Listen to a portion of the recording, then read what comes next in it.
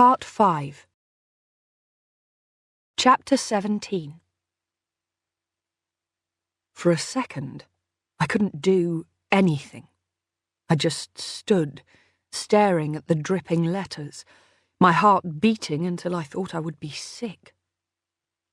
There was a strange roaring in my ears, and I could hear sobbing sounds, like a frightened animal.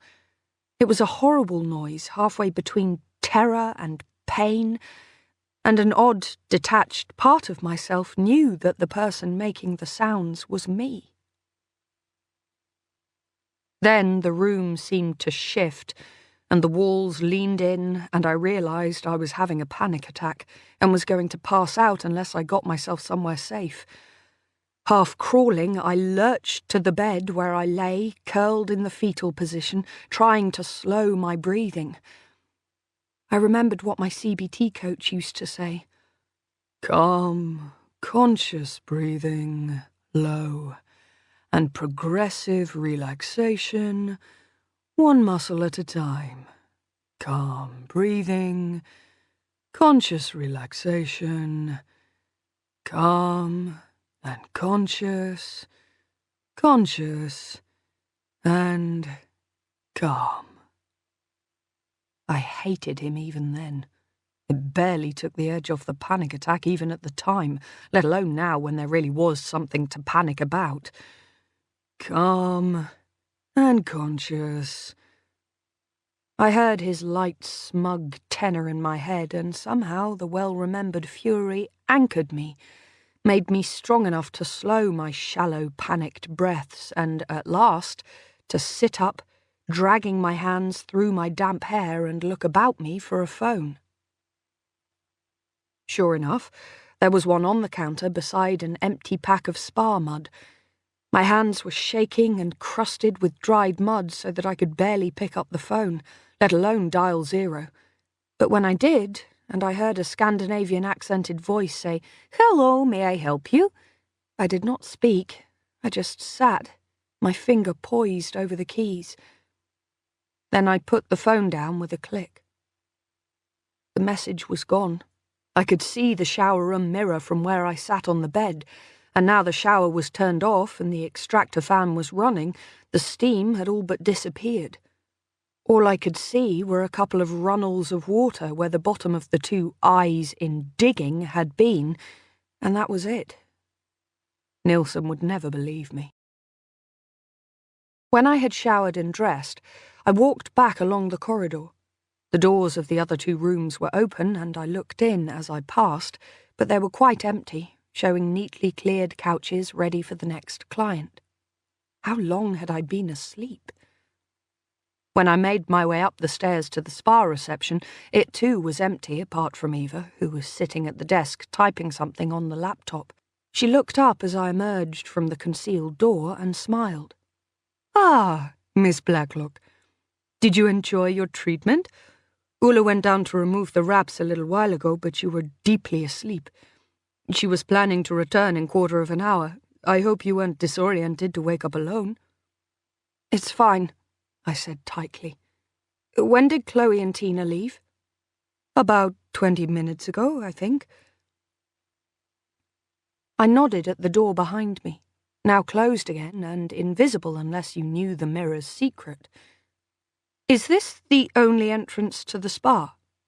"It depends what you mean by entrance," she said slowly, obviously confused by the question.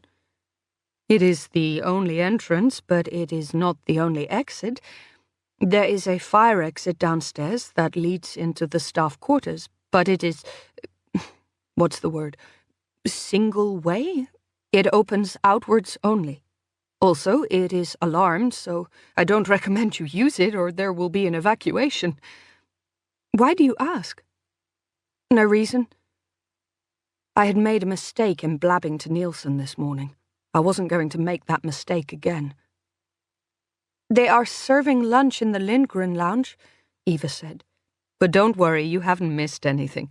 It is a buffet lunch, so people are free to come and go. Oh, and I almost forgot," she said as I turned to go.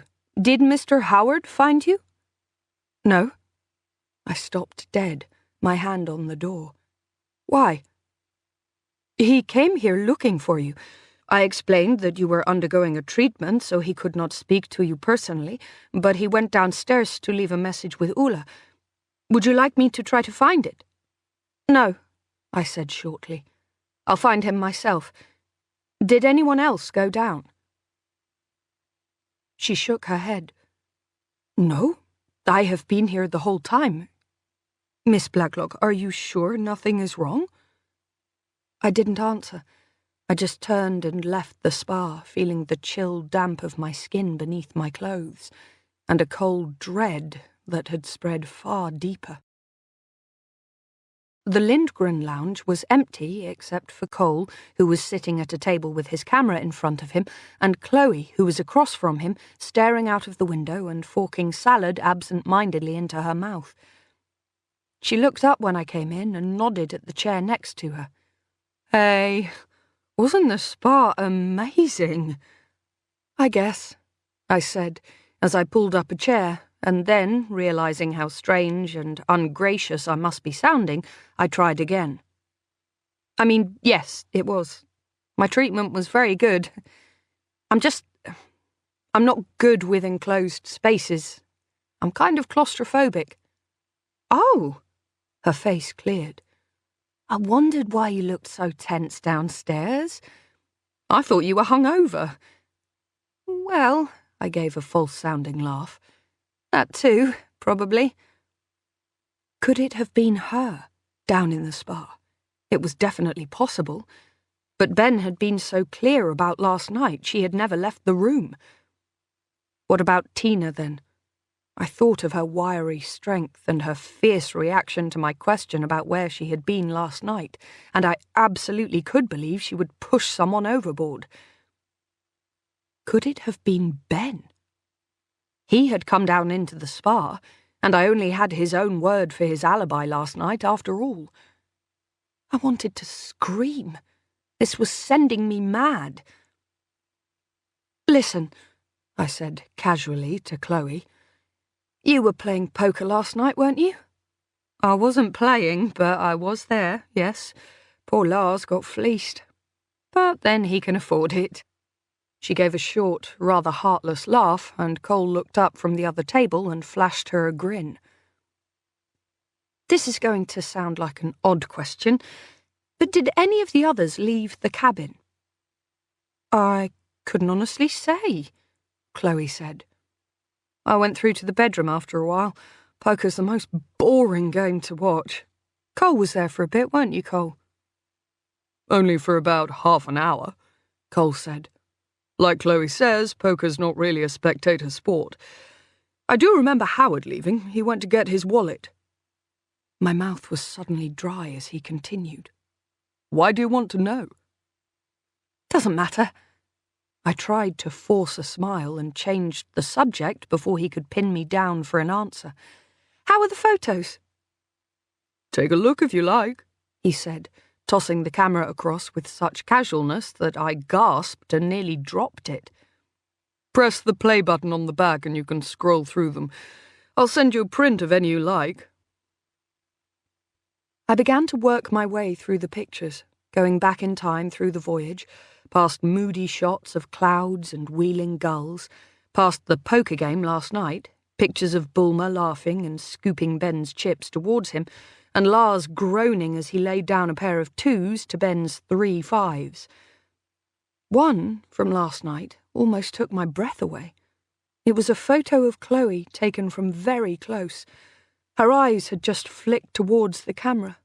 You could see the tiny hairs on her cheek, golden in the lamplight, and the smile that tugged at the corner of her mouth. And there was something so intimate and so tender about the shot that I felt like an intruder even looking at it. My gaze went to Chloe almost inadvertently, wondering about her and Cole, and she looked up. What is it? Found one of me? I shook my head and hastily flicked on to the next picture before she had time to look over my shoulder at the little screen. The next one was of myself, the shot that Cole had taken last night that had caught me unawares and caused me to spill my coffee. He had snapped me as I flung my head up in alarm, and the look in my eyes made me flinch. I pressed the button to continue. The others were just more of the ship, one of Tina on deck, looking piercingly at the camera, her eyes like a raptor, one of Ben carrying an oversized rucksack up the gangway. I was reminded again of Cole's enormous trunk. What was in it? Photographic equipment, he'd said, but all I'd seen him use so far was this one point and click. And then I was past the pictures of the ship and into some society party. I was about to hand the camera back when my heart seemed to stutter in my chest and I froze. The screen was displaying a picture of a man eating a canapé. "Who's he?" Chloe said over my shoulder. And then, "Wait, isn't that Alexander Bellhomme in the background, talking to Archer?" It was. But it wasn't Alexander or Archer I was looking at. It was the waitress holding the tray of canapés.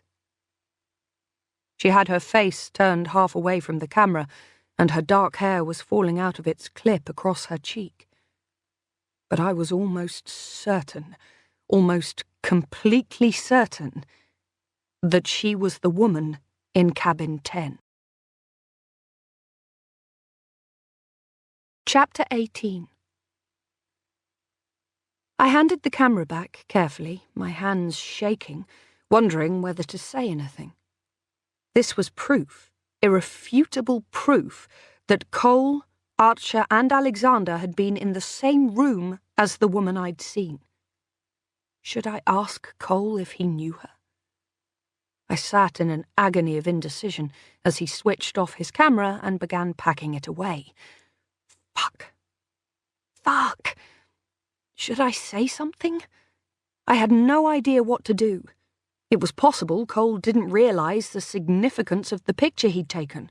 The girl was half out of shot, the focus was on some other person completely, a man I'd never met. If Cole had something to hide, I'd be incredibly foolish to flag up what I'd just seen. He'd deny it, and then he'd probably delete the picture. On the other hand, it was very likely he had no idea who the girl was, and might be willing to let me have the image. But if I raised the issue now, in front of Chloe, and with who knew who else possibly listening, I thought of the way Björn had appeared from behind the panelling at breakfast, and involuntarily looked over my shoulder. The last thing I wanted was for this picture to go the way of the mascara. I wasn't going to make the same mistake twice. If I did decide to confront Cole, I should do it in private. The photo had been safe on Cole's camera up until now. It would be safe a little longer. I stood up, my knees suddenly shaky. I'm actually not very hungry, I said to Chloe. And I'm supposed to be meeting Ben Howard. Oh, I forgot, she said casually. He was in here looking for you. I met him coming up out of the spa. He said he had something important to tell you. Did he say where he was going? Back to his cabin to do some work, I think. Thanks. Björn appeared again like a genie from behind the concealed screen. May I get you a drink, Miss Blacklock? I shook my head. No, I've remembered I'm supposed to be meeting someone. Could you please send a sandwich to my suite? Certainly. He nodded, and I slipped out of the room with an apologetic nod to Cole and Chloe. I was hurrying along the corridor that led towards the aft cabins when I rounded a corner and ran into Ben, literally. We collided with a crash that knocked the breath out of me. Lo! He grabbed my arm. I've been looking for you everywhere. I know. What were you doing down in the spa? Didn't you just hear me? Looking for you. I stared at him, at his face, the picture of innocence, his eyes above his dark beard, round and full of urgency. Could I trust him? I had absolutely no idea. A few years ago, I would have said I knew Ben inside out, right up until the moment he walked out. Now, I had learned that I couldn't even totally trust myself, let alone another person. Did you come into my treatment room? I asked abruptly. What? He looked momentarily confused. No, of course not. They said you were getting a mud wrap. I didn't think you'd want me barging in. I was told to look for some girl called Ulla, but she wasn't there, so I pushed a note under your door and came back up. I didn't see any note. Well, I left one. What's this about? Something in my chest felt like bursting, a mixture of fear and frustration. How could I possibly know if Ben was telling the truth? The note would be a stupid thing to lie about anyway, even if he'd written the message in the steam. Why fib about leaving a note? Perhaps it had been there, and I'd just overlooked it in my panic. Someone else left me a message, I said at last, written in steam on the mirror of the shower next door while I was having the treatment. It said, "Stop digging." What? His pink face went slack with shock, his mouth hanging open. If he was acting, it was the best performance I'd ever seen him give. Are you serious?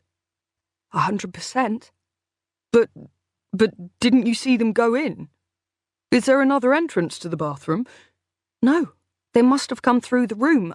I felt oddly ashamed saying it, but I put my chin up, refusing to be apologetic. I fell asleep. There's only one entrance to the spa, and Eva says no one went down except for Tina and Chloe and you. And the spa staff?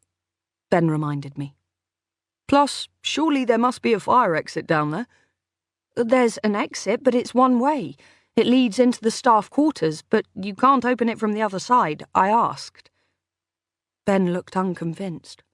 Not that hard for someone to wedge it open, though, right? No, but it's alarmed. There would have been sirens going off all over the place. Well, I guess it's possible if you knew enough about the system you could fiddle with the alarm settings. But Eva wasn't there the whole time, you know. What do you mean? She wasn't there when I came back up. Anne Bulmer was. She was waiting for her nail varnish to dry. But Eva was gone. So if she says she was there for the whole time, she's not telling the truth. Oh, God. I thought about myself lying there, half naked beneath the thin film wraps and towels, and how someone, anyone, could have come in and placed a hand over my mouth, wound a sheet of plastic around my head. So, what did you want to see me about? I said, trying to sound normal. Ben looked uneasy. Oh, that. Well, you know we were on a tour of the bridge and so on. I nodded. Archer was trying to text someone, I think, and he dropped his phone. I picked it up, and it was open on the contacts page. And? The name just said Jess, but the picture was a girl a lot like the one you described. Late 20s, long dark hair, dark eyes. And this is the thing. She was wearing a Pink Floyd t-shirt. Something cold trickled down my spine. I remembered Archer last night, his laughing face as he twisted my arm up behind my back. Chloe's disapproving, maybe the rumours about his first wife are true. Was she the person he was trying to text? I asked. Ben shook his head. I don't know. He might have pressed a few buttons when he fumbled the phone. Automatically, I pulled out my own phone, ready to Google Jess Archer Fenlon, but the search bar whirred fruitlessly. The internet was still down, and my emails were still not loading. Is your internet working? I asked Ben. He shook his head. No, there's some issue with the router, apparently.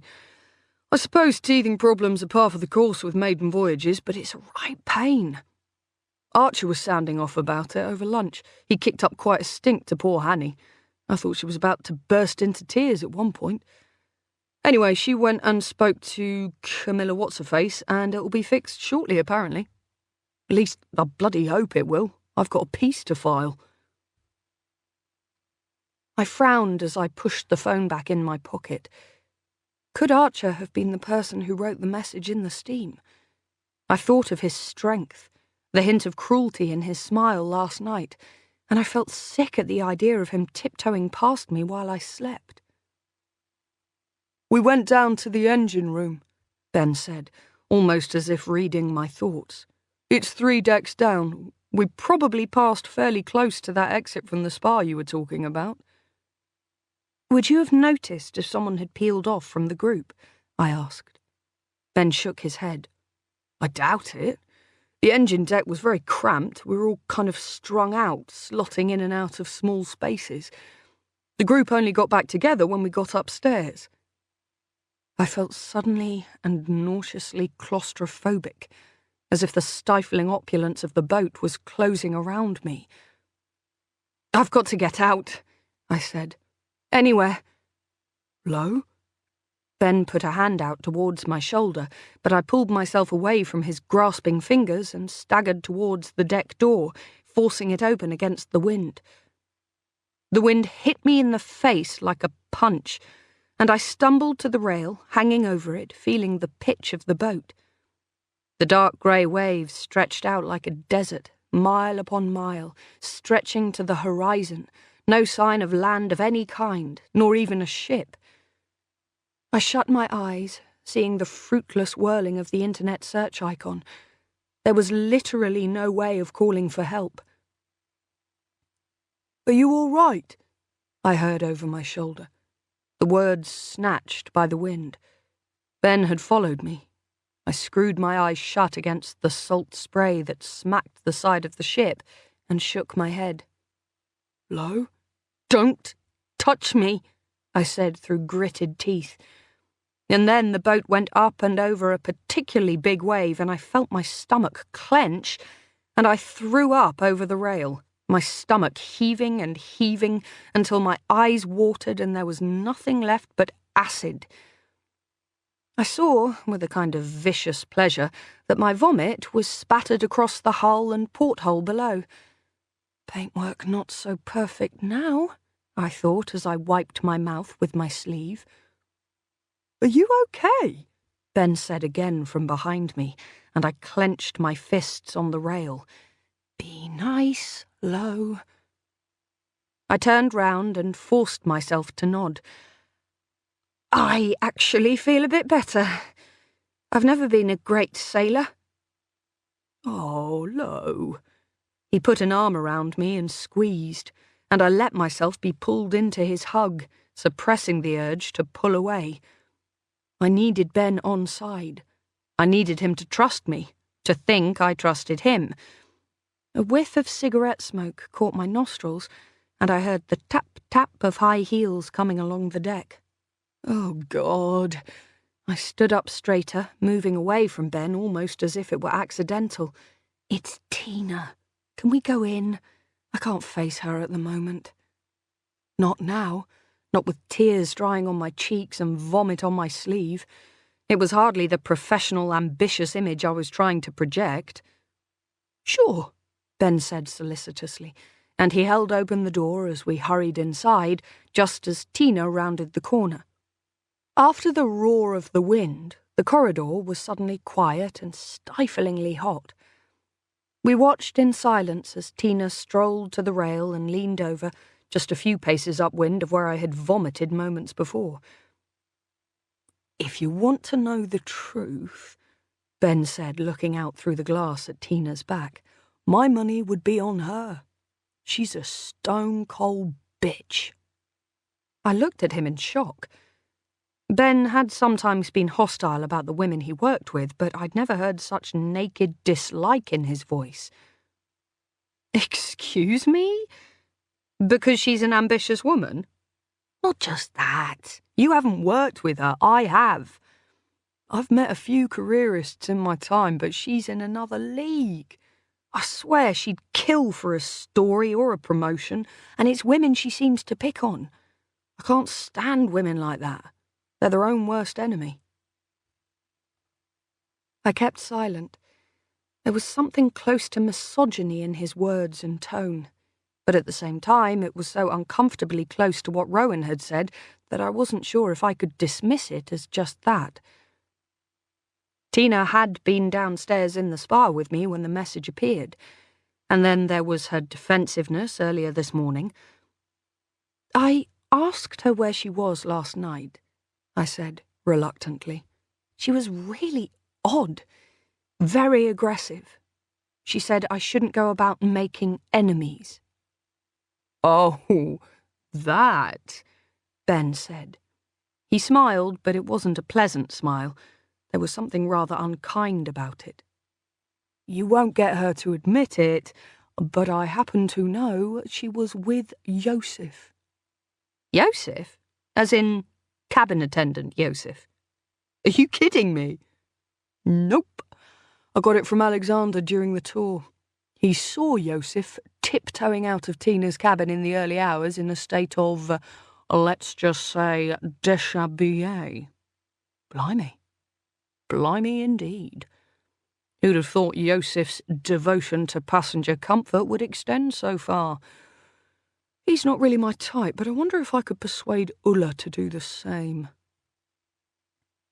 I didn't laugh. Not with the narrow, sunless rooms just a couple of decks beneath where we were standing right now. How far might someone go to escape their confines? But then Tina turned from where she was smoking at the rail and caught sight of me and Ben inside the boat. She flicked her cigarette over the rail and gave me a little wink before making her way back along the deck, and I felt suddenly vile at the thought of all the men chuckling about her little adventure behind her back.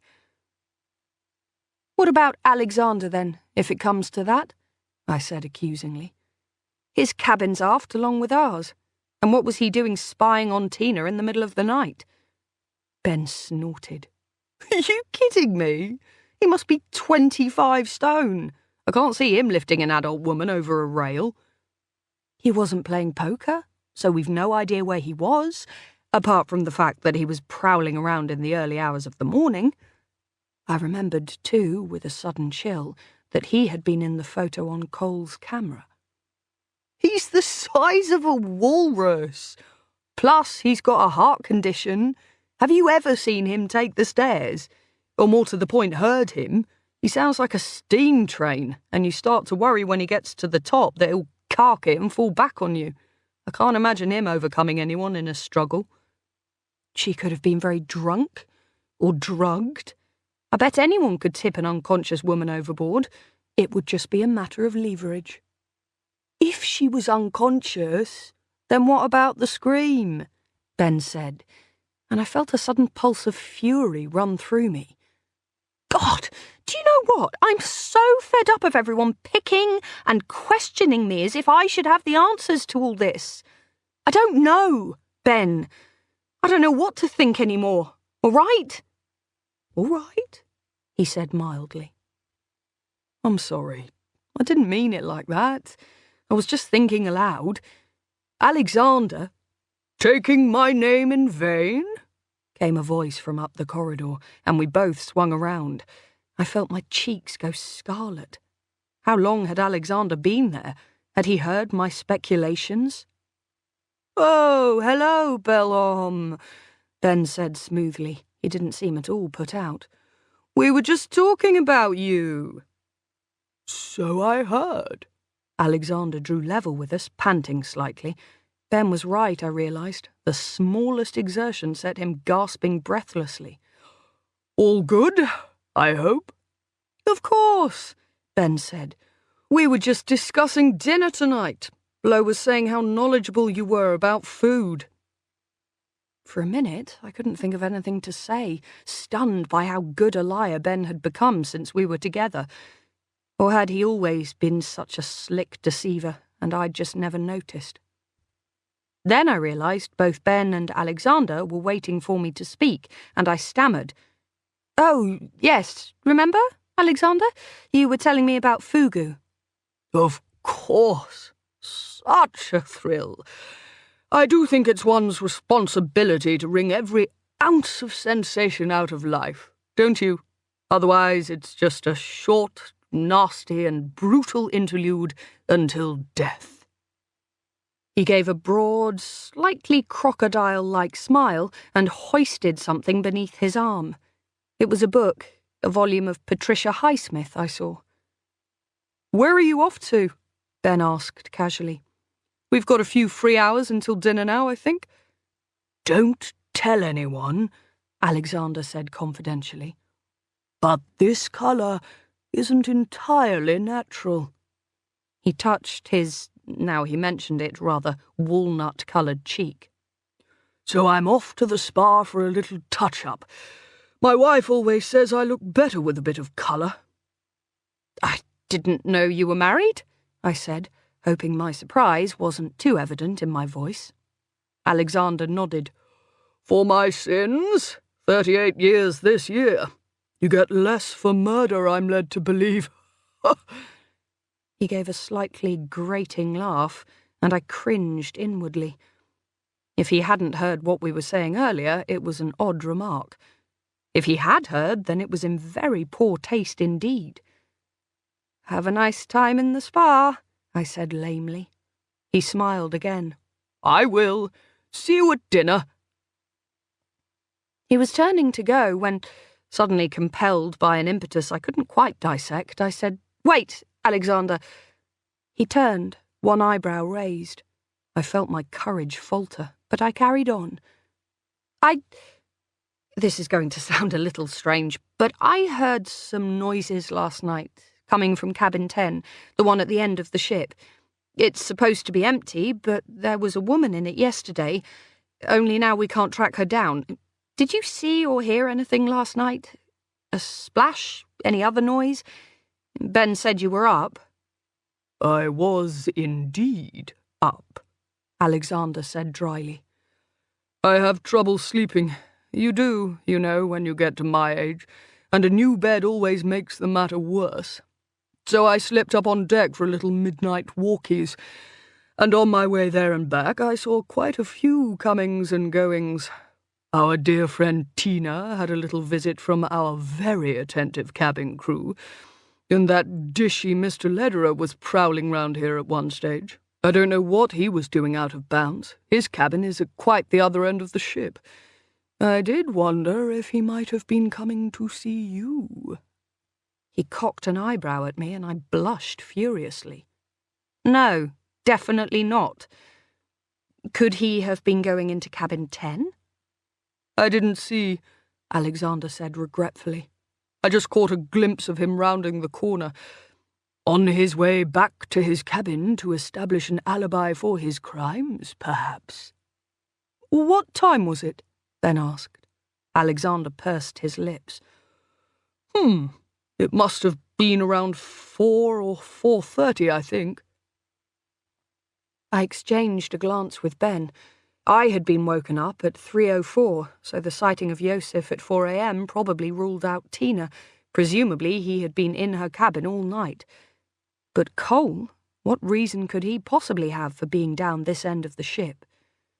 I thought again of his huge case of equipment being bumped up the gangway. "And who was the woman I saw coming out of your cabin?"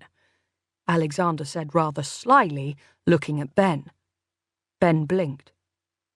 "Sorry? Are you sure you have the right cabin?" "Number 8? Isn't that right?" "That's mine," Ben said with an uneasy laugh. "But I can assure you no one was in my cabin apart from me." "Is that so?" Alexander raised his eyebrow again and then chuckled. "Well, if you say so. It was dark. Perhaps I mistook the cabin." He hoisted his book under his arm again. "Well, if you have no further questions, my dears?" No, I said, slightly reluctantly. "At least, not now. May I come and find you if I think of anything else?" "Of course. In that case, adieu until dinner, when I shall emerge bronzed as a young Adonis and basted as a Christmas turkey. Toodle-pip." He puffed away up the corridor. Ben and I watched as he rounded the corner. "He's a full package, isn't he?" Ben said when he disappeared. He's just so full on. Do you think that character is all an act? Or is he really like that, 24/7? I have no idea. I suspect it started out as a bit of a pose, but it's become second nature now. And his wife, have you ever met her? No, but apparently she really exists. She's supposedly something of a dragon, daughter of a German count, and apparently quite the beauty in her day. They've got this incredible house in South Kensington full of original artworks, a Rubens and a Titian or two, utterly unbelievable stuff. It was featured in Hello a while back, and there were all these rumours that they were actually looted Nazi stuff, and they got a tap on the shoulder from the IFAR. But I think that's bollocks. I can't work out whether he said anything useful. I rubbed my hands over my face, trying to scrub away the weariness that was starting to settle over me like a black cloud. That stuff about coal, that was weird, right? Yes, I guess. But if it was around 4, does that really help? And to be honest, I'm starting to think that he's maybe just making stuff up for effect. That thing about me having a girl in my cabin was pure bollocks. You do believe that, right? I felt a lump rise in my throat. I was so tired. I was so tired. But I couldn't rest. Jesus, so much for this trip being the making of my career. If I carried on making trouble like this, I could end up with an address book full of enemies, not contacts. Yes, of course, I managed. Ben looked at me as if trying to gauge whether I was telling the truth. Good, he said at last, because I swear there was no one in my cabin. Unless someone got in while I was out, of course. Do you think he heard us? I asked, more to change the subject than because I wanted to know. Before, I mean. The way he came round that corner, you wouldn't think someone so big could creep up on you like that. Ben shrugged. I doubt it. I don't think he's the type to hold a grudge, anyway. I said nothing, but inwardly I wasn't sure I agreed. Alexander struck me as exactly the type to hold a grudge, and enjoy holding it too. What do you want to do now? Ben asked. Want me to come with you to find Bulmer? I shook my head. I needed to go back to my cabin, get some food inside me. And besides, I wasn't at all sure I wanted Ben to come with me to see Lord Bulmer. Chapter 19. The door to my cabin was locked, but inside an open sandwich was resting on a tray on the dressing table, alongside a bottle of mineral water. It had been there some time, judging by the runnels of condensation on the side. I wasn't hungry, but I'd had nothing since breakfast, and most of that I'd thrown up, so I sat and forced myself to eat. It was prawn and hard-boiled egg on heavy rye bread, and as I chewed, I watched the sea rise and fall outside the window, its ceaseless movement echoing the restless thoughts that were running around inside my head. Cole, Alexander, and Archer had actually been in the same room as that girl. I was almost sure of it. Her face had been turned away from the camera, and it was hard for me to remember the brief flash of features I'd seen through the open cabin door yesterday, but the jolt of recognition I had felt when I saw the picture had been like an electric shock. I had to hang on to that certainty. Archer at least had an alibi, but I was beginning to realise that it was one that rested entirely on Ben's evidence, and he had his own reasons for wanting that room to be secure, and no matter how you spun it, he had deliberately lied to me. If it hadn't been for Cole's chance remark, I would never have known that Ben himself had left the cabin. But Ben? Ben? Surely not. If I could trust anyone on board this boat, it had to be him, right? I wasn't sure anymore. I swallowed the final crust of bread, wiped my fingers on the napkin, and stood, feeling the rock and sway of the boat beneath me. While I'd eaten, a sea mist had crept in, and the room had become darker, so I switched on the light before checking my phone. There was nothing there. I refreshed, hoping without hope for an email from someone, anyone. I didn't dare think about Judah, about what his silence meant. When the connection failed notification came up, I felt a shift in my stomach that was mingled fear and relief. Relief because it meant that perhaps, just perhaps, Judah had been trying to contact me, that his silence didn't mean what I feared it might. But fear, because the longer the internet was down, the more I was starting to think that someone was deliberately trying to stop me from accessing the web. And that was starting to make me feel very worried indeed. The door to cabin 1, no bell, was the same anonymous white wood as the rest of the cabin doors, but you could tell from the fact that it was by itself in the prow of the boat, with a blank expanse of corridor stretching away behind us, that it must be something pretty special. I knocked cautiously. I'm not sure what I expected. Richard Bulmer, or perhaps even a maid, neither would have surprised me, but I was thrown completely when the door opened and Anne Bulmer was standing there. She had clearly been crying. Her dark eyes were rimmed with red and circled with deep shadows, and there were traces of tears still on her gaunt cheeks. I blinked, completely losing the thread of the carefully prepared request I'd rehearsed in my head. Phrases skittered through my mind, each more inappropriate and impossible than the other. "Are you okay? What's wrong? Is there anything I can do?" I said none of them, just gulped. "Yes," she said, with a touch of defiance. She brought up a corner of her silk robe and wiped at her eyes, and then put her chin up. "Can I help you?" I swallowed again, and then said, Yes, I hope so.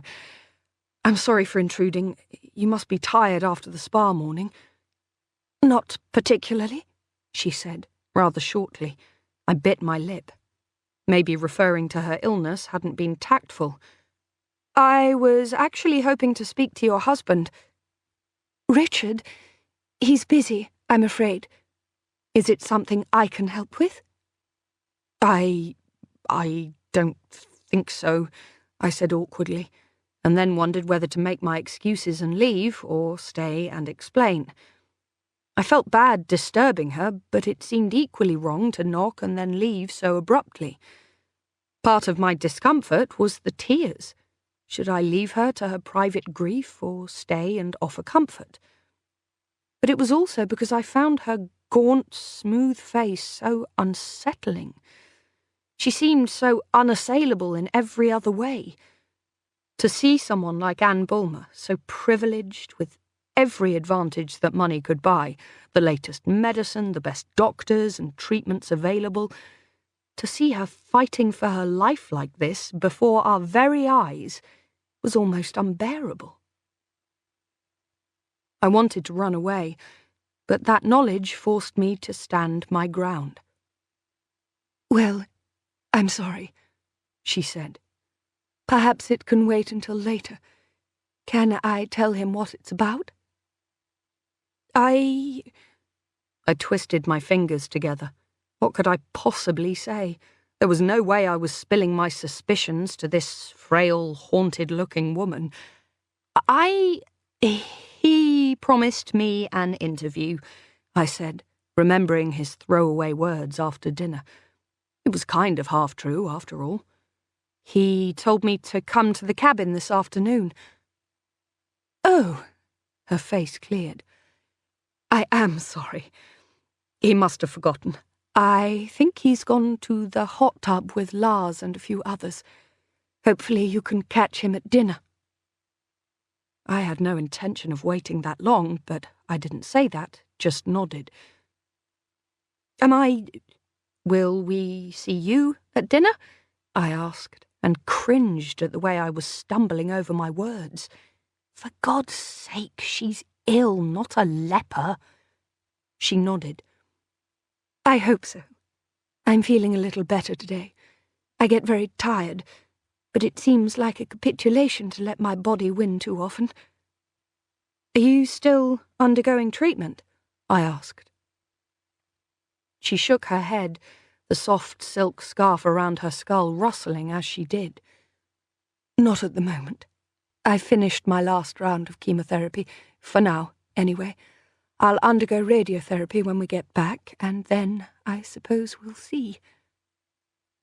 Well, best of luck, I said, and then winced at the way the innocent remark seemed to make her survival into a kind of game of chance. And, thanks. No problem at all. She shut the door, and I turned to walk back towards the stairs to the upper deck, feeling my face burn with a kind of shame. I had never been to the hot tub, but I knew where it should be, on the top deck above the Lindgren lounge, just outside the spa. I made my way up the thickly carpeted stairs towards the restaurant deck, expecting that feeling of light and space that I'd had before, but I'd forgotten the mist. When I got to the door that opened onto the deck, a wall of grey greeted me behind the glass, blanketing the ship in its folds so you could barely see from one end of the deck to the other, giving a strange, muffled feeling. The mist had brought a chill to the air, fogging the hairs on my arms with drizzle, and as I stood uncertainly in the lee of the doorway, shivering and trying to get my bearings, I heard the long, mournful boom of a foghorn. The whiteness made everything seem unfamiliar, and it took me a few minutes to work out where the stairs to the top deck were, but eventually I realised they must be to my right, further up towards the prow of the boat. I couldn't imagine anyone enjoying a jacuzzi in this weather, and for a moment I wondered if Anne Bulmer had been mistaken. But as I rounded the glassed-in tip of the restaurant, I heard laughter and looked up to see lights glowing in the mist above my head, coming from the deck above. Seemingly there were people mad enough to strip down, even in this cold. I wished I had brought a coat, but there was no sense going back for one, so I wrapped my arms around myself and climbed the slippery, vertiginous steps to the upper deck, following the sound of voices and laughter. There was a glass screen halfway along the deck, and when I slipped round it, there they were. Lars, Chloe, Richard Bulmer, and Cole, seated in the most enormous jacuzzi I'd ever seen. It must have been 8 or 10 feet across, and they were leaning back against the sides with just their shoulders and heads showing, the steam rising so densely from the bubbling water that it was hard for a moment to see who was in there. "Miss Blacklock!" Richard Bulmer called heartily, his voice carrying easily above the roaring of the jets. "Have you recovered from last night?" He stuck out a tanned, muscular arm, steaming and goosebumped in the cold air, and I shook his dripping hand and then wrapped my arms back around myself, feeling the warmth of his grip fade immediately and the chill of the wind on my now damp hands. "Come for a dip?" Chloe asked with a laugh, waving an inviting hand at the rolling cauldron of bubbles. "Thanks." I shook my head, trying not to shudder, "but it's a bit cold." "It's warmer in here, I can tell you." Bulmer gave a wink. "Hot jacuzzi, cold shower." He indicated an open-sided shower to one side of the jacuzzi. A vast rainwater shower rose poised above the tray. There was no temperature control, just a steel push-button with a blue centre, and the sight made me shudder involuntarily. "And then straight into the sauna." He jerked a thumb at a wooden cabin tucked behind the glass screen. Craning my head round, I could see a glass door streaming with condensation, and through the trickling runnels the red glow of a brazier. "Then rinse and repeat as many times as your heart can stand it." "It's not really my cup of tea," I said awkwardly. "Don't knock it till you've tried it," Cole said. He grinned, showing his pointed incisors. "I have to say, jumping out of the sauna into the cold shower was a pretty incredible experience. What doesn't kill you makes you stronger, right? I flinched. Thanks, but I think I won't. Suit yourself, Chloe smiled. She stretched out a languorous arm, dripping water onto Cole's camera, which was resting on the floor below, and picked up a frosted glass of champagne from a little table placed alongside the tub. Look. I took a deep breath and spoke directly to Lord Bulmer, trying to ignore the watching, interested faces of the others. Lord Bulmer. Call me Richard, he interrupted. I bit my lip and nodded, trying to keep my thoughts in order. Richard, I was hoping to talk to you about something, but I'm not sure if now is the right time. Could I come and see you later, in your cabin? Why wait? Bulmer shrugged. One thing I've learned in business, now almost always is the right time. What feels like prudence is almost invariably cowardice, and someone else gets in there before you. Well, I said, and then stopped, unsure what to do. I really didn't want to speak in front of the others. The someone gets there before you part certainly wasn't reassuring. Have a glass of something, Bulmer said. He pressed a button on the rim of the jacuzzi, and a girl appeared silently out of nowhere. It was Ulla. Yes, sir, she said politely. Champagne for Miss Blacklock. Certainly, sir. She melted away. I took a deep breath. There was no alternative. No one could divert the boat except Bulmer, and if I didn't do this now, I might never get the chance. Better to speak now with an audience than risk... I dug my nails into my palm, refusing to think about that possibility. I opened my mouth. Stop digging, hissed the voice inside my head, but I forced myself to speak. Lord Bulmer? Richard? Richard, I don't know if you've spoken to your head of security, Johan Nielsen. Have you seen him today? Nielsen? No. Bulmer frowned. He reports to the captain, not to me. Why do you ask? Well, I began, but I was interrupted by Ulla appearing at my elbow with a tray holding a champagne glass and a bottle in an ice bucket. Thanks, I said uncertainly. I wasn't sure I wanted to drink right now, not after Nielsen's biting comments earlier, and on top of the hangover from last night, and it seemed an incongruous accompaniment to what I was about to say. But I felt again the impossibility of my position.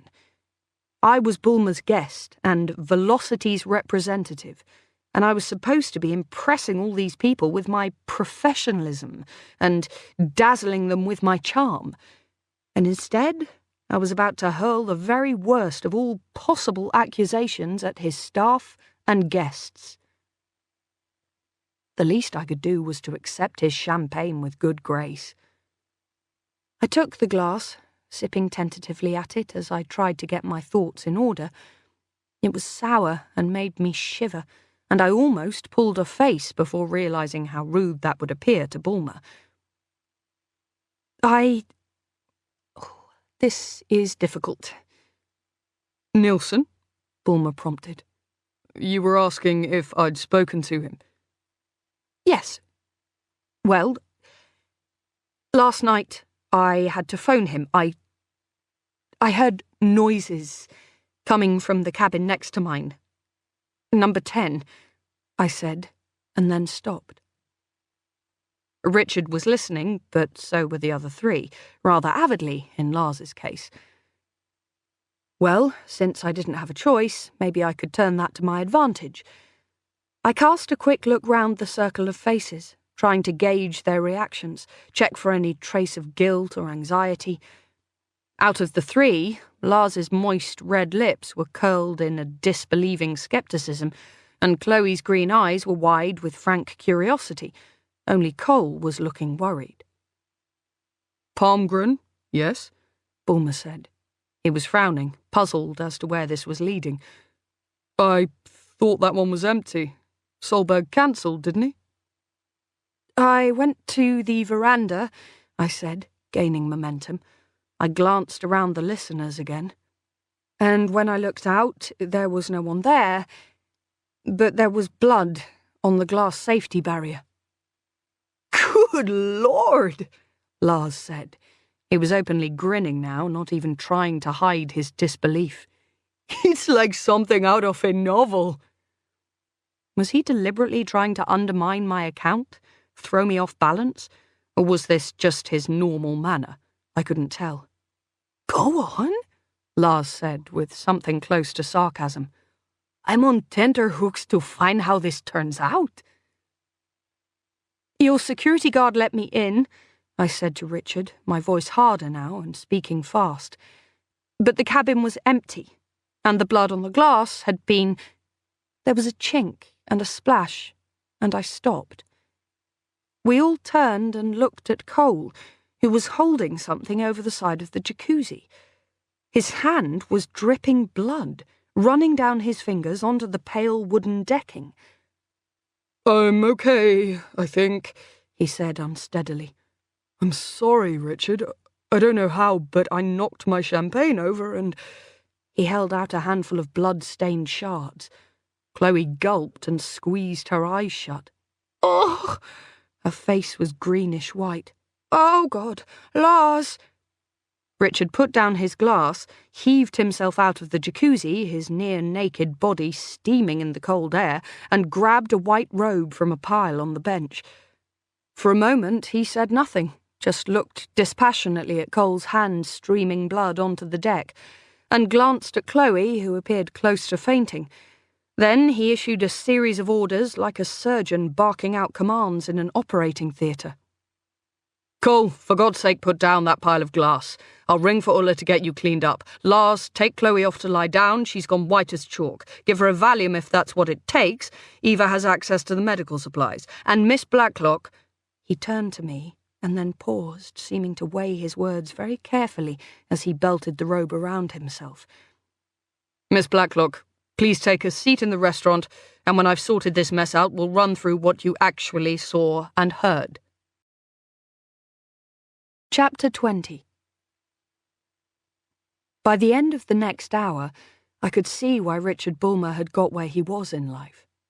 He didn't just take me through my story, he grilled me on every single word, pinning me down on times, specifics, winkling out details I thought I didn't even know, like the exact shape of the blood spatter on the glass screen and the way it was smeared rather than sprayed across the surface.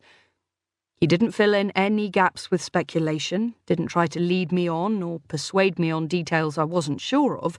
He just sat and fired questions at me between sips of scalding black coffee, his blue eyes very bright. What time? How long? When was that? How loud? What did she look like? As he spoke, the slight Mockney overlay to his speech vanished, and the intonation became pure old Etonian, and 100% business. He was utterly focused, his attention on my story absolute, and without a trace of emotion in his face. If someone had been walking along the deck outside and glanced in the window, they would never have known that I had just told him something that could deal a sucker punch to his business, and revealed the presence of a possible psychopath on board a small ship. As my story unfolded, I was expecting echoes of Nielsen's distress, or the clannish denial of the stewardesses, but although I watched Bulmer's face carefully, I saw neither of those, no hint of accusation or censure. We might have been trying to solve a crossword for all the emotion he displayed, and I couldn't help being a little impressed by his stoicism, though it felt strange to be on the receiving end of it. It had not been pleasant dealing with Nielsen's scepticism and upset, but it did at least feel a very human reaction. With Bulmer, I couldn't tell what he was feeling. Was he furious or panicked and simply hiding it well? Or was he really as cool and calm as he seemed? Perhaps, I thought, as he ran me through the conversation I'd had with the girl again, this sang-froid was simply what it took to accomplish what he had, pulling himself up by his bootstraps to a position dealing with hundreds of jobs and millions of pounds of investment. At last, when we had gone through my account backwards, forwards, and sideways, and I had no more details to contribute, Bulmer sat for a moment, his head bowed, his brows knitted, thinking. Then he looked briefly at the Rolex on his tanned wrist and spoke. "Thank you, Miss Blacklock. I think we've got as far as we can, and I can see the staff will want to start laying the table for dinner in a moment. I'm sorry. This has clearly been a very distressing and frightening experience for you. If you'll give me permission, I'd like to discuss it with Nielsen and Captain Larson to make sure that everything is being done that possibly can be. And perhaps we could meet first thing tomorrow to discuss the next steps. In the meantime, I very much hope you will be able to relax enough to enjoy the dinner that's coming, and the rest of the evening, in spite of what's happened." "What will the next step be?" I asked. "I understand we're heading to Trondheim, but is there anywhere closer we could stop? I feel like I should report this to the police as soon as possible." "It's possible there might be somewhere closer than Trondheim, yes," Bulmer said, getting to his feet. "But we'll be there early tomorrow morning, so it might be that it's still the best place to head for.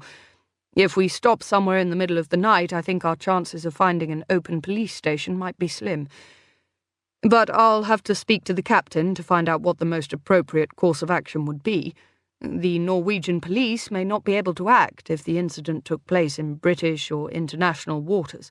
It's a question of legal jurisdiction, you understand, not their willingness to investigate. It will all depend." "And if it did, what if we were in international waters?" "The boat is registered in the Cayman Islands. I'll have to speak to the captain about how that might affect the situation." I felt a sinking in my stomach. I'd read accounts of investigations on boats registered to the Bahamas and so on. One solitary policeman dispatched from the island to do a cursory report and get the issue off his desk as quickly as possible. And that only where there was a clear case of someone going missing. What would happen in this case, where the only evidence that the girl had even existed was long gone? Still, I felt better for having spoken to Bulmer. At least he seemed to believe me, to take my story seriously, unlike Nielsen. He held out his hand, taking his leave, and as his piercing blue eyes met mine, he smiled for the first time.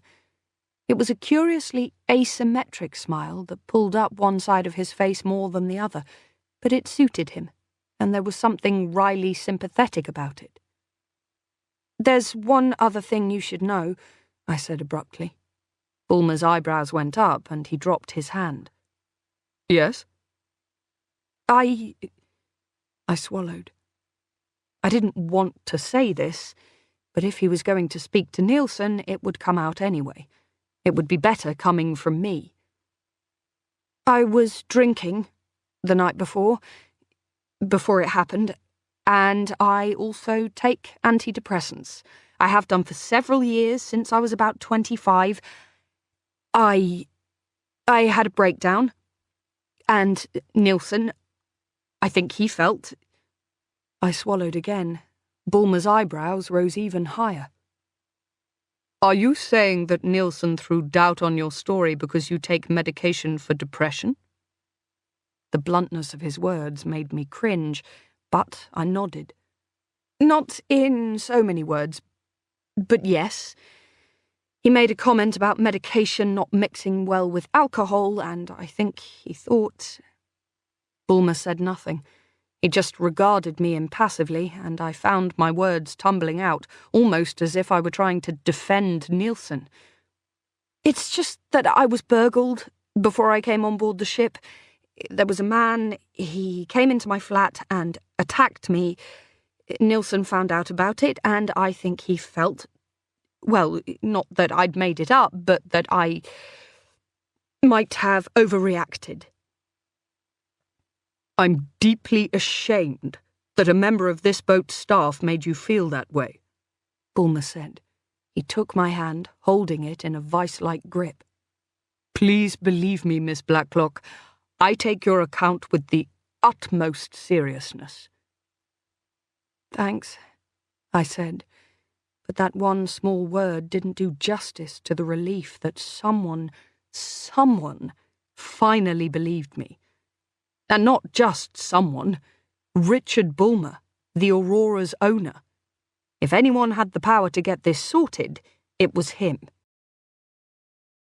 As I walked back to my cabin, I pressed my hands to my eyes, feeling them sting with tiredness. And then I felt in my pocket for my mobile to check the time. Almost 5. Where had the time gone? Automatically, I opened up my emails and forced a refresh, but there was still no connection, and I felt a pang of unease. Surely this outage had gone on too long now. I should have mentioned it to Bulmer, but it was too late now. He had gone, slipping into one of those unsettling concealed exits behind a screen, presumably to talk to the captain or radio land. What if Jude had emailed? Rung, even, though I doubted we'd be close enough to land yet for a signal. Was he still ignoring me? For a minute, I had a sharp flash of his hands on my back, my face against his chest, the feel of his warm t-shirt beneath my cheek, and longing hit me with such force that I almost staggered beneath the weight of it. We would be in Trondheim tomorrow at least. No one could prevent me from accessing the internet then. "Lo," said a voice from behind me, and I turned to see Ben walking along the narrow corridor. He wasn't a big man, but he seemed to fill it entirely, an Alice in Wonderland trick of the perspective that made the corridor seem to shrink down to nothing, and Ben grow bigger and bigger as he came nearer. "Ben," I said, trying to make my voice convincingly cheerful. "How did it go?" He began to walk alongside me towards our cabins. "Did you see Bulmer?" "Yes. I think it went okay. He seemed to believe me anyway." I didn't say what I had started thinking after Richard left, which was that he had not got as far as he had by showing all the cards in his hand. I'd come out of the meeting feeling confident and appeased, but as I ran back through his words, I realized he hadn't promised anything. In fact, he hadn't really said anything that could be quoted out of context as unqualified support for my story. There had been a lot of, "if this is true," and "if what you say," nothing very concrete when you came down to it. "Great news," Ben said. "Is he diverting the boat?" "I don't know. He seemed to think it wouldn't make any difference to divert now, that we'd do better to push on to Trondheim and get there as early as possible tomorrow." We had reached our cabins now, and I pulled my keycard out of my pocket. "God, I hope this dinner isn't another 8-course one tonight," I said wearily as I unlocked and opened my door. "I want to get enough sleep to be coherent for the police in Trondheim tomorrow." "That's still your plan, then?" Ben asked. He leaned his hand on the doorframe, preventing me from either leaving or closing the door, though I assumed it wasn't that calculated. "Yes, as soon as the boat docks, I'm going there." "Doesn't it depend on what the captain says about the boat's position?" "Probably. I think Bulmer's speaking to him about it now. But regardless, I want to get this on record with someone official, even if they can't investigate. The sooner my words were down in some official file, the safer I'd feel." "Fair enough," Ben said easily. "Well, whatever happens tomorrow, you've got a clean slate with the police. Stick to the facts, be clear and unemotional like you were with Bulmer. They'll believe you. You've got no reason to lie." He dropped his arm and took a step back. "You know where I am if you need me, yeah?" "Yeah." I gave him a tired smile and was about to shut the door when he put his hand back on the frame so that I couldn't shut it without trapping his fingers. "Oh, I nearly forgot," he said casually. "Did you hear about Cole?" His hand? I'd almost forgotten, but it came back to me now with shocking vividness, the slow drip of blood onto the decking, Chloe's greenish face. Poor guy. Will he need stitches? "I don't know, but it's not just that. He managed to knock his camera into the hot tub at the same time. He's beside himself, says he can't understand how he came to leave it so close to the edge. You're kidding me? Nope. He reckons the lens will be okay, but the body and the SD card's fucked.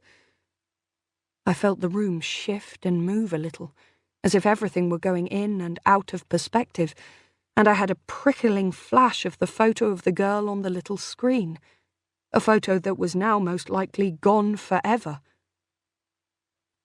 Hey, Ben said with a laugh. No need to look so doom-laden. He'll have insurance, I'm sure. It's just a shame about the shots. He was showing them to us over lunch. He had some great pics. There was a lovely one of you from last night. He stopped and put out a hand to touch my chin. Are you okay? I'm fine. I jerked my head away from him and then tried to force a convincing smile.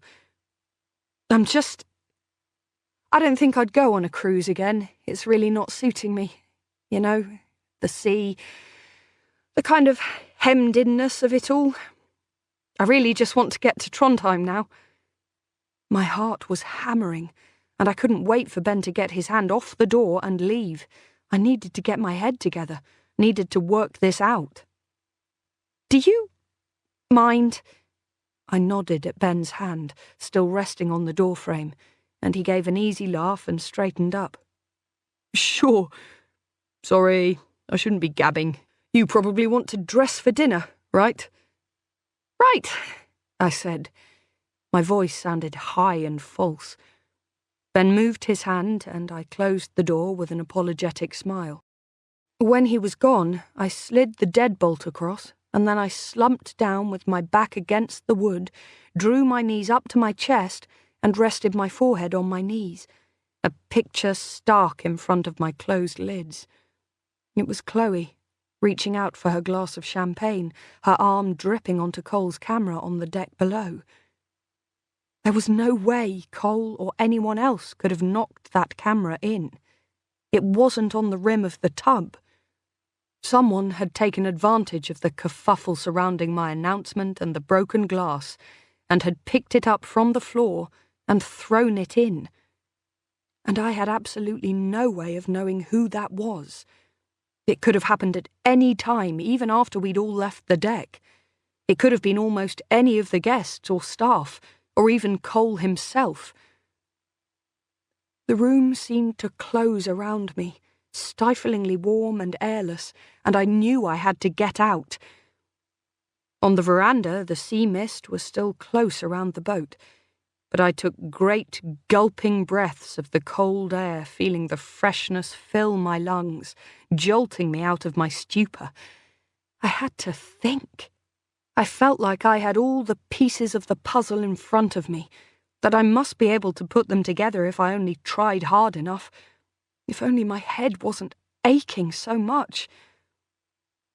I leaned over the balcony, just as I had the night before, remembering that moment. The sound of the veranda door sliding stealthily back, the huge smacking splash, shocking in the quiet, the smear of blood across glass. And suddenly, I was absolutely and completely certain that I had not imagined it. None of it. Not the mascara, not the blood, not the face of the woman in cabin 10. Most of all, I had not imagined her. And for her sake, I could not let this drop. Because I knew what it was like to be her. To wake in the night with someone in your room, to feel that utter helpless certainty that something awful was going to happen, with nothing you could do to prevent it.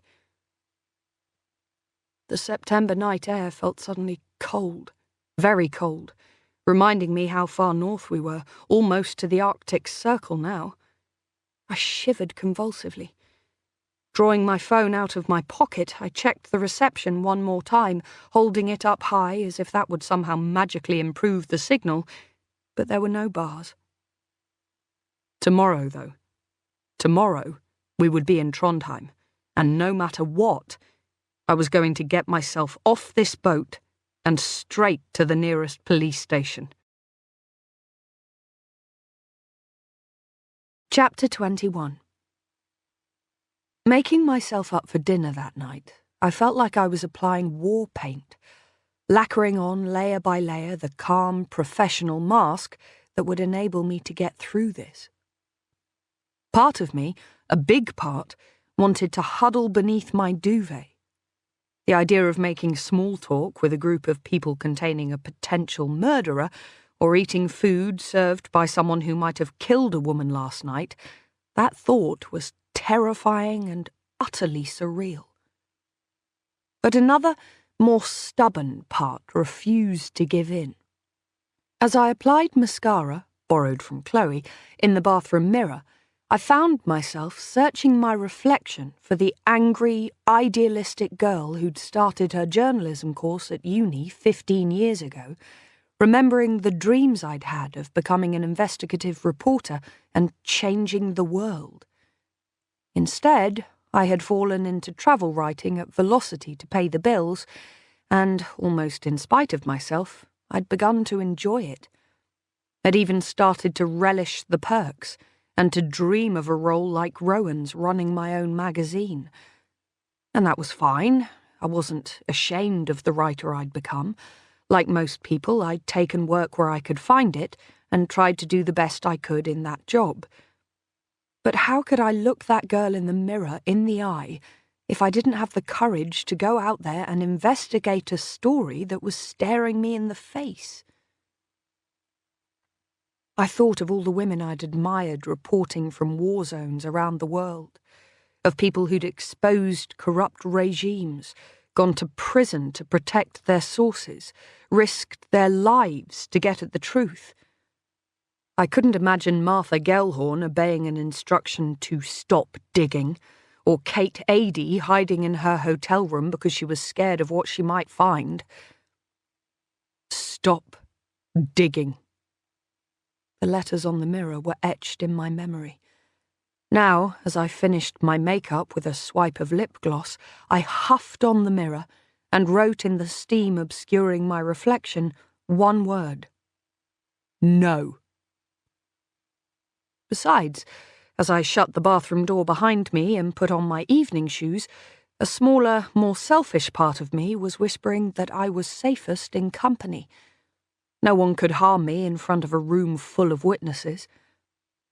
I was just straightening my gown when there was a knock on the door. "Who is it?" I called. "It's Carla, Miss Blacklock." I opened the door. Carla was outside, smiling with her permanent air of slightly anxious surprise. "Good evening, Miss Blacklock. I just wanted to remind you that dinner is in 10 minutes, and drinks are being served in the Lindgren Lounge, whenever you wish to join us." "Thank you," I said, and then, almost on impulse as she turned to go, "Carla?" "Yes?" She turned back, her eyebrows raised so that her round face looked almost alarmed. "Is there something else with which I can help?" I don't know. It's just—" I took a deep breath, trying to think how to phrase it. "When I came and talked to you earlier today in the staff quarters, I felt like maybe there was something else you could have told me, that perhaps you didn't want to speak in front of Miss Lidman. And I just wanted to say, I'm going into Trondheim tomorrow to talk to the police about what I saw, and if there's anything at all that you wanted to say, now would be a really good time to tell me. I could make sure it was anonymous." I thought again of Martha Gellhorn and Kate Adie, of the kind of reporter I'd once wanted to be. "I'm a journalist," I said as convincingly as I could. "You know that. We protect our sources. It's part of the deal." Carla said nothing, only twisted her fingers together. "Carla?" I prompted. For a moment I thought there might be tears in her blue eyes, but she blinked them away. "I don't," she said, and then muttered something under her breath in her own language. "It's okay," I said. "You can tell me. I promise it won't go any further. Are you frightened of someone?" "It is not that," she said miserably. "I am sad because I am sorry for you. Johann is saying that you make it up, that you are, what's the word, paranoid, and that you seek the attention by making up stories. And I don't believe this. I believe you are a good person and that you believe what you say is true." "But Miss Blacklock, we need our jobs. If the police say that something bad happened on this boat, no one will want to travel with us, and it may not be so easy to find another job. I need this money. I have a little boy, Eric, at home with my mother. She needs the money that I send back. And just because perhaps someone let a friend use an empty cabin, that doesn't mean she was killed, you know." She turned away. "Hang on." I put out a hand towards her arm, trying to stop her going. "What are you saying? There was a girl in there? Did someone smuggle her in?" "I am saying nothing." She pulled her arm out of my grip. "I am saying, please, Miss Blacklock, don't make trouble if nothing happened."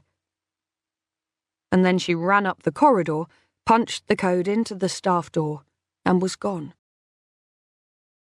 On the way up to the Lindgren lounge, I found myself replaying the conversation in my head, trying to work out what it meant. Had she seen someone in the cabin, or suspected someone was there? Or was she just torn between her sympathy for me and her fear of what might happen if what I was saying was true? Outside the lounge, I checked my phone surreptitiously, hoping against hope that we might be close enough to land for a signal, but there was still nothing. As I was putting it away in my evening bag, Camilla Lidman glided up. "May I take that for you, Miss Blacklock?" She indicated the bag. I shook my head. "No, thank you." My phone was set to beep when it connected to roaming networks. If a signal did come, I wanted it by my side so I could act immediately. "Very well. May I offer you a glass of champagne?" She indicated a tray on a small table by the entrance, and I nodded and took a flute. I knew I should keep a clear head for tomorrow, but one glass for Dutch courage couldn't hurt. "Just to let you know, Miss Blacklock," she said, "that the talk on the Northern Lights has been cancelled tonight." I looked at her blankly, realizing that I'd forgotten yet again to check the itinerary. "There was to have been a presentation on the Northern Lights after dinner," she explained, seeing my expression. "A talk from Lord Bulmer, accompanied by photographs from Mr. Lederer, but unfortunately Lord Bulmer has been called away to deal with an emergency, and Mr. Lederer has hurt his hand, so it has been rescheduled for tomorrow, after the group returns from Trondheim." I nodded again and turned to the rest of the room to see who else was missing.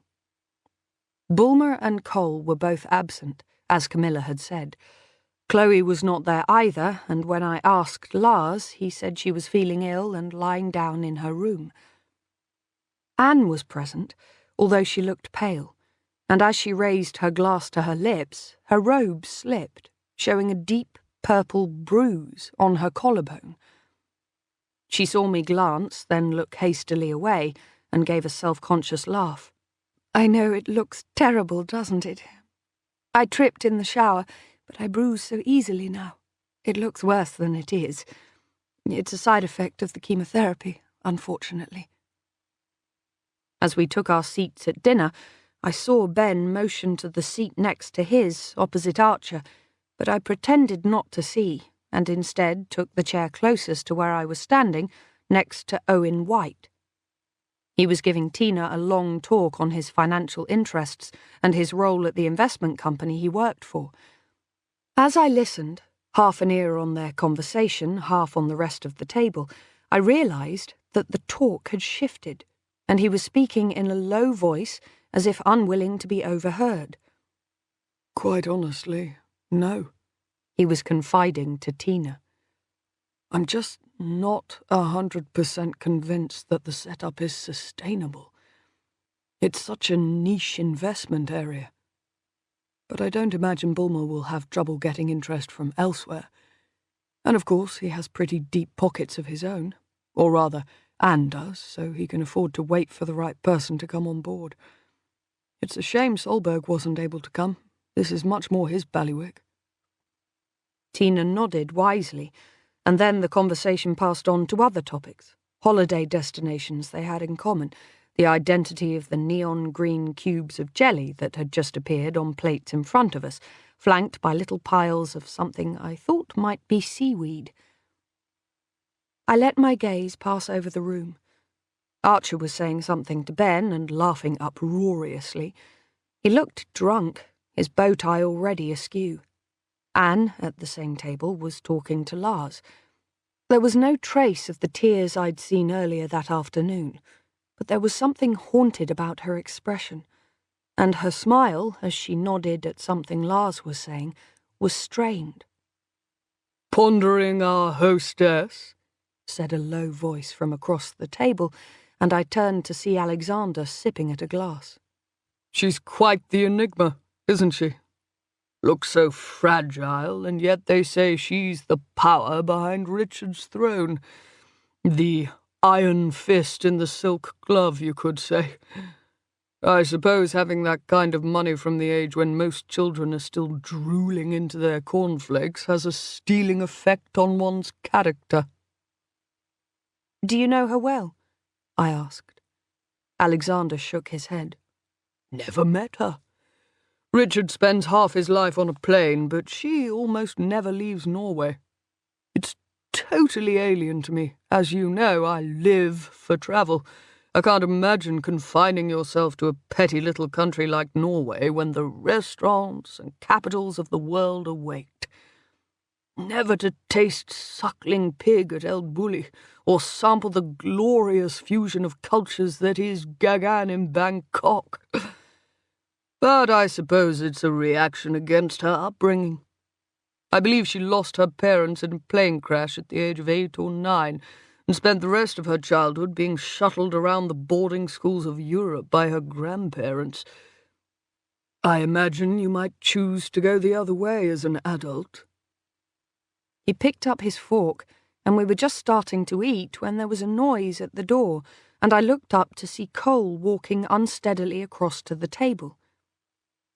"Mr. Lederer!" A stewardess hurried to take an extra chair from the ones at the side of the room. "Miss Blacklock, might I ask you to just—" I moved my plate and chair slightly, and she put a seat at the head of the table for Cole, who slumped heavily down. His hand was bandaged, and he looked as if he'd been drinking. "No, I won't have champagne," he said in answer to Hanny gliding up with a tray. "I'll have a scotch." Hanny nodded and hurried away, and Cole sat back in his chair and passed a hand over his unshaven face. "Sorry about your camera," I said cautiously. He scowled, and I saw that he was very drunk already.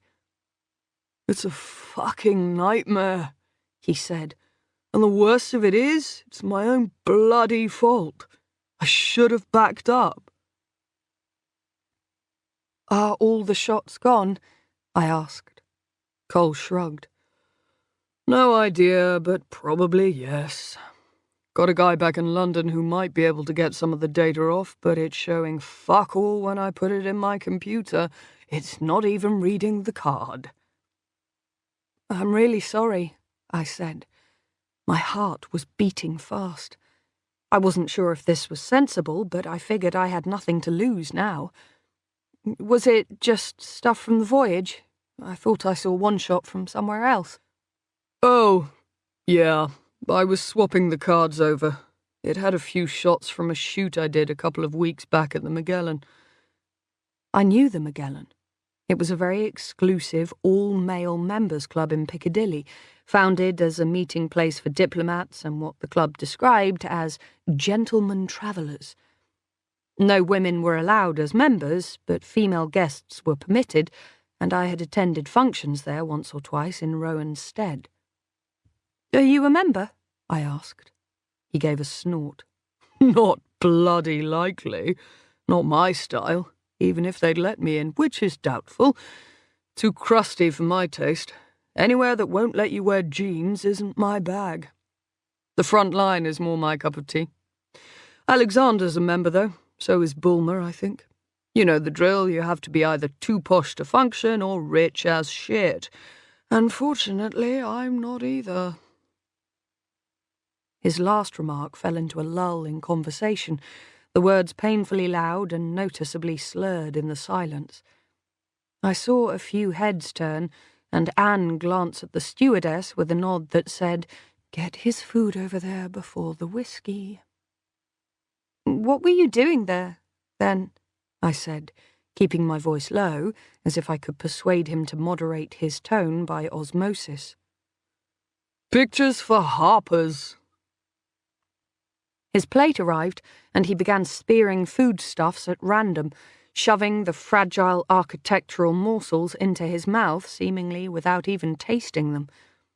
"Some launch, I think. Can't remember. Christ." He looked down at his hand, the fork awkwardly balanced against the bandage. "This is sodding painful.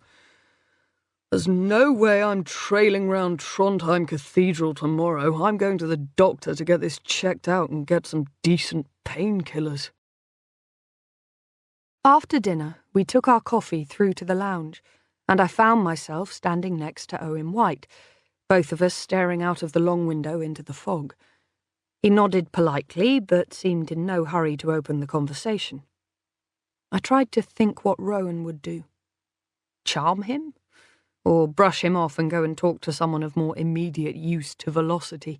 Archer, perhaps. I glanced over my shoulder at Archer, and saw that he was very, very drunk, and had pinned Hanny into a corner of the room, her back to the window, his broad frame effectively blocking her exit. Hanny was holding a jug of coffee in one hand and was smiling politely, but with a trace of wariness. She said something and gestured to the coffee pot, obviously as a way of taking her leave, but he laughed and put one heavy arm around her shoulders in a gesture of avuncular possession that made my flesh creep a little. Hanny said something else that I didn't catch, and then slipped out from under his grip with practised dexterity. For a moment, Archer's face looked a mixture of foolishness and fury, but then he seemed to shrug it off and moved across to talk to Ben. I turned back to Owen White with a sigh, though I was not sure whether it was a sigh of relief for Hanny or resignation at my own reluctance to deal with unpleasant people, even for the sake of my career. Owen, by contrast, seemed reassuringly harmless, though I realised, as I looked covertly at his profile in the reflection of the darkened foggy window, that I had no real idea whether he would be of use to velocity or not. Ben had said he was an investor, but White had kept himself to himself so much this voyage that I had no clear impression of what he actually did. Perhaps he would be the perfect angel investor for the group, if Velocity's owner ever decided to go into some more profitable area. In any case, I had no desire to go across to the other side of the room. "So, I began awkwardly. "I feel like we haven't been properly introduced. My name is Laura Blacklock. I'm a travel journalist." "Owen White," he said simply, but there was no sense of dismissal in his tone. I got the impression that he was just a man of few words. He held out his hand, and I shook it clumsily with my left, which was holding a petit four, but seemed better than my right, which was holding a hot cup of coffee. "So, what brings you to the Aurora, Mr. White?" "I work for an investment group," he said, and took a long sip of his coffee. "Bulmer was, I think, hoping I'd recommend the Aurora as an investment opportunity." "But from what you were saying to Tina, that won't be the case?" I said cautiously, wondering if it was bad manners to admit overhearing, though I could hardly have helped it. He nodded, not seeming offended. That's so. I must admit, it's not really my area, but I was flattered to be asked and too venal to pass up the chance of a free trip. As I was saying to Tina, it's a shame Solberg couldn't make it. He was supposed to have cabin 10, wasn't he? I asked. Owen White nodded. It occurred to me suddenly that I had no clear picture of who the missing Solberg was, or why he hadn't come. Do you know him? Solberg, I mean. Yes, fairly well. We're in the same area. He's based in Norway, while my head office is back in London. But it's a small world that we operate in. One gets to know all one's competitors. It must be the same in travel journalism, I imagine. He smiled as he popped a petit four in his mouth, and I smiled back, acknowledging the truth of his remark. So, if this is more his cup of tea, why didn't he come? I asked. Owen White said nothing, and for a moment I wondered if I'd gone too far, been too bald with my questioning. But then he swallowed, and I realised he was simply having trouble with his petit four. There was a break-in, he said around a mouthful of nuts, and swallowed again. At his house, I believe. His passport was taken, but I think that was only part of the reason he didn't come. His wife and children were home, from what I understand, and were rather shaken up. And say what you will about Scandinavian businesses... He paused again and swallowed, heroically this time. They do understand the importance of putting family first. Dear me. I advise you not to try this nougat unless you have very good teeth. I think I may have loosened a filling. Not the nougat! I heard over my shoulder as I was trying to process what I had just been told. I turned to see Alexander bearing down on us both. Owen, please tell me you haven't. I did. Owen took a gulp of coffee and swilled it around his mouth, wincing slightly. To my regret. The stuff should carry a dental health warning at the very least. You, he pointed at me. An investigative report is what's needed. Velocity's no punches pulled exposé of Richard Bulmer's shady links with the cosmetic dentistry industry.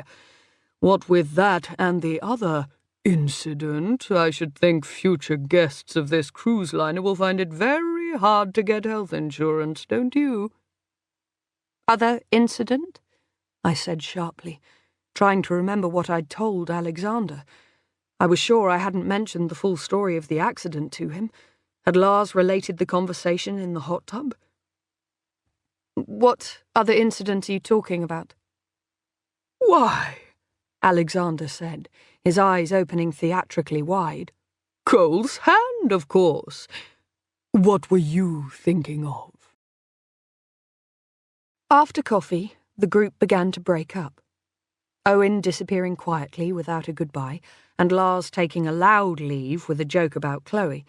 Bulmer was still nowhere to be seen, nor was Anne. Come for a snifter or something in the bar? Tina said to me as I placed my empty cup on a side table.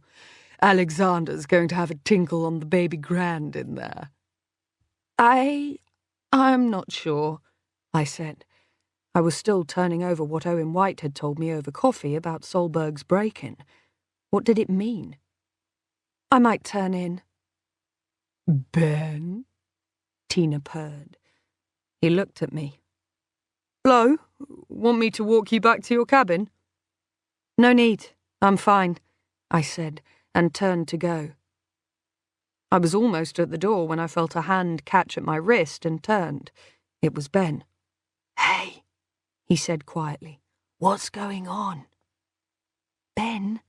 I glanced behind him at the other guests, laughing and chatting obliviously as the stewards cleared up around them. Let's not do this here. Nothing's going on. Then why were you acting so weird all through dinner? You saw me saving you a chair and you deliberately ignored me. Nothing's going on. There was a painful pressure in my temples, as if the anger I'd been suppressing all night was taking its toll. "I don't believe you. Come on, Lo, spit it out." "You lied to me!" It burst out in a furious whisper before I could consider the wisdom of the accusation. Ben looked taken aback. "What? No, I didn't." "Really?" I hissed. "So you never left the cabin when everyone was playing poker?" "No!" It was his turn to glance over his shoulder now at the other guests. Tina was looking across at us, and he turned back, lowering his voice. "No, I didn't. Oh, no, wait. I did go and get my wallet. But that wasn't a lie. Not really." "Not a lie. You told me categorically no one left that cabin. And then I find out from Cole not only that you did leave, but anyone else could have left too, while you weren't there." "But that's different," he muttered. "I left, God, I don't know when, but it was early in the evening. It wasn't round the time you were talking about." "So why lie about it?" "It wasn't a lie. I just didn't think—" "Jesus, Lo." But I didn't let him finish. I pulled my wrist out of his grip and hurried away through the door and into the corridor, leaving him gaping after me. I was so busy thinking about Ben that as I rounded a corner, I careered into someone. It was Anne. She was leaning back against the wall as if steeling herself for something, although whether to return to the party or make her way back to her cabin, I wasn't sure. She looked extremely tired, her face grey, the shadows around her eyes darker than ever. "Oh, I'm so sorry," I gasped, and then, thinking of the bruise on her collarbone, "I didn't hurt you, did I?" She smiled, the fine skin around her mouth crinkling, but the expression didn't reach her eyes. "I'm fine. I'm just very tired. Sometimes—" She swallowed, and her voice cracked for a moment, something in the cut-glass English accent slipping. "Sometimes it all just seems too much. Do you know what I mean? Such a performance." "I do," I said sympathetically. "If you'll excuse me, I'm going to bed," she said, and I nodded and turned to make my own way aft down the flight of stairs that led to the rear set of cabins. I was almost at the door of my suite when I heard an angry voice from behind me. "Lo!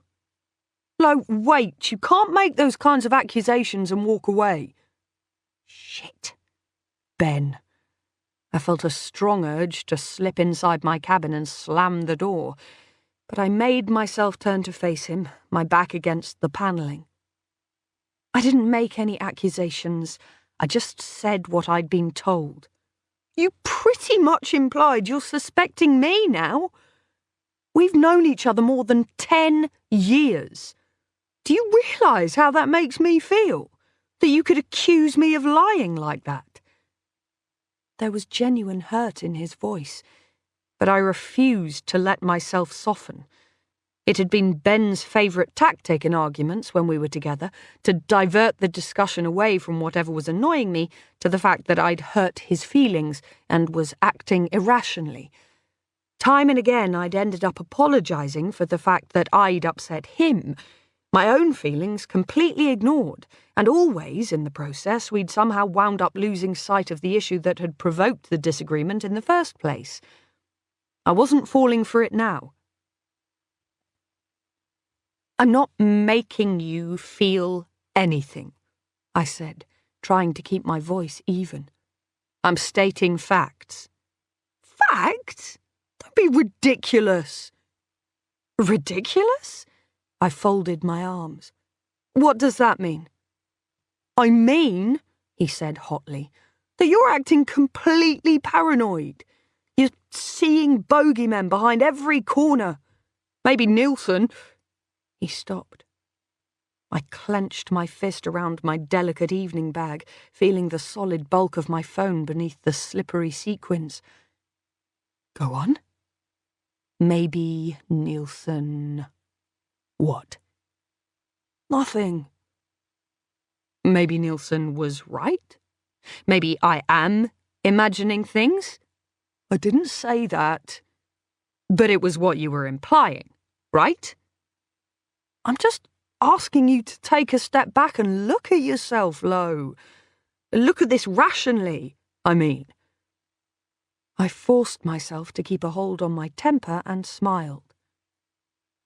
I am rational, but I'm very happy to take a step back.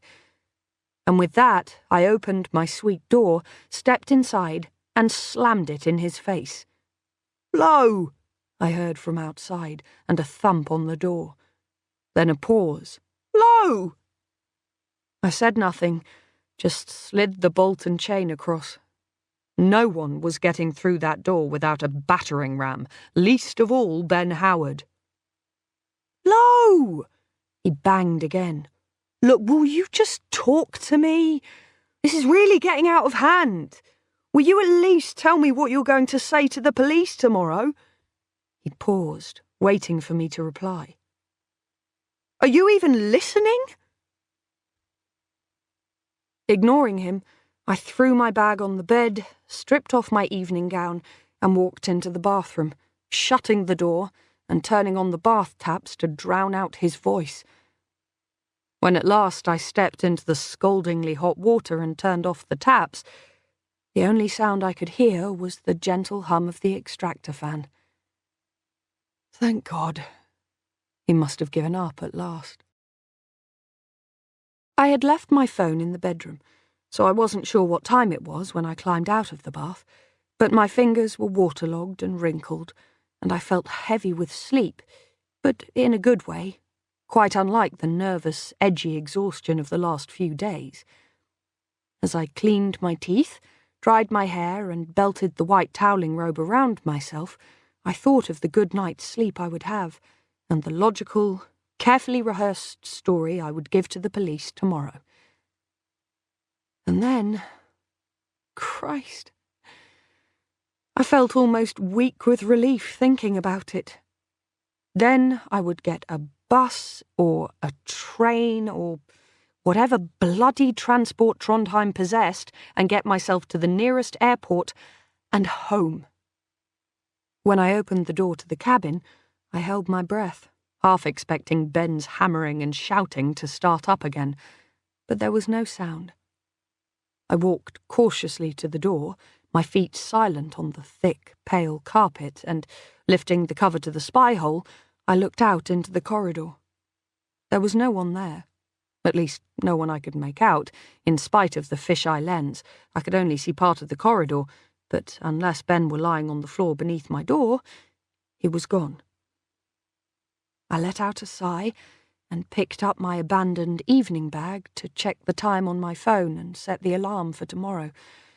I wasn't waiting for a call from Carla. I wanted to be up and off the boat as soon as possible. But my phone wasn't inside. I turned the bag upside down, shaking it out, but knowing it was fruitless. The bag was small and light, and there was no way anything heavier than a postcard could have been concealed inside. It wasn't on the bed. Could it have slipped onto the floor? I tried to think clearly. I could have left it at the dinner table, but I hadn't taken it out, and in any case I had a clear memory of feeling it inside my evening bag during the argument with Ben, and I would have noticed its weight missing when I threw the bag on the bed. I checked the bathroom in case I'd taken it in there on autopilot, but it wasn't there either.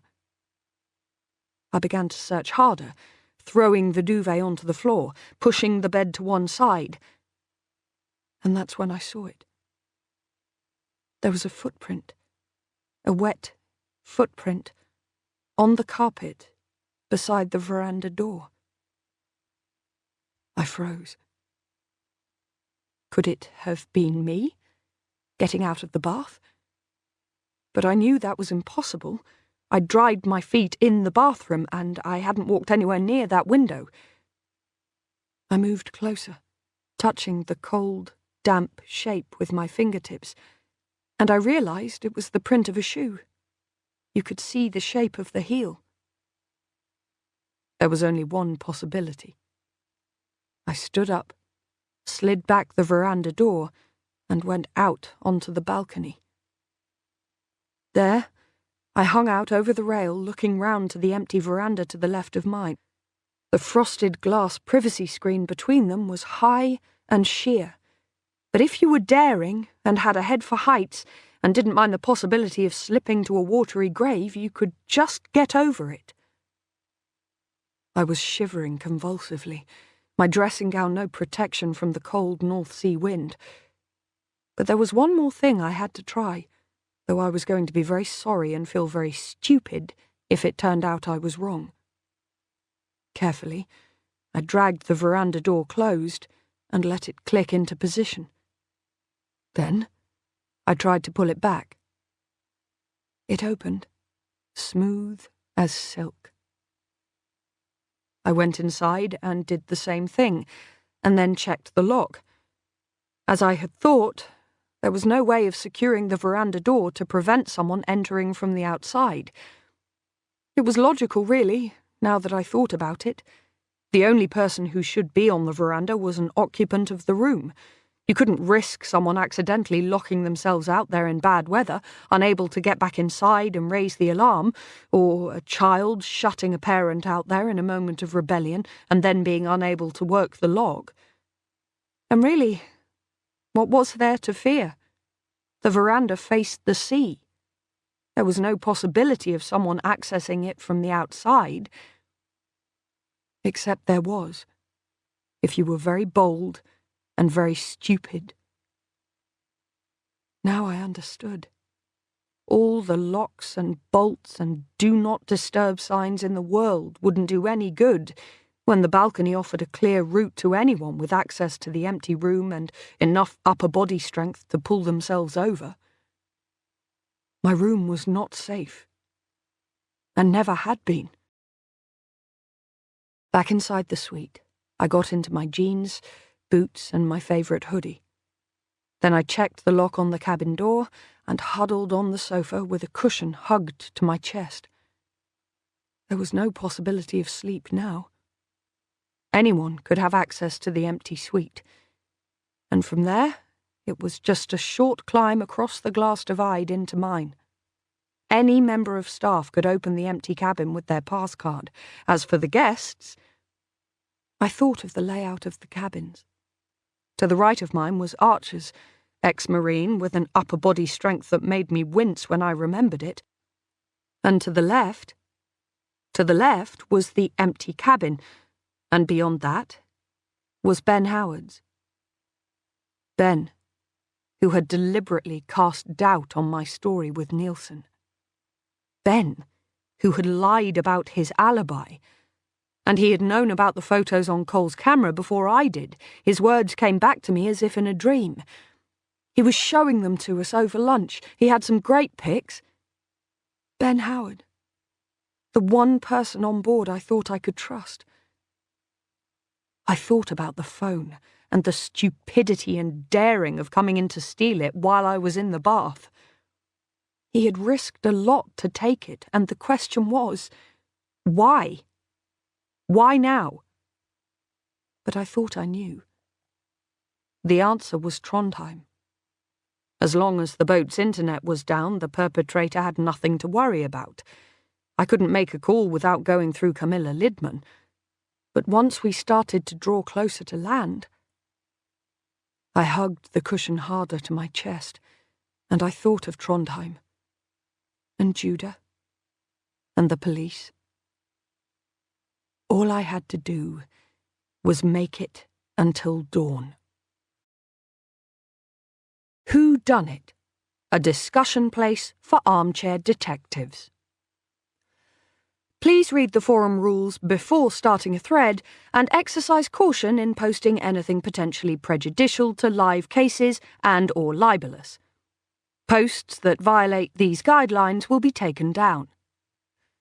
Monday, the 28th of September, 10:03. Missing Brit. I am Sherlocked. Hey guys, anyone else been following this Lorna Blacklock case? Looks like they found a body. The name's Marple, Jane Marple. I think you'll find it's Laura Blacklock, actually. Yes, I've been following it. Really tragic and sadly not that unusual. I read somewhere that more than 160 people have gone missing off cruise ships in the past few years, and almost none of those have been solved. I am Sherlocked. Yeah, I think I've heard that too. Saw in the Daily Fail that her ex was on board the ship. There was a big sobby interview with him saying how worried he is. He reckons she got off of her own accord. Is it me or is that a bit sus? Don't they say that a third of women are killed by exes or partners or something? The name's Marple, Jane Marple. A third of women are killed by exes or partners or something. I presume that you mean in the case of women who are murdered, a third of them are killed by a partner or ex, not a third of all women. But yes, that kind of proportion sounds plausible. And of course there's the boyfriend. Something about his statement's not quite ringing true, and apparently he was out of the country at the time. Very convenient. Not that hard to get a plane to Norway, right? Anon Insider. I'm a regular on WD, although I've name changed, as I don't want to out myself, and actually I know something about this case. I'm a family friend. I don't want to say too much for fear of making myself identifiable or impinging on the family's privacy, but I can tell you Judah is completely devastated about Lo's disappearance, and I'd be very careful about implying anything to the contrary, or you'll probably find this thread gets taken down. The name's Marple, Jane Marple. Anon, I'd find your claims more convincing if you dropped the mask. And in any case, none of what I said above was libelous. I said I didn't personally find his statement convincing. Show me the libel in that. Anon Insider.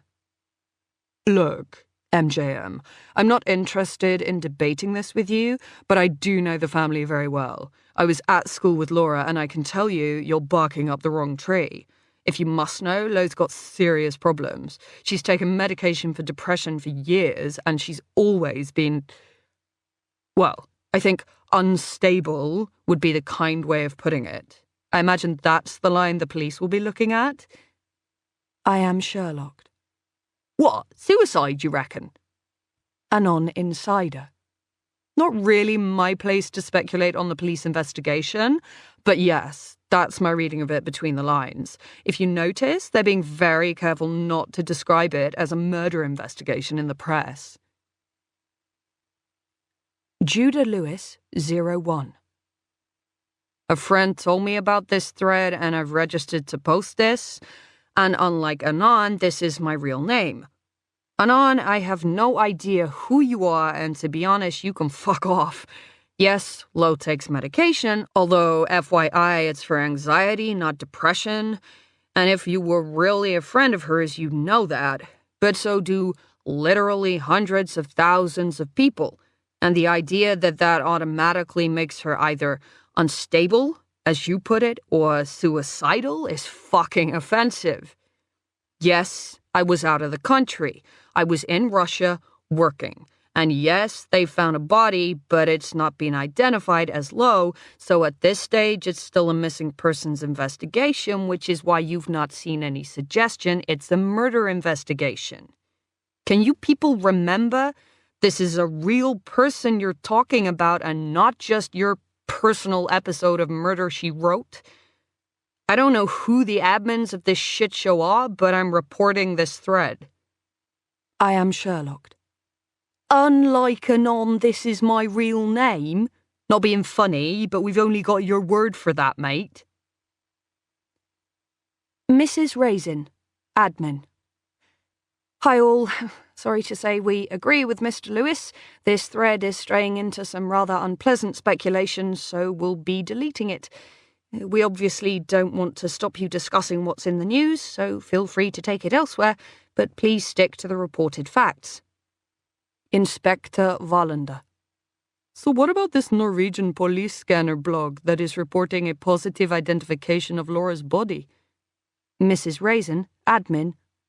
We are now closing this thread.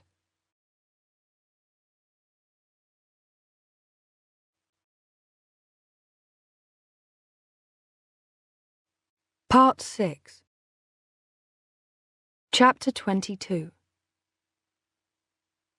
I was trapped. I wasn't certain where or how, but I had a pretty good idea. The windowless room was small and stifling, and I lay on the bunk with my eyes shut and my arms wrapped around my head, trying not to give way to the feelings of panic rising up inside me. I must have replayed the events 1,000 times in my head through the rising fog of fear, hearing, again and again, the knock at the door as I sat on the edge of the sofa waiting for Trondheim and dawn.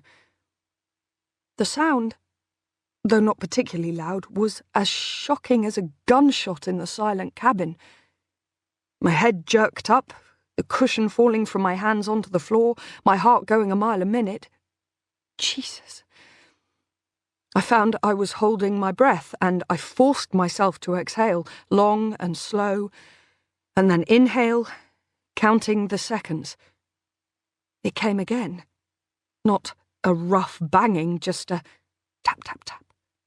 Then a long pause and a final tap, as if an afterthought, slightly louder than the rest.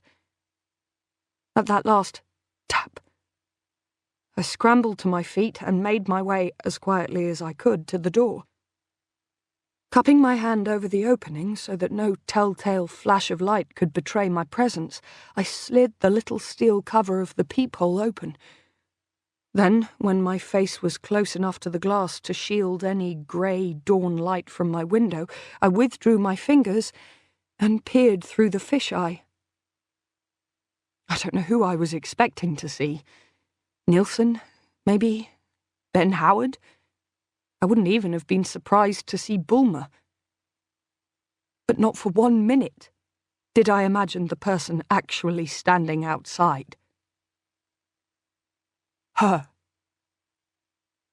It was the woman from cabin 10. The missing girl. Standing outside like nothing had ever happened. For a minute, I just stood there, gasping like I'd been punched in the stomach. She was alive. Nilsson was right, and I'd been wrong all this time. And then she turned on her heel and began to walk down the corridor towards the door to the staff quarters. I had to get to her. I had to get to her before she disappeared behind that locked door. Slamming back the chain and the bolt, I wrenched open the door. "Hey!" I shouted.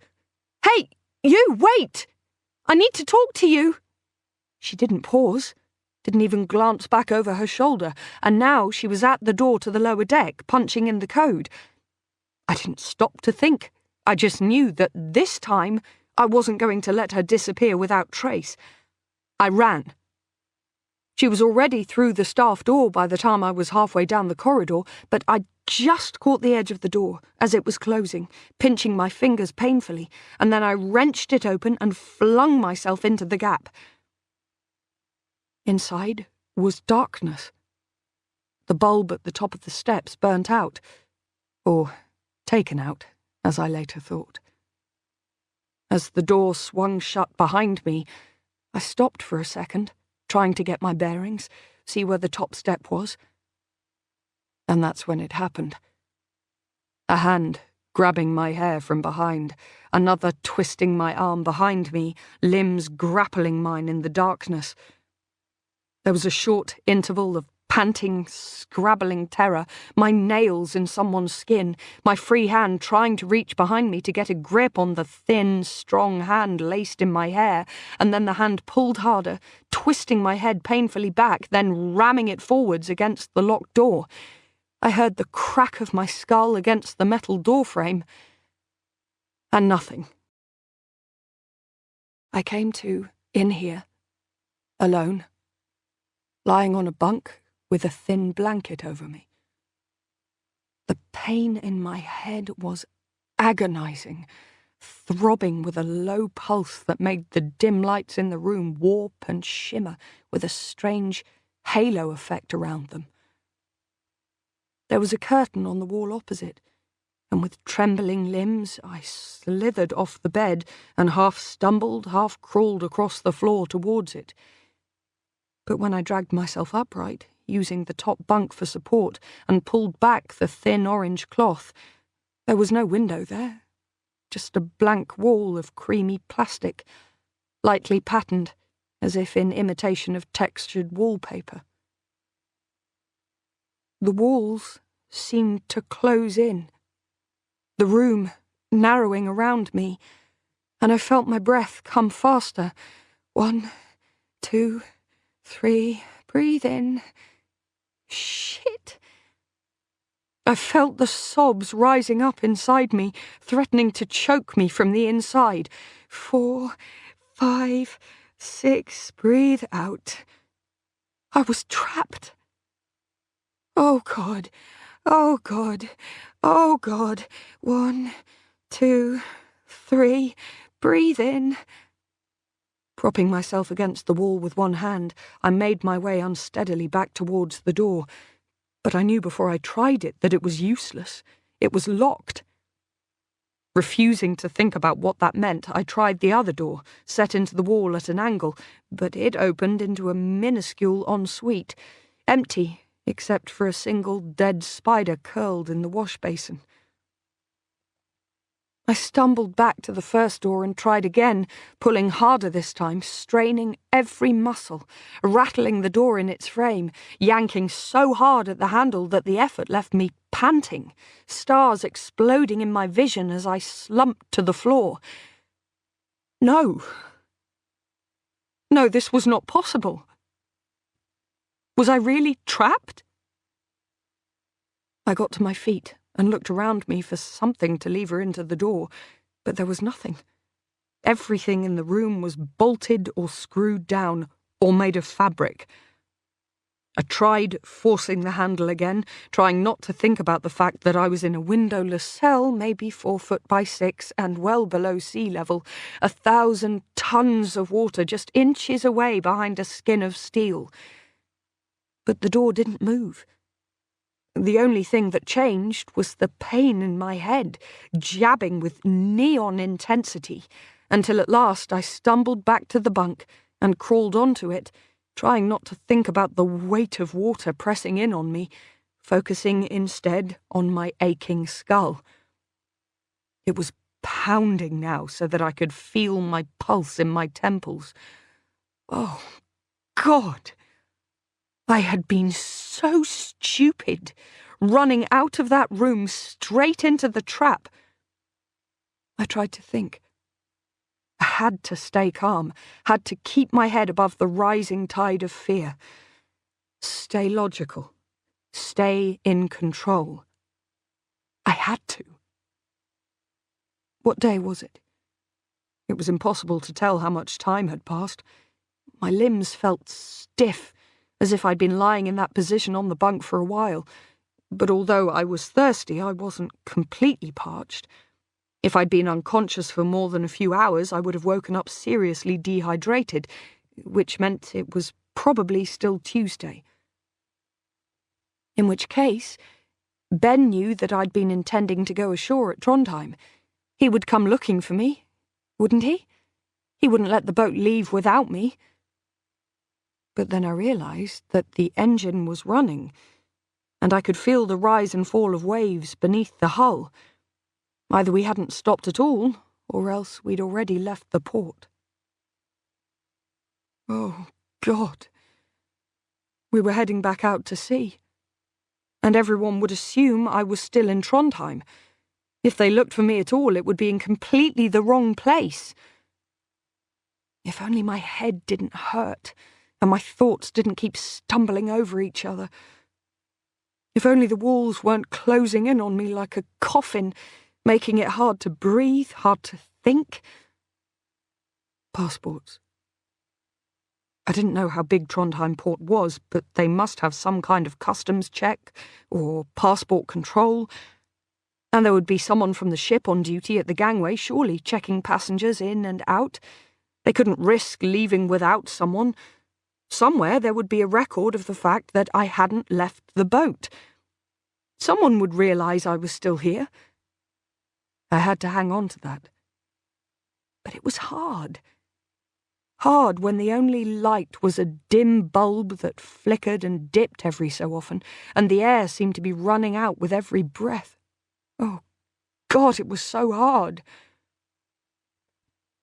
I closed my eyes, shutting out the looming walls and the claustrophobic warping light, and pulled the thin cover over myself. I tried to focus on something, the feel of the flat, limp pillow beneath my cheek, the sound of my own breathing. But the image I kept coming back to was of the girl, standing nonchalantly outside my door in the corridor, her hand on her hip, and then the swing of her gait as she walked towards the staff door. How? How? Had she been hiding on the boat all along? In this room, maybe. But I knew, even without opening my eyes to look around, that no one had been living here. It had no sense of being inhabited. There were no stains on the carpet, no coffee marks on the plastic shelf, no fading scent of food and sweat and human breath. Even that spider curled in the sink spoke of disuse. There was no way that girl, full of snapping life and vivacity, could have been in this room without leaving some impression. Wherever she'd been staying, it wasn't here. This place felt like a tomb. Maybe it was mine. Chapter 23. I wasn't sure when I fell asleep, but I must have done. Exhausted by the ache in my head and the roar of the ship's motor, because I awoke to the sound of a click. I sat up sharply, cracking my scalp against the bunk above, and then fell back, groaning and clutching my head as the blood pounded in my ears, a shrill ringing in the back of my skull. I lay there, my eyes squeezed shut against the pain, but at last it receded enough for me to roll onto my side and open my eyes again, squinting against the dim fluorescent light. There was a plate on the floor, and a glass of something. Juice, I thought. I picked it up and sniffed it. It looked and smelled like orange juice, but I couldn't bring myself to drink it. Instead, I got painfully to my feet and opened the door to the little ensuite, where I emptied the juice down the sink and refilled the glass with water from the tap. The water was warm and stale, but I was so thirsty now that I would have drunk worse. I gulped down the glass, refilled, and began to sip the next more slowly as I made my way back to the bunk. My head ached powerfully, and I wished I had some painkillers, but more than that I felt awful, shivery and weak, like I was coming down with flu. It was probably hunger. It was hours since I'd eaten, and my blood sugar must be at rock bottom. Part of me wanted to lie down and rest my throbbing head, but my stomach growled, and I made myself examine the plate of food on the floor. It looked completely normal. Meatballs in some kind of sauce, mashed potato and peas, and a bread roll on the side. I knew I should eat, but the same gut revulsion that had made me pour away the juice was kicking in.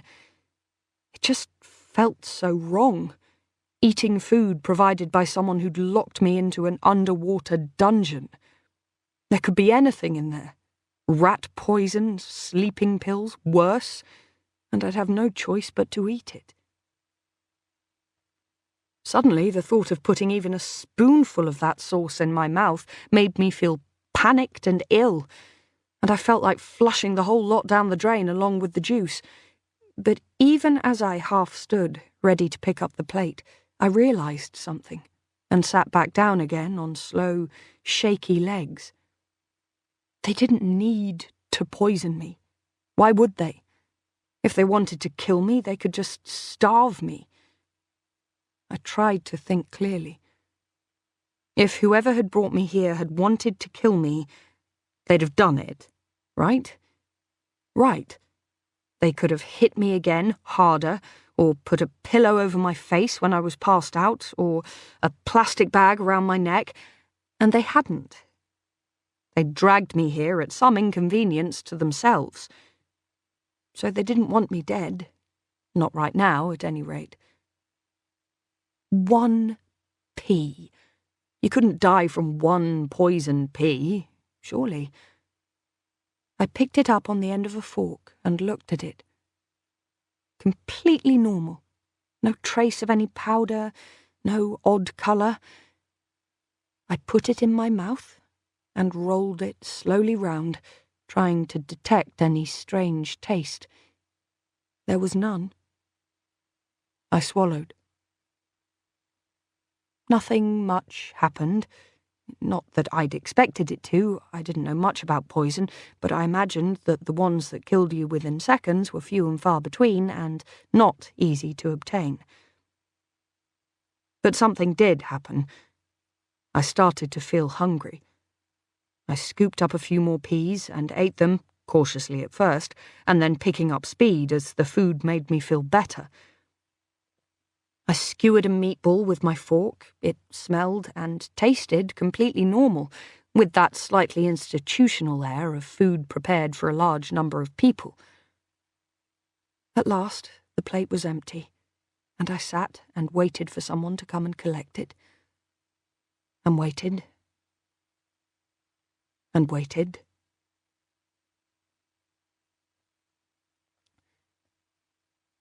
Time is very elastic.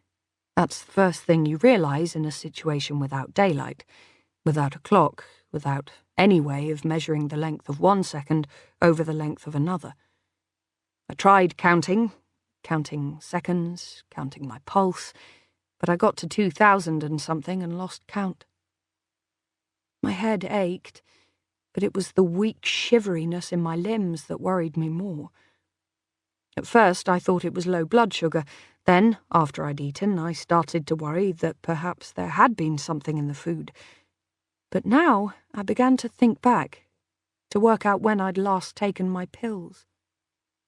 I remembered popping one out of the packet right after seeing Nielsen on Monday morning, but I hadn't actually taken it.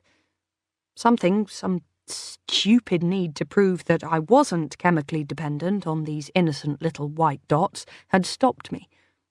Instead, I'd left it on the countertop, not quite able to bring myself to down it, not quite wanting to throw it away. I hadn't been intending to stop, just to show, I don't know what, that I was in charge, I guess. A little pointless "fuck you" to Nielsen.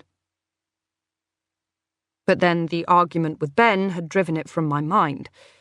I'd gone off to the spa without taking it, and then the episode with the shower.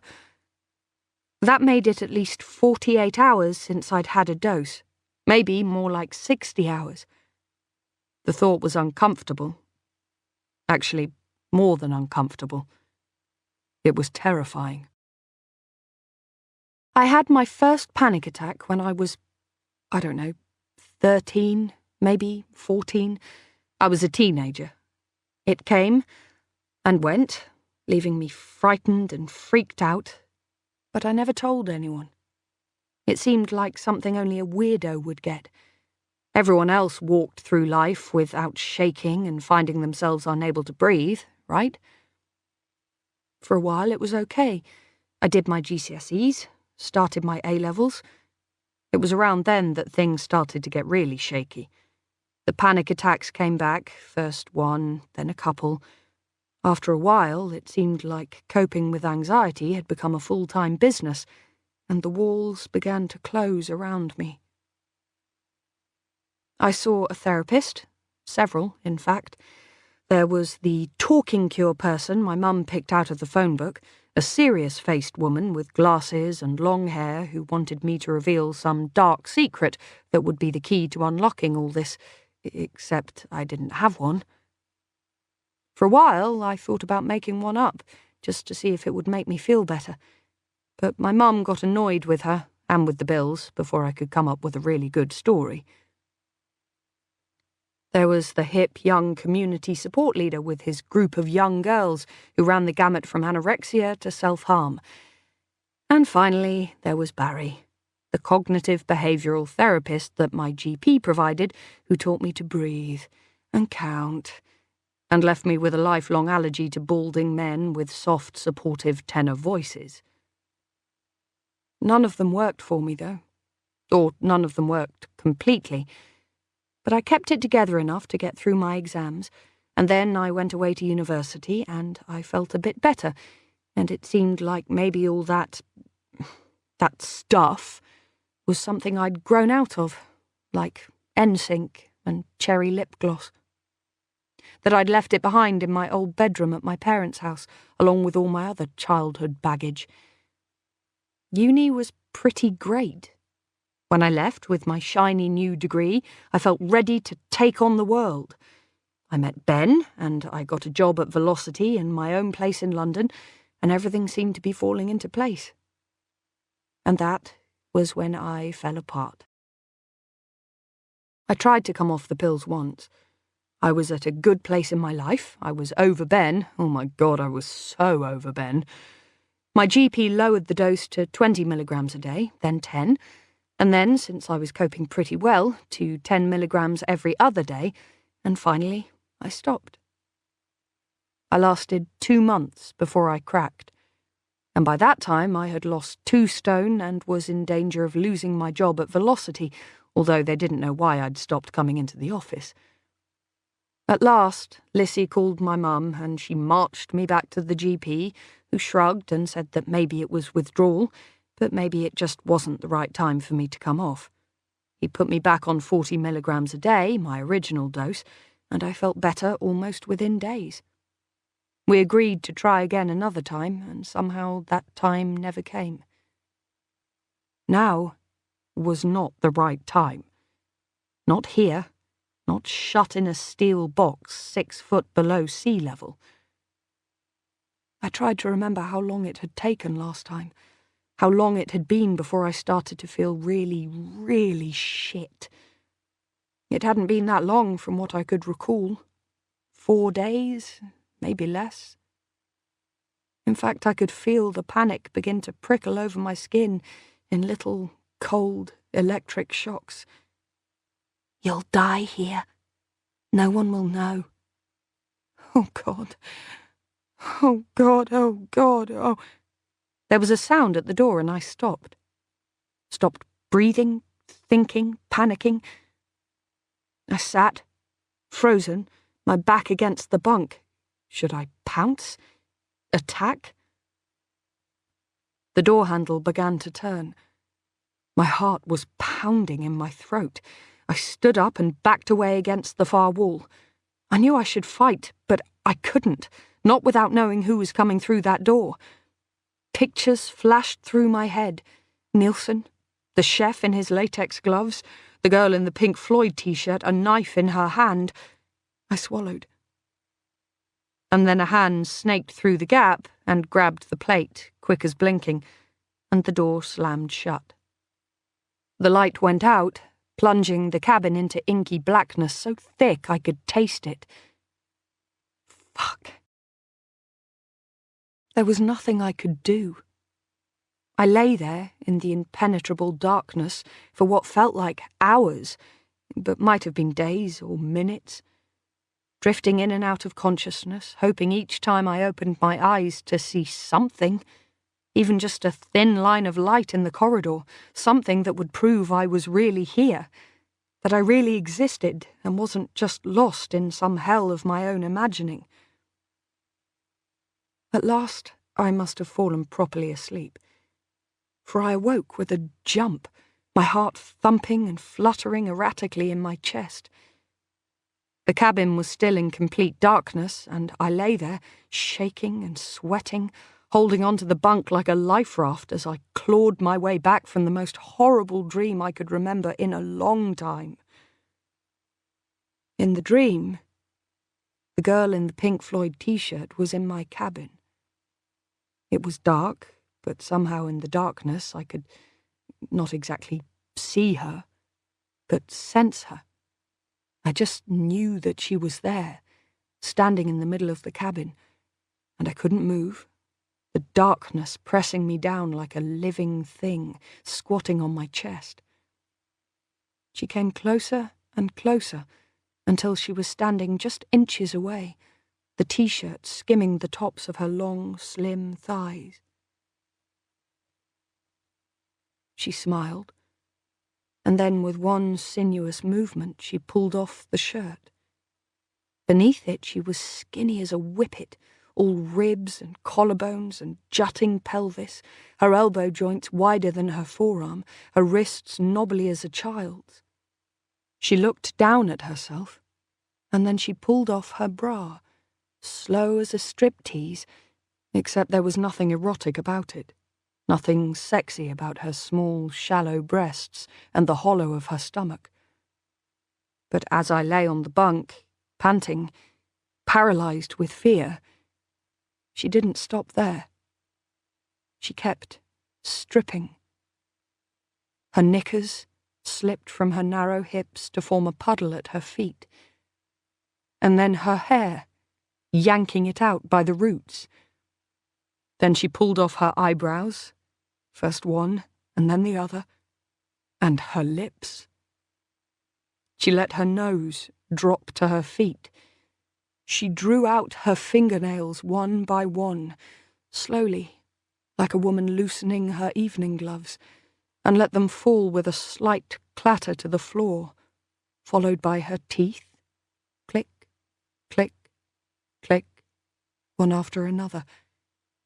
And finally, and most horribly, she began to peel away her skin, as if she was stepping out of a tight-fitting evening dress, until she was just a bloody streak, muscle and bone and sinew, like a skinned rabbit. She went down on all fours and began to crawl towards me, her lipless mouth spread wide in a horrible parody of a smile. Closer and closer she crawled, until at last, though I backed away, I came up against the rear wall of the bunk and could retreat no further. I felt my breath whimper in my throat. I tried to speak, but I was dumb. I tried to move, but I was frozen with fear. She opened her mouth, and I knew that she was about to speak, but then she reached inside and pulled out her tongue. I woke, gasping and crawling with the horror of it, the blackness like a clenched fist around me. I wanted to scream, the panic built inside me like a volcano pressing up through the layers of closed throat and clenched teeth. And then, I thought in a kind of delirium, if I scream, what's the worst that can happen? Someone might hear? Let them hear. Let them hear, and maybe they'll come and get me out. So I let it out, the scream that had been rising up inside me, growing and swelling and pressing to get out, and I screamed and I screamed and I screamed.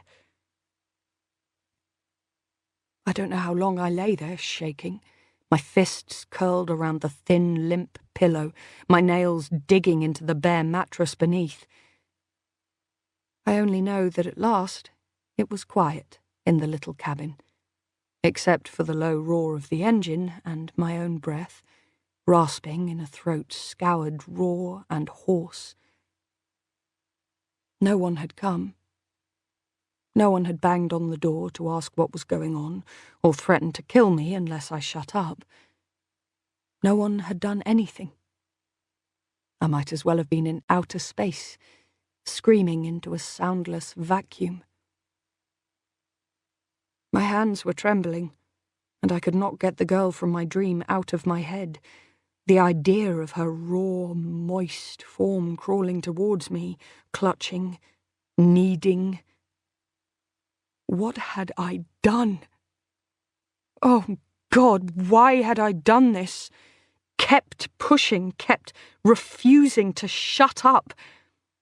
I had made myself a target by my refusal to be silenced about what happened in that cabin. And yet,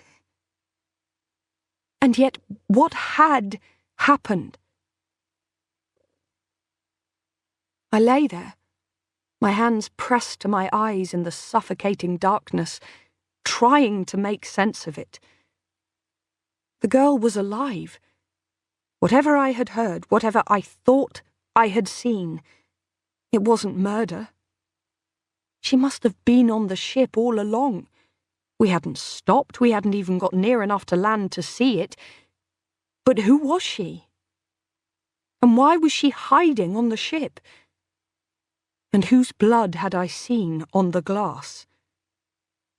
I tried to ignore my aching head, to think logically.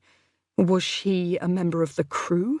She had access to the staff door after all. But then I remembered Nielsen punching in the code, me standing behind him as he did. He'd made no effort to shield the keypad. If I'd wanted to, it would have been child's play to note down the numbers as he entered them. And after that, once you were below decks, there were not many further locked doors.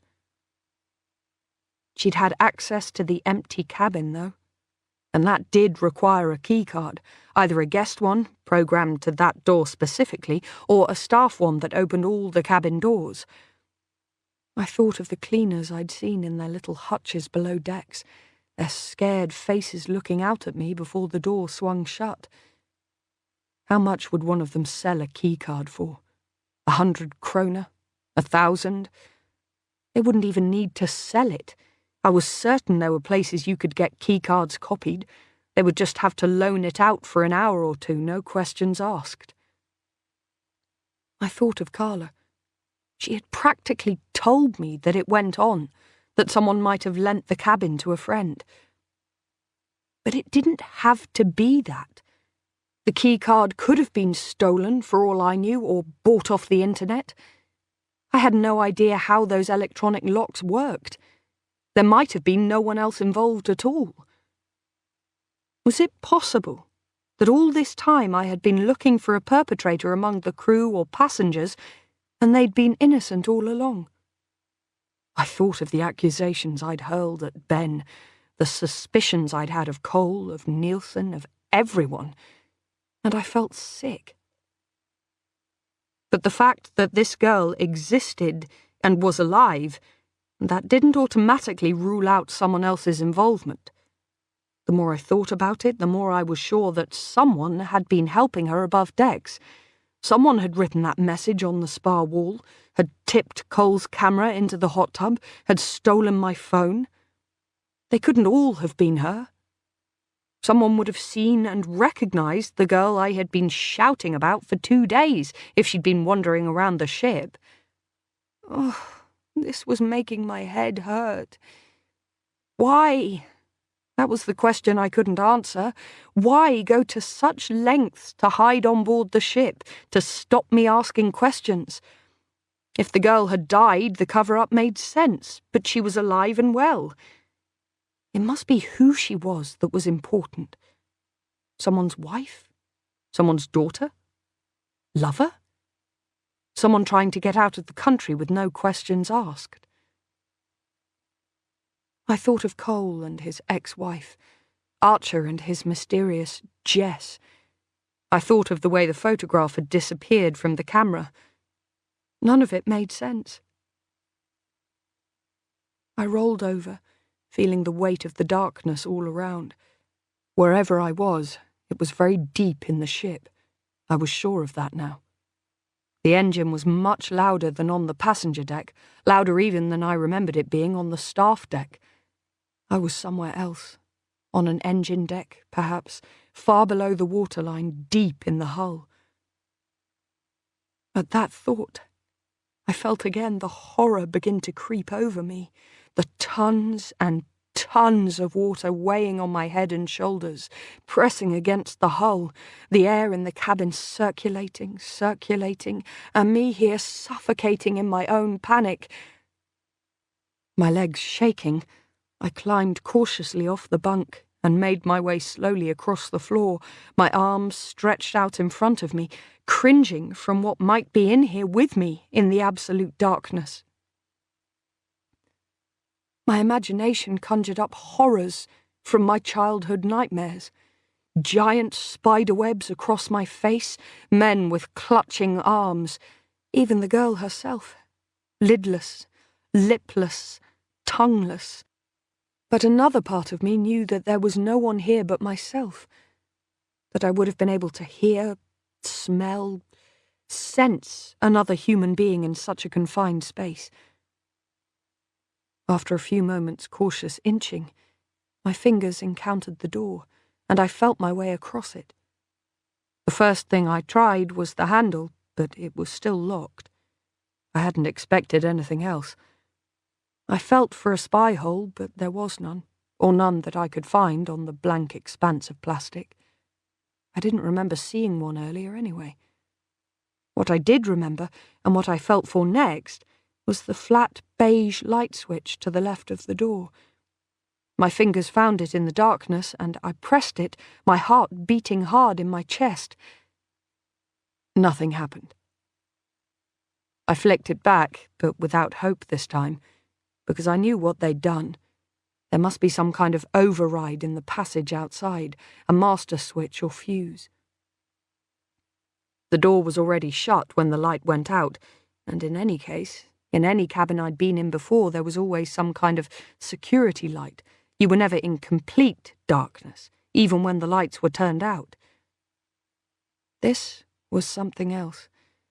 This was an utter, total darkness that could only come from the electricity being completely cut. I crawled back to the bunk, and beneath the covers, my muscles shaking with a mixture of panic and that sick, flu-like feeling I'd had before. My head felt filled with a spreading blankness, as if the dark of the cabin had seeped inside my skull and was filtering through my synapses, deadening and muffling everything apart from the panic that was building in my gut. Oh, God. Don't give way. Not now. I couldn't. I wouldn't let her win.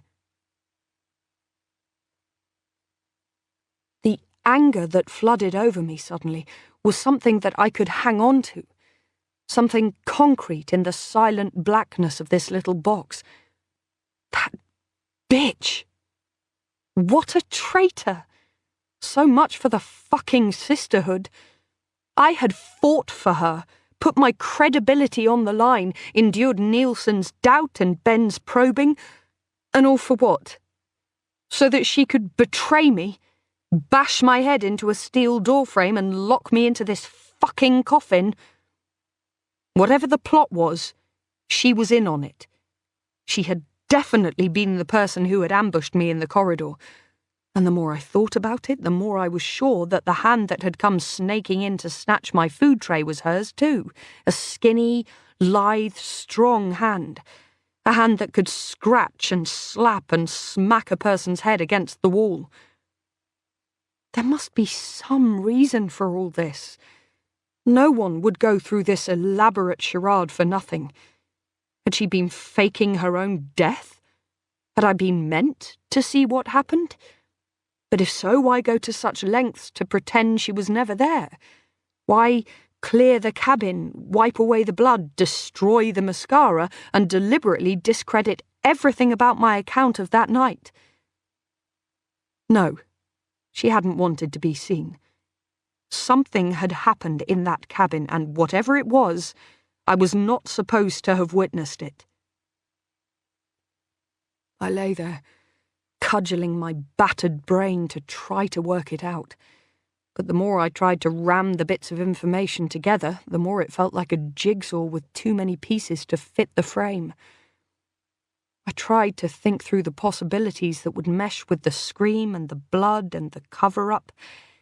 A fight? A blow to the nose, a yell of pain, a gush of blood as the person ran to the veranda to bleed into the sea, leaving that smear on the glass. No death. And if the girl was some kind of stowaway, that could explain why they had covered it up, moved her to a different location, cleaned away the blood. But other parts of the picture didn't fit. If the fight had been unintended and unpremeditated, how had they cleared the cabin so fast? I had seen the girl in situ earlier that day, the room behind her cluttered with clothes and belongings.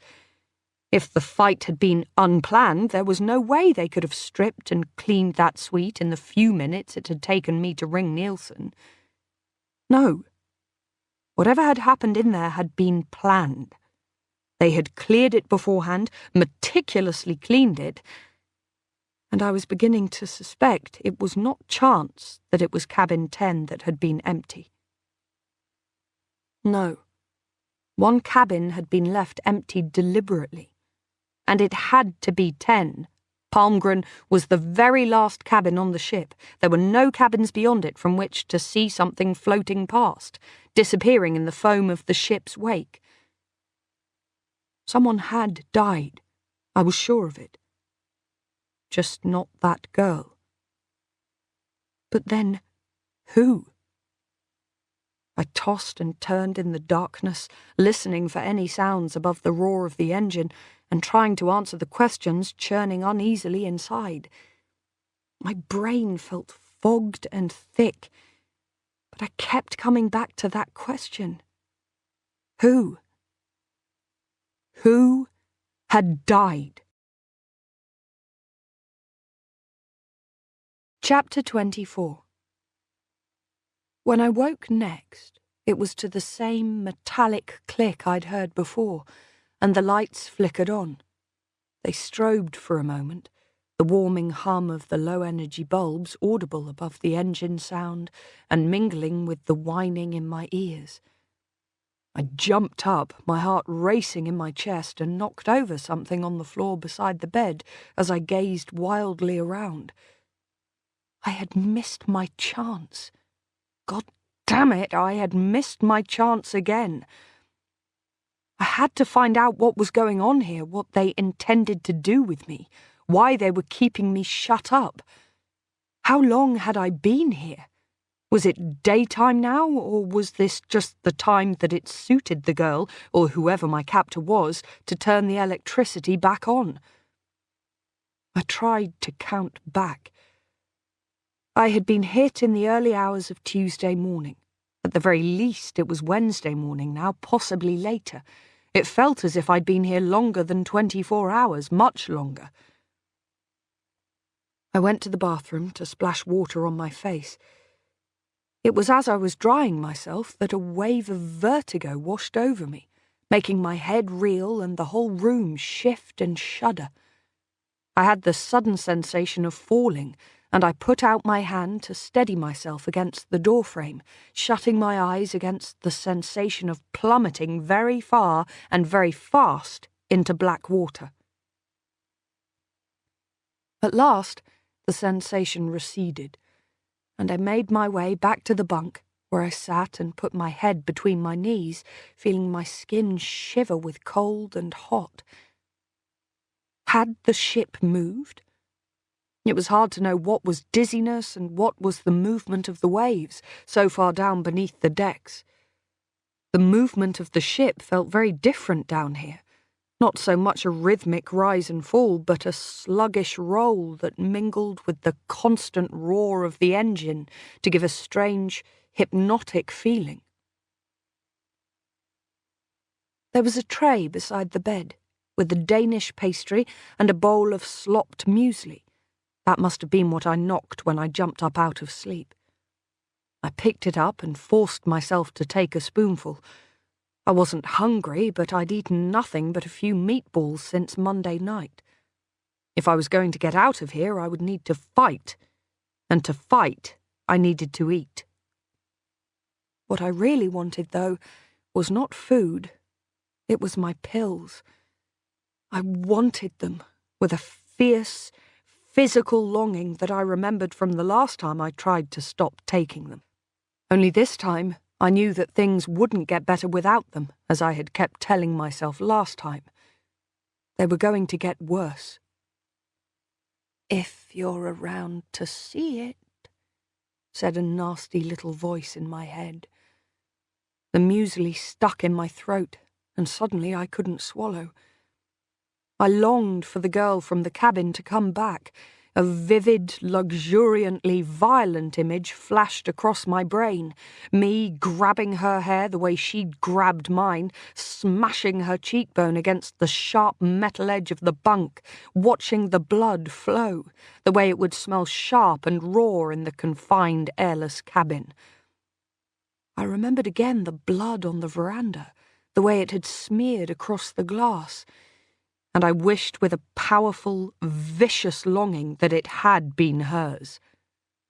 "I hate you," I thought.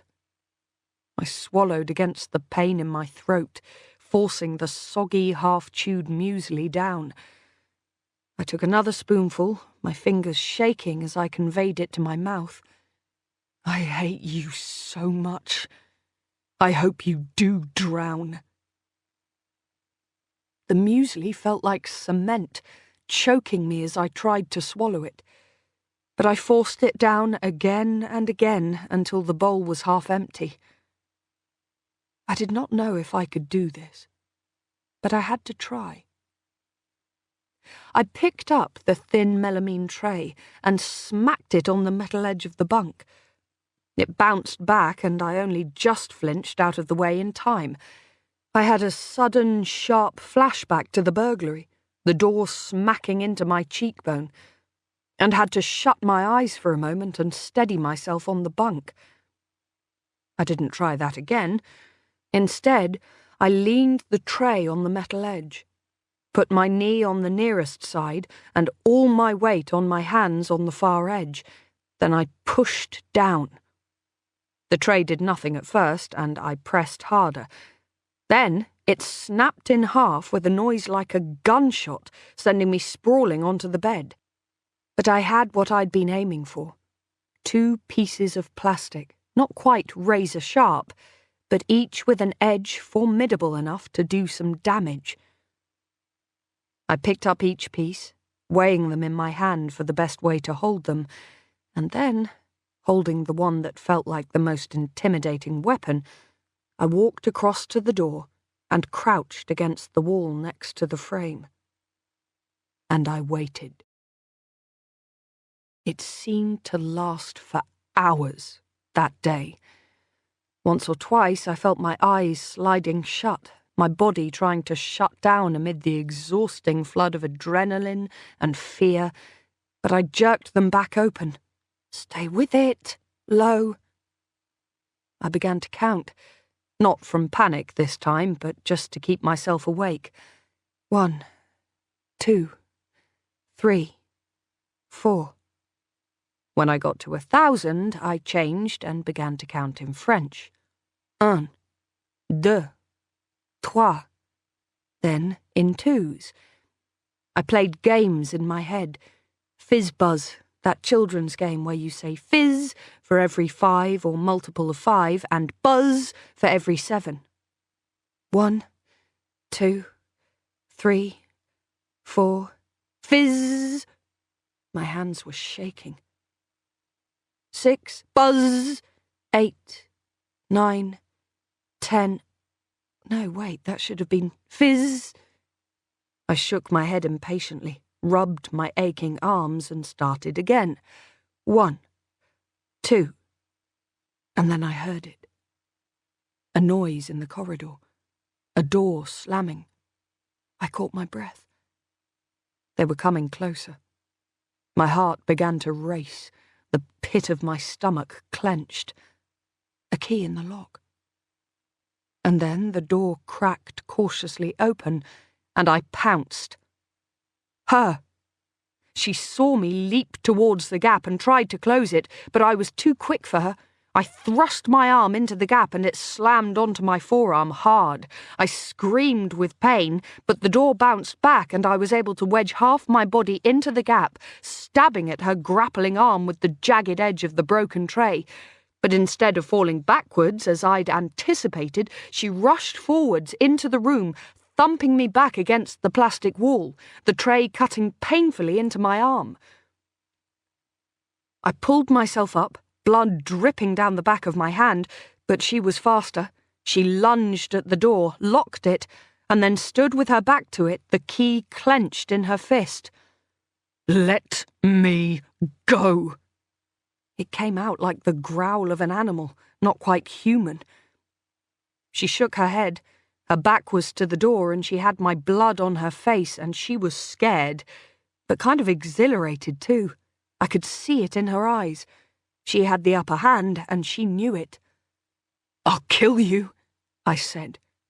I meant it. I held up the tray stained with my own blood. "I'll cut your throat." "You couldn't kill me," she said, and her voice was just as I remembered it, with a kind of scornful defiance behind her words. "Look at you. You can barely stand up, you poor bitch."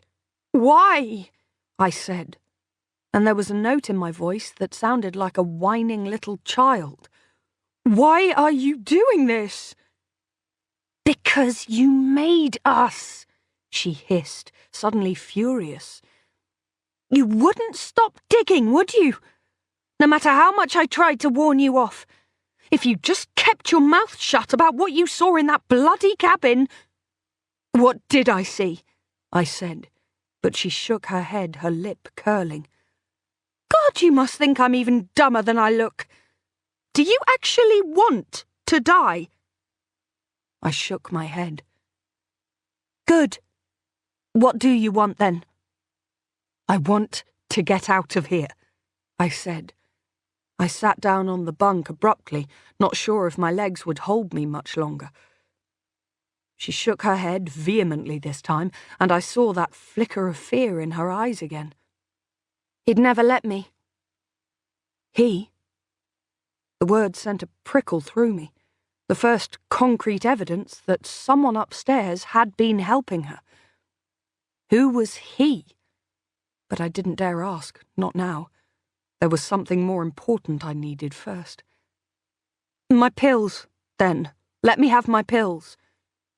She looked at me appraisingly. "The ones you had by the sink?" "I might be able to do that. Why'd you want them?" "They're antidepressants," I said bitterly. "They have... You shouldn't withdraw from them too fast." "Oh." There was sudden comprehension on her face. "That's why you look so bad. I couldn't work it out. I thought I'd hit your head too hard." "Okay, I can do that. But you have to promise me something in return." "What?" "No more trying to attack me. These are for good behaviour, right?" "All right." She straightened, picked up the plate and bowl and held out her hand for the shards of tray. I hesitated for a moment and then handed them over. "I'm going to unlock the door now," she said. "But don't do anything stupid. There's another door outside this one operated by a code. You won't get very far, so no silly buggers, all right?" "All right," I said reluctantly. After she'd gone, I sat on the bench staring into space, thinking about what she'd said. He. She did have an accomplice on board, and that one word meant I could rule out Tina, Chloe, Anne, and 2/3 of the staff. Who was he? I ticked them off in my head. Nilsson, Bulmer, Cole, Ben, Archer. In the less likely column, I put Owen White, Alexander, and the crew and stewards. My mind circled the possibilities, but the one factor I kept coming back to was the spar and the "stop digging" message. There was only one man who had been down there, one man who could have written that sign. Ben. I had to stop focusing on motives. Why was an unsolvable question that I just didn't have enough information to answer. But the how. There were very few people on board with the opportunity to write that message. There was one functioning entrance to the spa, and Ben was the only male who I was certain had used it. So many things made sense. His quickness to undermine my story to Nielsen, the fact that he, alone of everyone on board, had tried to get into my cabin on that last night, and knew that I was locked in the bathroom, making it possible to steal my phone. The fact that his cabin was on the other side of the empty one, yet he'd heard nothing and seen nothing. The fact that he'd lied about his alibi, playing poker. And the fact that he had tried so hard to stop me from pushing on with the investigation. The clicking of the puzzle pieces into place should have given me satisfaction, but they didn't. Because what use were answers to me down here? I needed to get out. Chapter 25. I was lying on my side, staring at the cream melamine wall, when the knock came. "Come in," I said dully, and then almost laughed at myself for the stupidity of social niceties in a situation like this. What did it matter if I said "come in" when they would do as they liked regardless? "It's me," said the voice outside the door. "No more shit with the trays, okay? Or this'll be the last pill you get off me, right?" "Okay," I said. I was trying not to sound too eager, but I sat up, pulling the thin blanket around myself. I hadn't used the shower since I got here, and I smelled of sweat and fear. The door cracked open cautiously, and the girl pushed a tray of food through the bottom with her foot, and then slipped through the gap, locking it behind her. "Here you go," she said. She held out her hand. On her palm was a single white tablet. "One?" I said incredulously. "One. Maybe I can bring you a couple more tomorrow, if you behave." I had just given her the best blackmail weapon ever. But I nodded and took the pill from her palm. From her pocket she pulled a book, one of mine, in fact, from my room. The Bell Jar. Not what I'd have chosen under the circumstances, but it was better than nothing. "I thought you might like something to read. You might be going a bit nuts with nothing to do." Her eyes strayed to the pill, and then she added, "No offence." "Thanks," I said. She turned to go, and I said, "Wait. Yeah?" Suddenly I wasn't sure how to ask what I wanted to ask. I clenched my hand around the pill in my palm. Shit. What's going to happen to me?" Her face changed at that. Something guarded came over her expression, like a curtain falling across a window. "That's not up to me." "Who is it up to? Ben?" She gave a derisory snort at that. "Enjoy." As she turned to leave, she caught sight of herself in the little mirror on the back of the ensuite door. "Fuck! I've got blood on my face. Why didn't you say? If he knows you attacked me..." She went into the little toilet to splash and wipe her face. But it wasn't just the blood she wiped away. When she came out, I froze. With that one simple act, I realized who she was. In wiping away the blood, she had wiped both her eyebrows clean off, leaving a smooth, skull-like forehead that was instantly, unbearably recognizable. The woman in cabin 10 was Anne Bulmer. Chapter 26. I was too stunned to say anything. I just sat there, open-mouthed with shock. The girl looked from me back to her reflection in the ensuite mirror and realized what she'd done. An expression of annoyance crossed her face for a moment, but then she seemed to shrug it off and stalked out of the room, letting the door swing shut behind her. I heard a key scrape in the lock, and then another door bang further away. Anne Bulmer. Anne Bulmer? It seemed impossible that she could be the same gaunt, grey, prematurely aged woman I'd seen and spoken to, and yet her face was unmistakable. The same dark eyes, the same high, jutting cheekbones. The only thing I couldn't understand was how I'd missed it before. If I hadn't seen her mid-transformation, I would never have believed how much her hair and the delicately penciled eyebrows changed her face.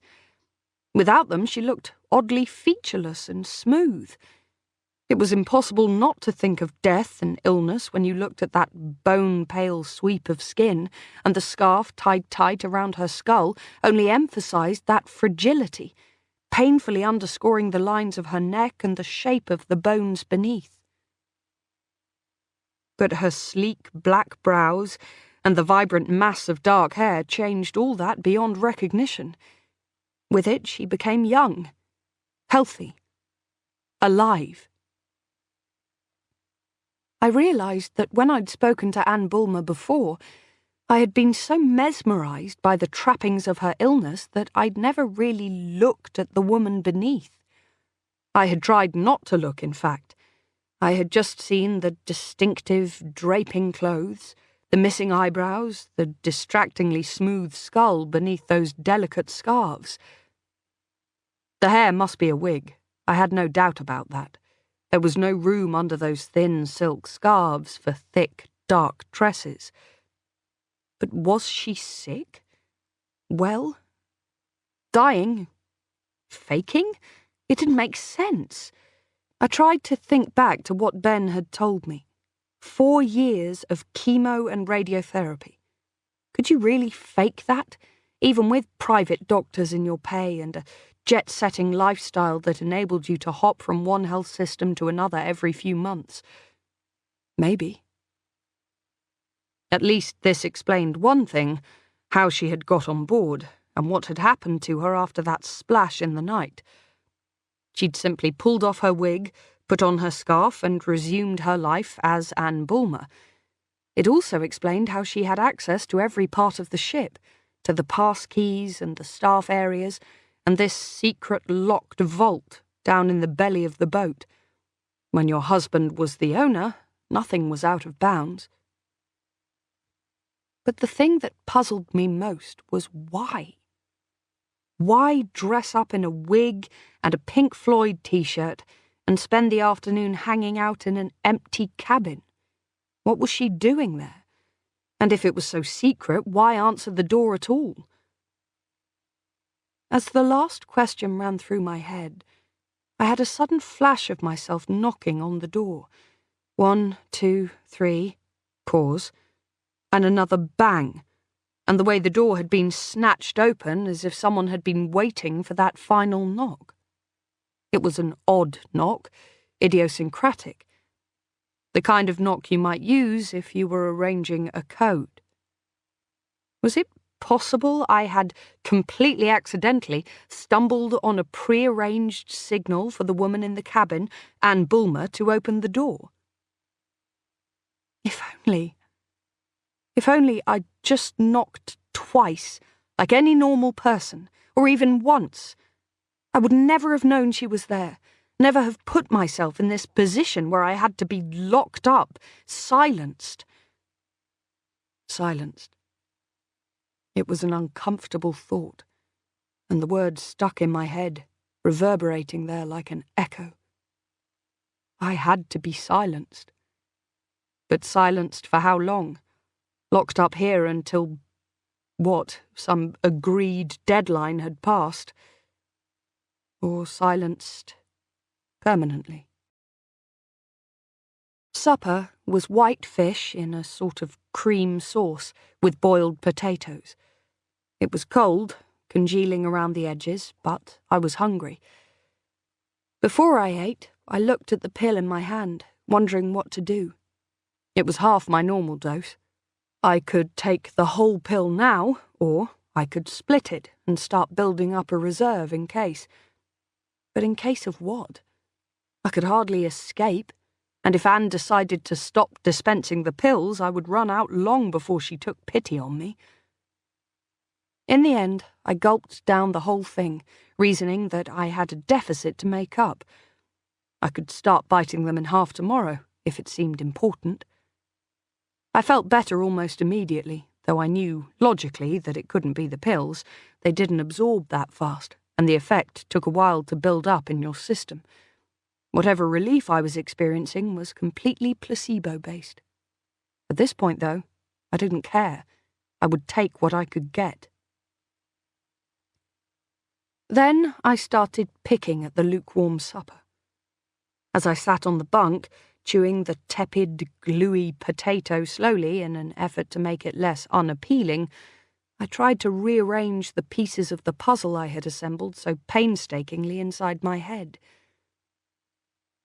I knew now what that derisive snort meant. Poor Ben. I felt a rush of guilt that I had been so quick to judge him, and then another rush, this time of anger. I'd been so focused on Anne's chance mention of a male accomplice that it had never occurred to me that Anne herself might have been the one to run quickly down the spa stairs while her varnish was supposed to be drying and scrawl those words. Stupid, Lo.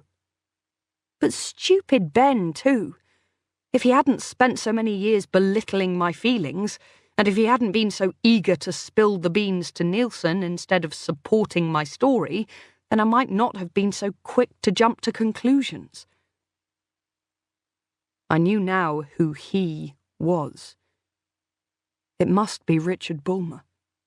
He owned the boat, and of all the men on the ship, I could imagine him planning and carrying out a murder better than anyone else. Certainly better than fat, fussy Alexander or the lumbering, bear-like Nielsen. Except that no murder had taken place.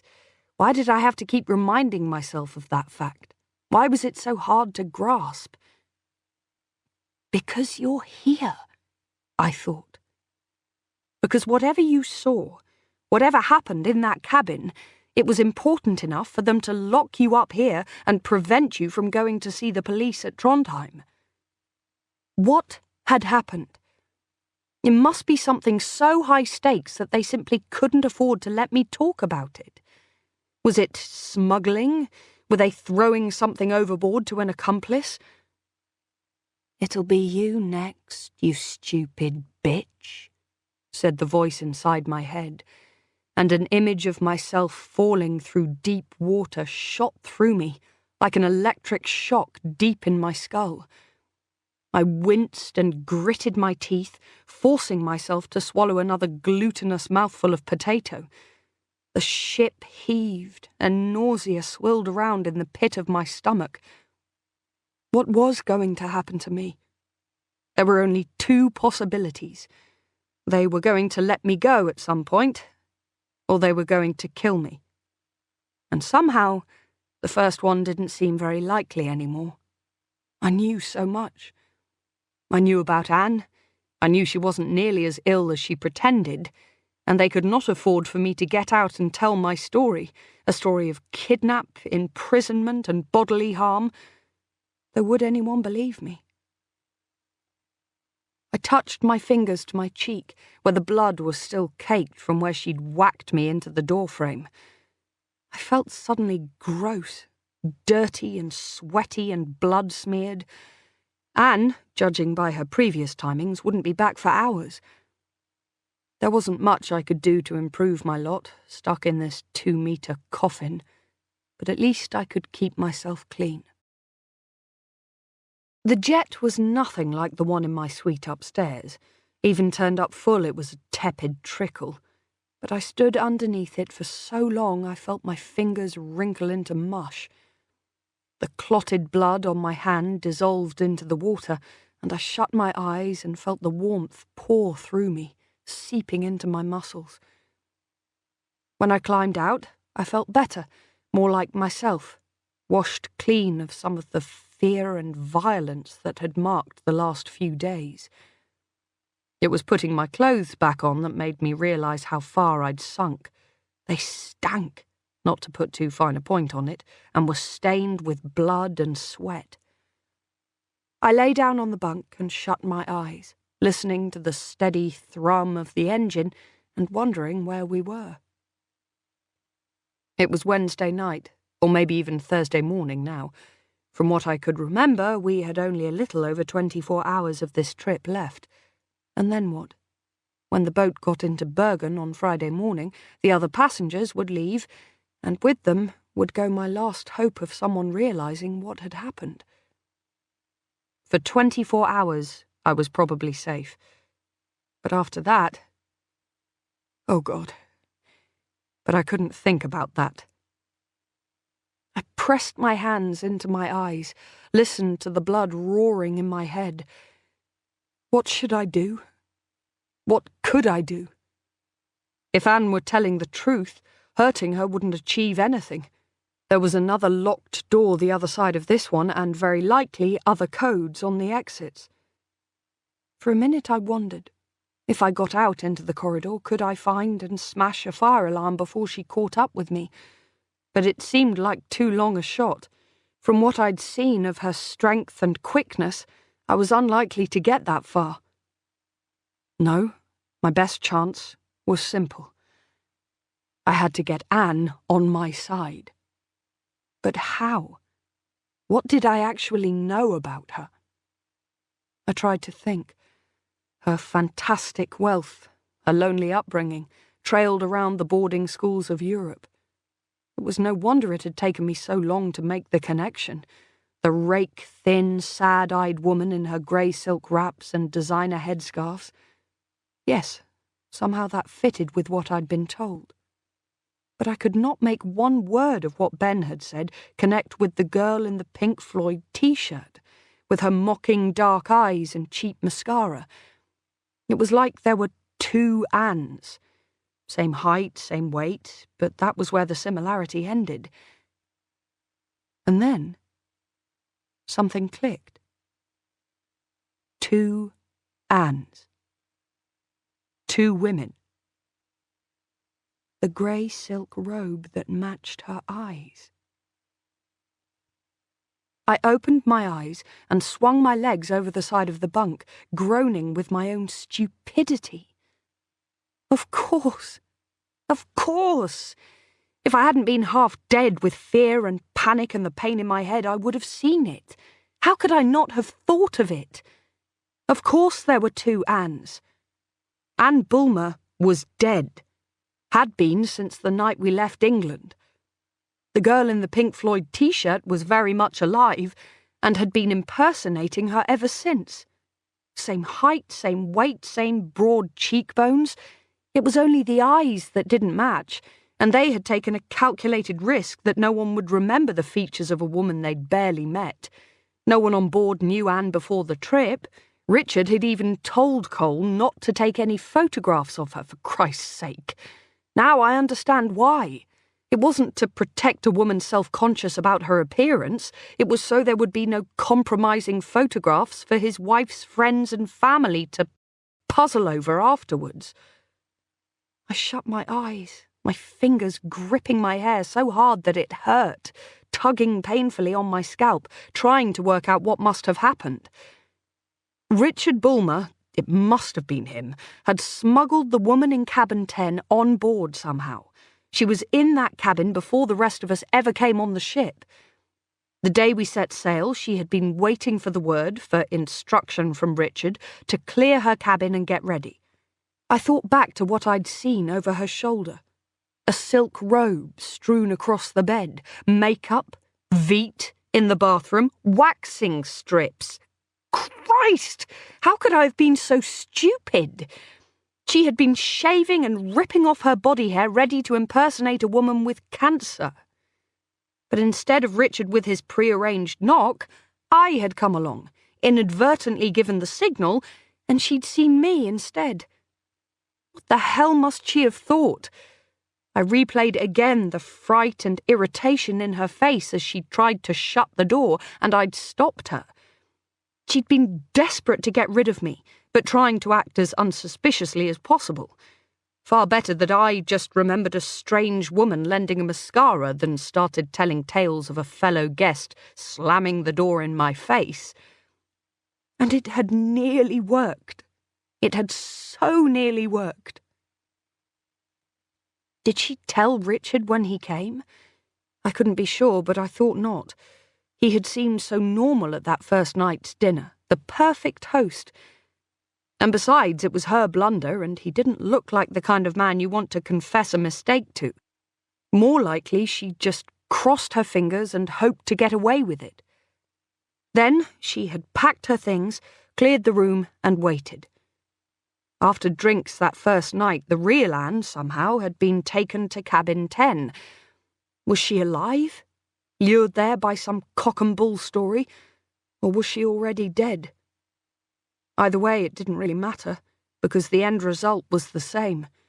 While Richard was back in Lars's cabin establishing his alibi with an uninterrupted poker game, the woman in cabin 10 had bundled Anne overboard and hoped that the body would never be found.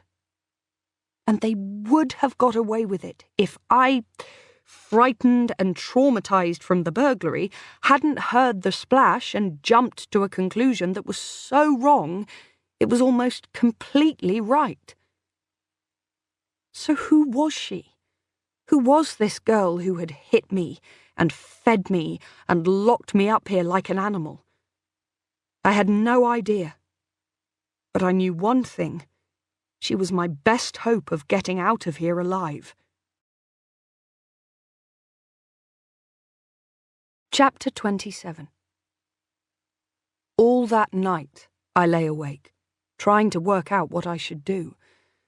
Judah and my parents would not be expecting me home until Friday and would have no reason to suspect anything was wrong until then. But the other passengers must think that I hadn't returned to the ship. Would they have raised the alarm? Or had Bulmer given them some story to explain my disappearance? Unavoidably detained in Trondheim, perhaps. Decided to return home unexpectedly. I wasn't sure. I tried to think who might be concerned enough to ask questions. I had little hope of Cole, Chloe, or most of the others making a fuss. They didn't know me. They had no contact details for any of my family. They would very likely accept whatever Bulmer told them. Ben, then. He knew me well, enough to know that an early morning flit from Trondheim without a word wasn't in character, but I wasn't sure. Under normal circumstances, perhaps he'd have contacted Judah or my parents with his concerns, but the way I had left things with him wasn't exactly normal circumstances. I had all but accused him of being complicit in a murder, and aside from his justifiable anger, he probably wouldn't be surprised at my disappearing off the ship without a word of goodbye.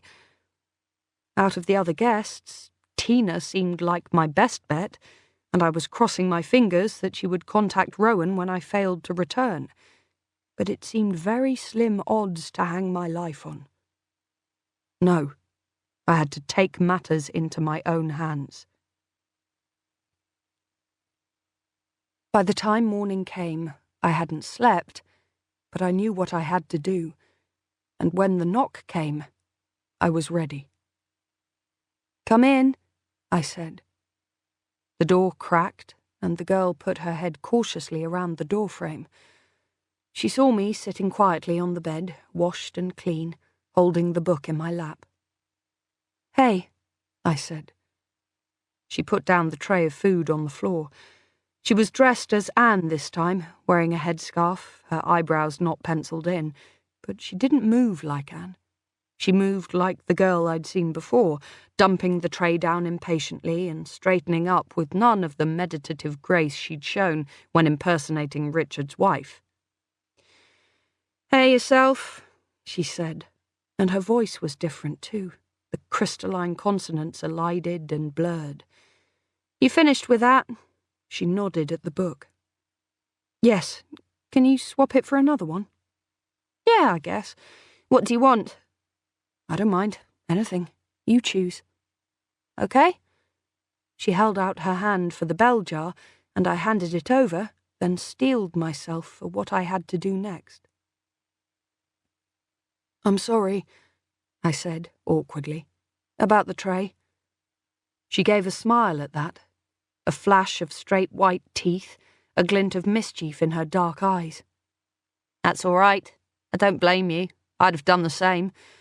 You've got a rubber one this time, though. Fool me once and all that. I looked down at the breakfast lying on the floor. The brittle melamine tray had been replaced by one made of thick, grippy plastic, the kind you serve drinks on in bars. I can't complain, I guess. I forced a smile. I earned it. Your pills on the saucer. Remember, good behaviour, yeah? I nodded, and she turned to leave. I gulped. I had to stop her, say something, anything that might prevent me from being condemned to another day and night here alone. What's your name? I said, desperately. She turned back, her face suspicious. What? I know you're not Anne. I remembered about the eyes. On the first night, Anne had grey eyes. You don't. Other than that, it's very convincing. You're a really good actress, you know. Her face went completely blank, and for a minute I thought that she was going to slam out of the room and leave me here for another 12 hours. I felt like a fisherman, reeling in a huge fish on a delicate line, my muscles tense with the effort, but trying not to jerk or show the strain. If I've got it wrong, I began cautiously. Shut up, she said, fierce as a lioness. Her face was completely transformed, savage with anger, her dark eyes full of rancour and distrust. I'm sorry, I said humbly. I didn't... Look, does it matter? I'm not going anywhere. Who would I tell? Fuck, she said bitterly. You're digging your grave. Do you get that? I nodded. But I had known that for a few days now. Whatever the girl tried to tell herself, whatever I tried to tell myself, there was only one way I was leaving this room. I don't think Richard will let me leave, I said. You know that, right? So name or no name, it doesn't really matter. Her face beneath the expensive headscarf was white. When she spoke, her voice was bitter. You fucked it all up. Why couldn't you leave well enough alone? I was trying to help, I said. I didn't mean it to sound the way it came out, but in the little room it sounded frighteningly loud. I swallowed and spoke more quietly. I was trying to help you. Don't you get that? Why? She said. It was half a question, half a cry of frustration. Why? You barely knew me. Why did you have to keep digging? Because I knew what it was like to be you. I know what it's like to wake up in the night, afraid for your life. But that's not me, she snarled. She stalked across the little cabin. Close up, I could see that her eyebrows had just the faintest brush of regrowth. It was never me. It will be, though, I said, holding her gaze so she couldn't look away. I couldn't afford to release her from the knowledge of what she was doing. When Richard's got Anne's money, what do you think his next move will be? Making himself safe. Shut up! You have no idea what you're talking about. He's a good man. He's in love with me. I stood up, level with her. Our eyes were locked, our faces just inches apart in the tiny space. That's bullshit, and you know it, I said. My hands were shaking. If this went wrong, she might lock the door and never come back. But I had to make her face up to the reality of the situation, both for my sake and hers. If she walked away now, we were very likely both dead. If he was in love with you, he wouldn't be beating you up and forcing you to dress up as his dead wife. What do you think this charade is all about? Being with you? It's not about you. If it was, he'd have got a divorce and walked off into the sunset with you. But she'd have taken her money with her. She was heir to a £1 billion dynasty. Those kinds of people don't risk marriage without a prenup. Shut up! She put her hands over her ears, shaking her head. You don't know what you're talking about. Neither of us wanted to be in this situation. Really? You think it's coincidence he fell in love with someone who bears a startling resemblance to Anne? He planned this from the beginning. You're just a means to an end. You know nothing about it, the girl snarled. She turned away from me, walked to where the window would have been if I had one, and back. There was nothing of Anne's weary serenity in her expression now. It was naked fear and fury. All the money, without the controlling wife. I think he had that carrot waved in front of his nose by Anne's illness, and suddenly he found he liked the idea. A future without Anne, but with the money. And when the doctors gave her the all-clear, he didn't want to let go of it. Is that right? And then he saw you, and a plan started to form. Where did he pick you up? A bar? No, wait. I remembered the photo on Cole's camera. It was at his club, right? You know nothing about it, the girl shouted. Nothing! And before I could say anything else, she turned on her heel, unlocked the door with a trembling hand, and slammed out of the room, the bell jar still clutched beneath her arm. The door banged shut behind her, and I heard her key scraping shakily in the lock. Then further away, another bang, and then it was still. I sat back on the bunk. Had I made her doubt Richard enough to put her trust in me? Or was she going upstairs right now to tell him this whole conversation? There was only one way to find out, and that was to wait. But as the hours slipped away and she didn't come back, I started to wonder how long that wait would be. And when she didn't reappear with supper, and hunger began to claw at my stomach, I began to suspect I'd made a horrible mistake. Chapter 28. I lay for a long time staring at the bunk above me, running over the conversation in my head and trying to work out if I'd just made the worst mistake of my life. I'd gambled on establishing some kind of bond with the girl, forcing her to face up to what she was doing, and it was starting to look like I'd failed. The hours dragged on, and still no one came. My hunger grew more and more distracting. I wished I hadn't given her back the book. There was nothing in the cabin I could distract myself with. I began to think about solitary confinement, how prisoners went slowly crazy, heard voices, begged for release. At least the girl had left the electricity on, although I wasn't sure if it was an act of mercy. She had been so furious when she left the room, she'd probably have switched it off just to punish me. More likely, she'd just forgotten. But that small fact, the idea that I could choose my environment even in such a minor way, helped. I showered again and licked the dried croissant jam off the plate. I lay on the bed and shut my eyes and tried to remember things.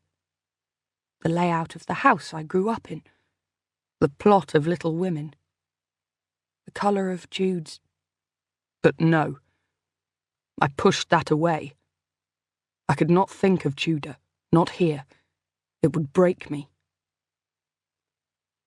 In the end, more as a way of taking charge of the situation than because I really thought it would help, I turned out the light and lay, staring into the blackness, trying to sleep. I'm not sure if I did sleep. I dozed, I guess. Hours passed, or seemed to. No one came, but at some point in the long darkness I was jerked awake and sat up, my pulse spiking, trying to fathom what was different. A noise? A presence in the dark? My heart was thumping as I slipped out of bed and felt my way by touch to the door. But when I flicked on the light, nothing was different.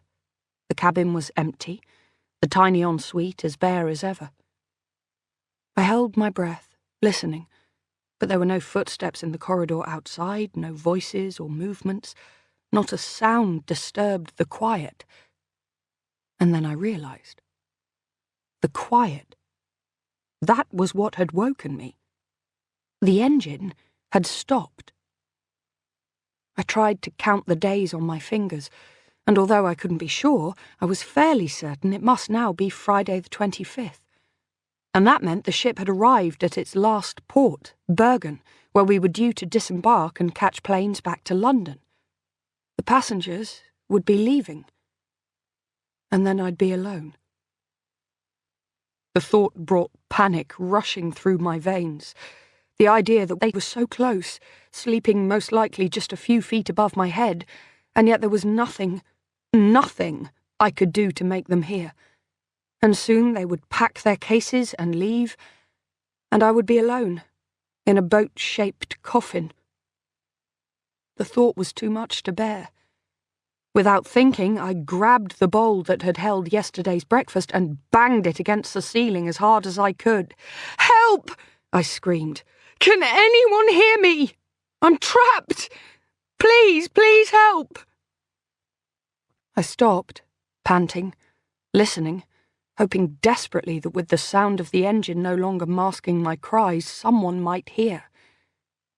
There was no answering thump, no muffled shout filtering back through the floors. But I heard something. It was a metallic grinding, as if something was scraping the outside of the hull. Had someone heard? I held my breath, trying to still my heart, which was beating so loud it threatened to drown out the faint sounds from outside the ship. Was someone coming? The grinding came again. I felt the ship's side shudder, and I realized suddenly what it was. The gangway was being lowered. The passengers were disembarking. "Help me!" I screamed, and I banged again.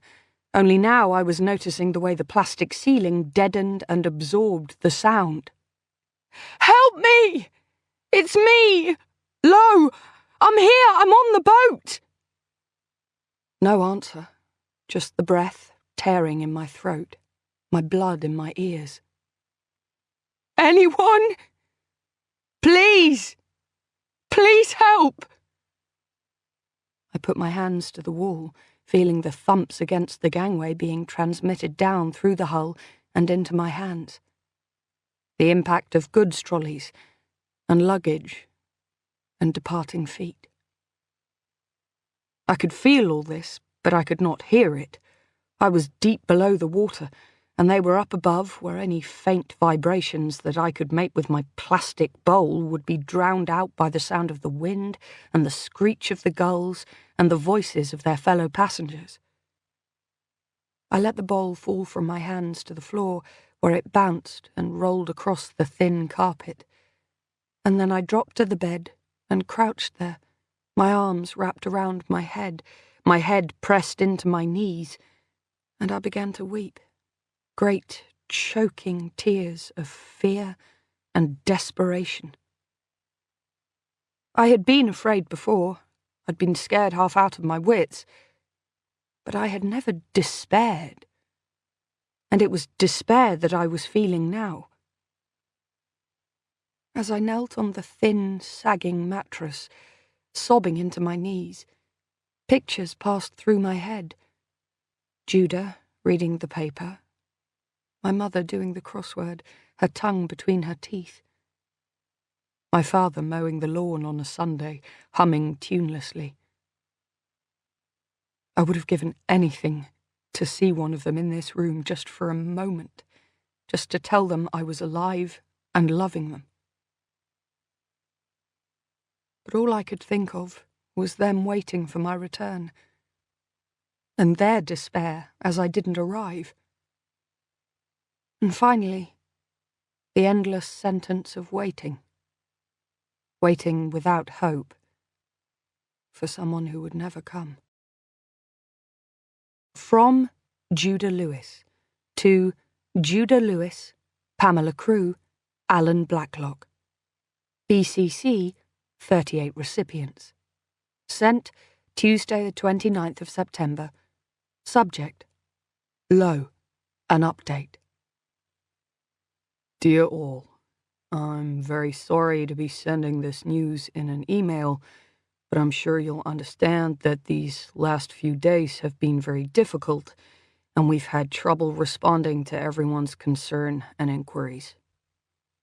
Up until now, we didn't really have anything concrete to share, and this has resulted in a lot of hurtful speculation on social media. However, we have now received some news.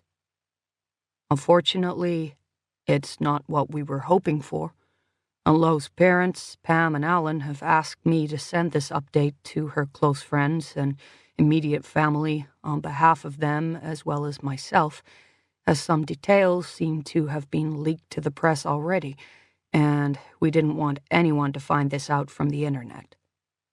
There is no easy way to say this.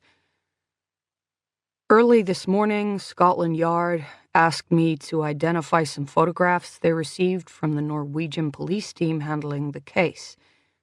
They were photographs of clothes, and the garments are Lo's. I recognized them immediately.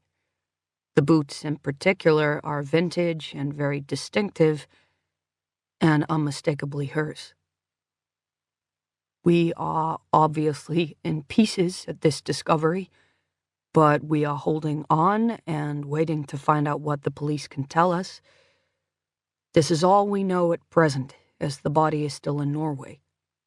In the meantime, we would please ask you to use your discretion in talking to the media. If you have anything to add to the investigation, I can give you the name of the officers at Scotland Yard handling the case at the UK end. We also have a family liaison officer who is helping us deal with media inquiries. But some of the stories that are running are upsetting and untrue, and we like to ask you all for your help in respecting Lo's privacy. We are just devastated at this turn of events and trying to come to terms with what it means, so please bear with us and know that we'll update you as soon as we can. Judah. Part 7. Chapter 29. She didn't come. The girl didn't come. The hours ticked past, blurring into each other, and I knew that somewhere on the other side of the metal coffin, people were talking and laughing and eating and drinking, while I lay here, unable to do anything except breathe and count down the seconds, minute by minute, hour by hour. Somewhere outside, the sun was rising and falling, the waves were lifting and rocking the hull, and life went on, while I sank into the darkness. I thought of Anne's body again, floating through the depths of the sea, and I thought with bitterness that she was lucky. At least it had been quick. One moment of suspicion, one blow to the head, and that was it. I was beginning to fear that for me, there would be no such mercy. I lay on the bed, hugging my knees to my chest, and I tried not to think about my hunger, about the pains that were gnawing in the pit of my stomach. My last meal had been breakfast on Thursday, and I thought at the least it must be late Friday now. I had a raging headache and stomach cramps, and when I stood to use the toilet, I felt weak and light-headed. The nasty little voice in the back of my head spoke, needling. "What do you think it's like to starve to death? Think it's a peaceful way to go?" I shut my eyes. 1, 2, 3, breathe in. It takes a long time. It'd be quicker if you could manage not to drink. An image came into my mind. Myself, thin and white and cold, curled beneath the threadbare orange blanket. I choose not to think about these images, I muttered. I choose to think about... I stopped. What? What? None of Barry's tutorials had focused on what happy images to choose when you were being held prisoner by a murderer. Was I supposed to think about my mum? About Judah? About everything I loved and held dear and was about to lose? Insert happy image here, you little fucker, I whispered. But the place I was inserting it probably wasn't the one Barry had in mind. And then I heard a sound in the corridor. I leapt upright, and the blood rushed from my head so that I almost fell, and only just managed to lower myself to the bunk before my legs buckled beneath me. Was it her? Or Bulmer? Oh, shit. I knew I was breathing too fast. I could feel my heart speeding up, and the tingling in my muscles. And then my vision began to fragment into little scraps of black and red, and then everything went black. Fuck, fuck, fuck! One word, over and over, being whispered in a panicked, tearful monotone from somewhere close. Oh, Jesus, just wake up, will you? Oh, I managed. The girl gave a kind of teary gasp of relief. Shit! Are you okay? You gave me such a scare. I opened my eyes, saw her worried face looming over mine. There was a smell of food in the air, and my stomach groaned painfully. I'm sorry, she said rapidly, helping me to sit up against the steel bunk edge, a cushion behind my back. I could smell alcohol on her breath. Schnapps or maybe vodka. I didn't mean to leave you so long. It was the day, I croaked. What? What day is it? Saturday 26th. It's late, nearly midnight. I've brought you some dinner. She held out a piece of fruit, and I snatched it, feeling almost sick with hunger, and tore into it, barely even noticing that it was a pear until the taste exploded in my mouth, almost unbearable in its intensity. Saturday. Nearly Sunday. No wonder I felt so awful. No wonder the hours had seemed to stretch out forever. No wonder my stomach was even now cramping and griping as I gulped down the pear in huge wolfish chunks. I had been locked up here without food or contact for... I tried to do the maths. Thursday morning to Saturday evening, 48, 60-something hours? Was that really right? My brain hurt. My stomach hurt. Everything hurt. My stomach shifted and cramped again. Oh, God! I tried to scramble to my feet, my legs weak and shaky. I think I'm going to be sick. I stumbled to the tiny ensuite, anxiously shadowed by the girl, who put out a hand to steady me as I elbowed my way through the narrow doorway, fell to my knees and vomited sourly into the blue-stained pan of the toilet. The girl seemed to feel my wretchedness, for she said, almost timidly, I can get you another one if you want. But there's some kind of potato thing as well. That might be better for your stomach. The cook called it pity panny or something. I can't remember. I didn't reply, just knelt over the bowl, bracing myself for the next heave. But the nausea seemed to be gone, and at last I wiped my mouth and stood slowly, pulling myself up on the handrail and testing the strength in my legs. Then I walked unsteadily back to the bunk and the tray of food. The cubes of potato looked and smelled divine. I picked up a fork and ate, more slowly this time, trying not to gulp the food. The girl watched me as I ate. "I'm sorry," she said again. "I shouldn't have punished you like that." I swallowed a mouthful of the tepid, salty potato pieces, feeling the caramelized skin crunch between my back teeth.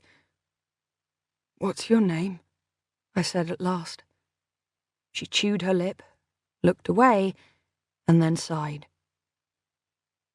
"I probably shouldn't tell you, but what does it matter? Carrie." Carrie. I took another mouthful, rolling the word around as I chewed. "Hi, Carrie." "Hi," she said, but there was no warmth or life in her voice. She watched me eat for a moment longer, and then scooted slowly back across the floor of the cabin and slumped against the opposite wall.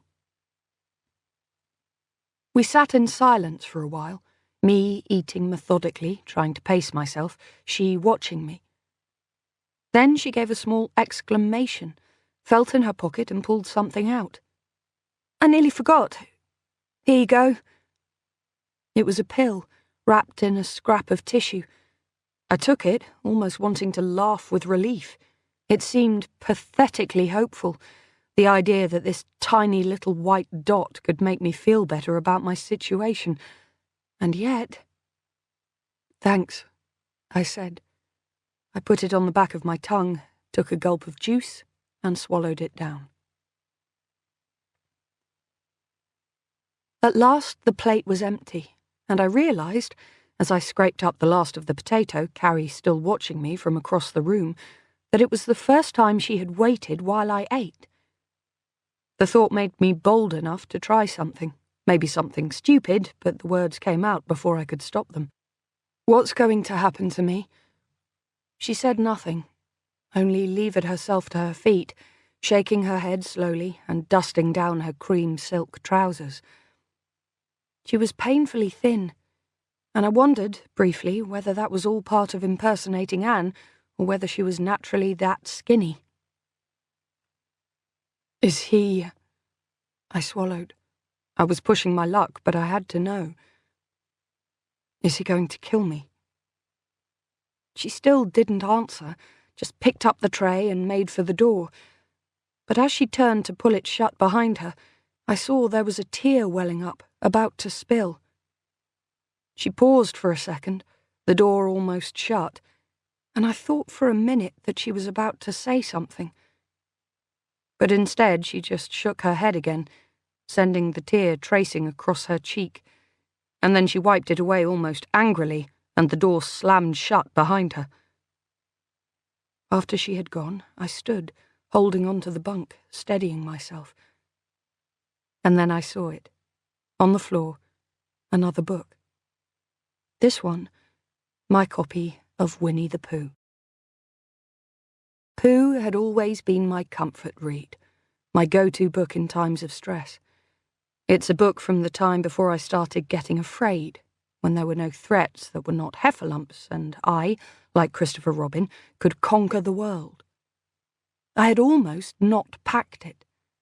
But at the last moment, when I was shoving clothes and shoes into my case, I had seen it there, resting on my night table, and I'd put it in as a kind of protective charm against the stresses of the trip. For the rest of the night, I lay on the bunk with the book open on the pillow beside me, running my fingers over the worn dust cover. But I knew the words off by heart, too well, perhaps, and somehow they failed to exert their familiar magic. Instead, I found myself running over the conversation with Carrie again and again, and thinking about what lay in wait for me. There were only two ways I was getting out of here. One was alive, and the other was dead, and I knew which way I wanted it to be. In which case, my choice was simple: to leave with Carrie's help, or without. A few days ago, a few hours ago, I would have said unhesitatingly that my only real option was without. After all, she had beaten me, imprisoned me, starved me even. But after tonight, I wasn't so sure. Her hands as she helped me to sit, the way she had waited as I ate, watching every mouthful, her face full of sadness, her eyes as she turned to leave. I didn't think she was a killer, not by choice, anyway, and something had happened these last few days that had made her realize that. I thought of the long, nightmarish wait for her to come, the way the hours had ticked past so slowly for me, my hunger growing and growing inexorably. But now, for the first time, I thought that perhaps the hours had been as slow and torturous for her too, and perhaps she too had come face to face with something she was not ready for. She must have imagined me down here, growing weaker and weaker, clawing at the door, until at last her resolve broke and she ran down with a stolen plate of lukewarm food. What must she have thought when she opened the door and found me slumped on the floor? That she had come too late?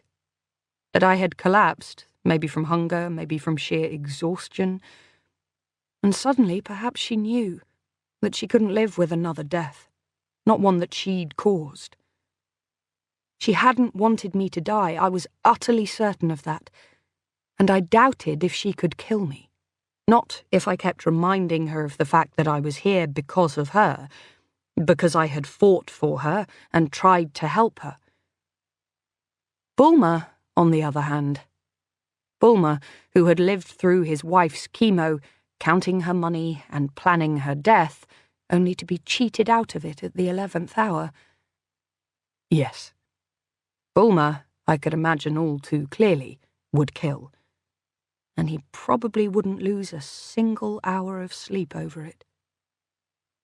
Where was he? Had he left the ship, establishing an alibi while Carrie starved me to death? I wasn't sure. He had taken good care to isolate himself far away from Anne's death. I couldn't imagine he would allow himself to be implicated in mine. As I was pondering this, I heard the slow, grinding roar of the ship's engine start up. It hummed for a while, and then I felt the whole boat rock and shift, and I knew that we were moving again, out of Bergen Harbour, the darkness swallowing the ship as we sailed back out into the North Sea. Chapter 30. The engine had stopped again when I woke up, but I could feel the shifting mass of water all around us. I wondered where we were. In the fjords, perhaps.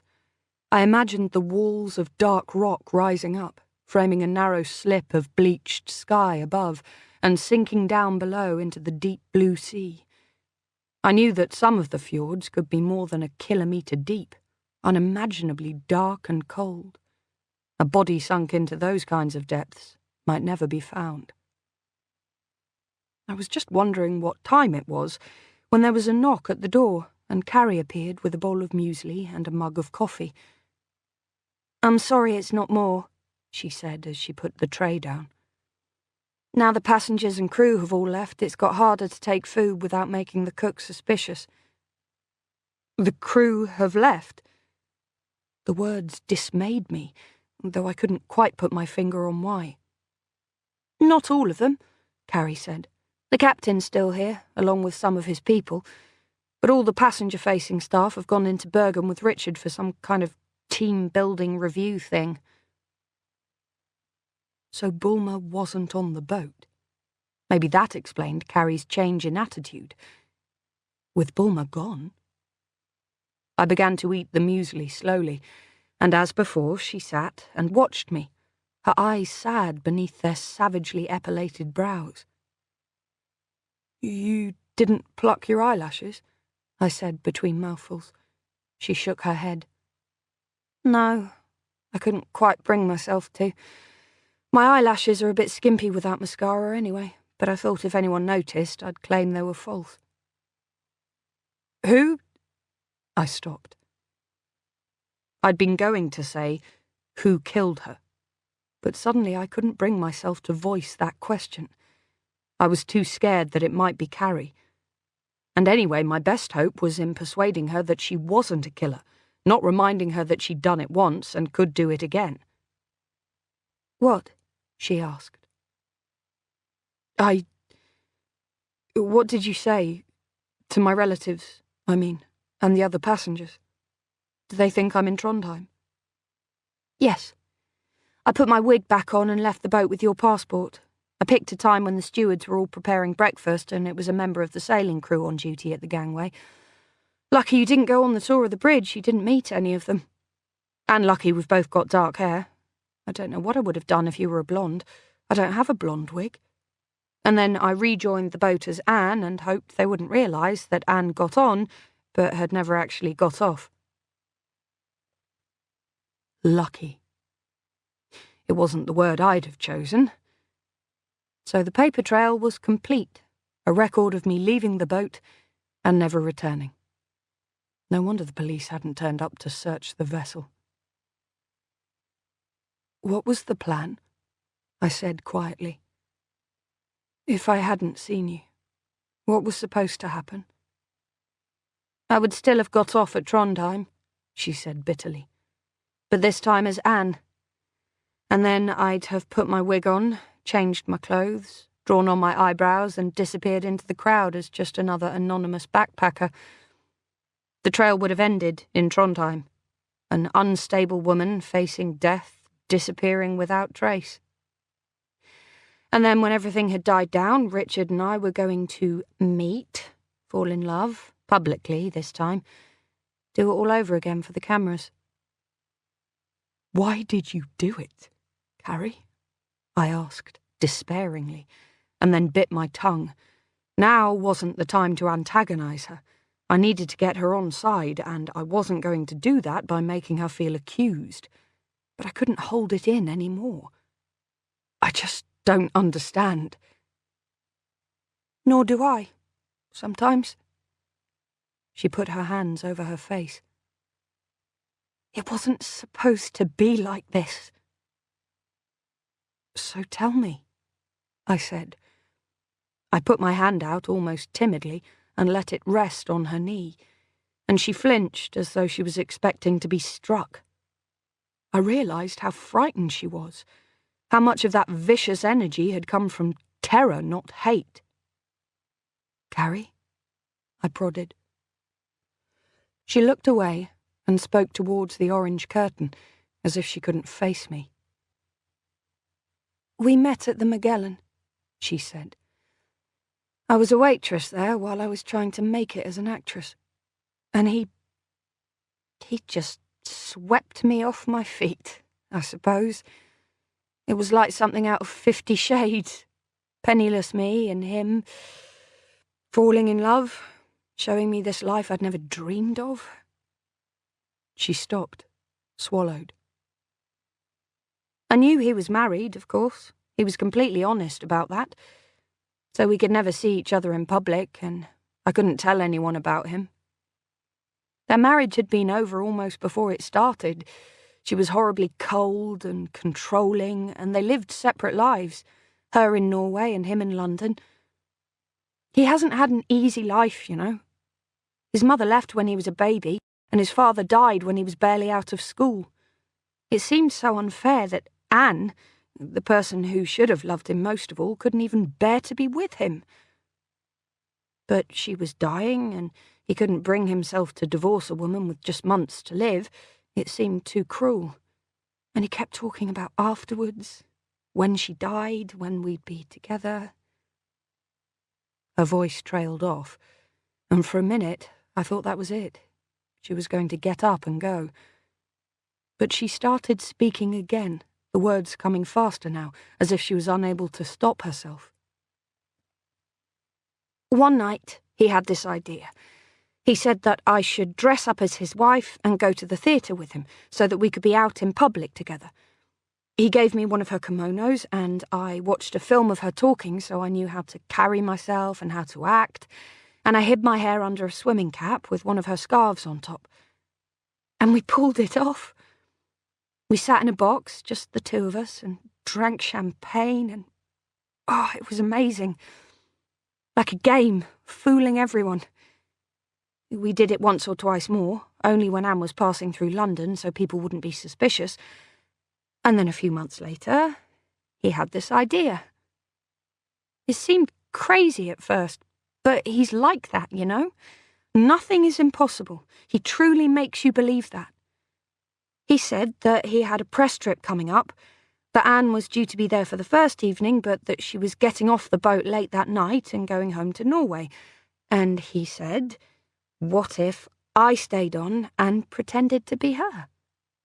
He could smuggle me on board and we could be a real couple, together in public for a whole week. He promised me I could pull it off. He said that no one on board had actually met her, and he would make sure no one photographed me so there wouldn't be any chance of getting caught afterwards. The boat was stopping in Bergen at the end of the trip, so people would just assume Anne had stayed on for a few extra days, and then I could change into my own clothes on the last day and go home as me. He arranged for one of the other guests not to turn up, so there was an empty cabin, and he said the only thing... She stopped. The only thing was, I'd have to cut my hair to be convincing. But it seemed worth it to be with him. She swallowed, and when she spoke again, it was more slowly. On the first night, I was just getting into my clothes as Anne when Richard came to the cabin. He was beside himself. He said that Anne had found out about the affair and had gone mad, lashing out at him. He'd pushed her away to try to protect himself, and she had stumbled and hit her head on the coffee table. When he tried to revive her, he found... She faltered, but carried on. He found she was dead. He didn't know what to do. He said that if there was a police investigation, my presence on board would come out and no one would believe his version of the fight. He said that both of us would be prosecuted, him as a murderer, me as an accessory to a premeditated plot. He said it would come out, the fact that I'd been dressing up as Anne. He said that Cole had a photograph of me in Anne's clothes. He persuaded me. She stopped, emotion choking her voice. He persuaded me the only thing to do was to tip Anne's body overboard and carry on with the plan. If she went missing in Bergen, nothing could be traced back to us. But it wasn't supposed to happen like this. Objections crowded to the tip of my tongue, screaming to be unleashed. How could Anne have got off the boat on the first night when we weren't due to arrive in Norway until the following day? And how could she get off without her passport, without the crew knowing that she'd left? It didn't make sense. The only explanation was that Richard had never intended Anne to walk down that gangplank of her own volition. And surely Carrie must know that herself. She wasn't stupid. But I'd seen this kind of willful blindness before, women who insisted their boyfriends weren't cheating in the face of all the evidence. People working for horrendous employers who'd persuaded themselves they were just following orders and doing what was necessary.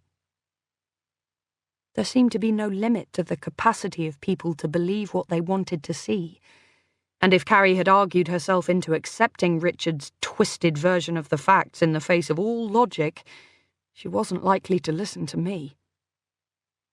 Instead, I took a deep breath and asked the question that everything hinged on. What's going to happen to me?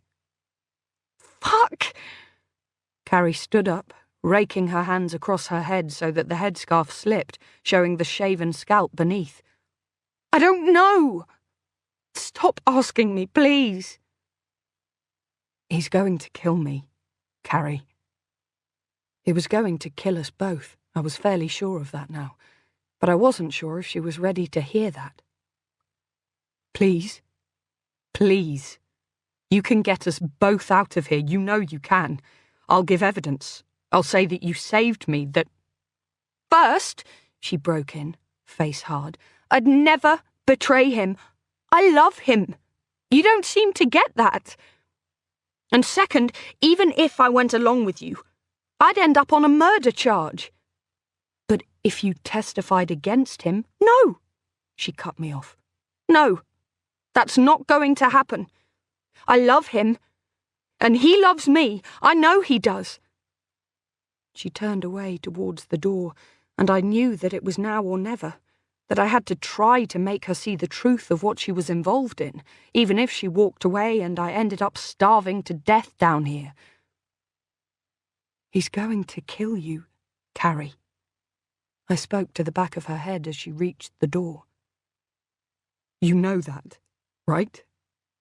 He's going to kill me, and then kill you. This is your last chance." "I love him," she said. There was a crack in her voice. "So much that you helped him kill his wife?" "I didn't kill her!" she shouted, the anguished cry painfully loud in the cramped space. She stood with her back to me, her hand on the door handle, and her whole narrow body shook like a child racked by sobs. "She was already dead. At least, that's what he said. He left her body in the cabin in a suitcase, and I wheeled it to cabin 10 when you were all at dinner. All I had to do was throw the whole thing over the side while he was playing poker. But—" She stopped, turned back round, slumped to the ground, her head bowed to her knees. "But what?" The case was incredibly heavy. I think he'd weighted it with something, and I banged it against the door frame, getting it into the suite. The lid sprang open, and that's when—" She gave a sob. "Oh, God! I don't know anymore. Her face, it was all bloody, but just for a second I thought her eyelids fluttered." Jesus! I went cold with horror. "You mean you didn't throw her over alive, did you?" "I don't know." She buried her face in her hands. Her voice was cracked, high and reedy, with a tremor like someone on the verge of hysteria. "I screamed. I couldn't help it. But I touched the blood on her face and it was cold. If she'd been alive, the blood would have been warm, wouldn't it? I thought perhaps I just imagined it, or it was some kind of involuntary movement. They say that happens, don't they, in morgues and stuff. I didn't know what to do. I just shut the case. But I can't have fastened it properly because when I threw it over the side, the catch burst open and I saw her face. Her face in the water. Oh, God!" She stopped, her breath coming fast and choking.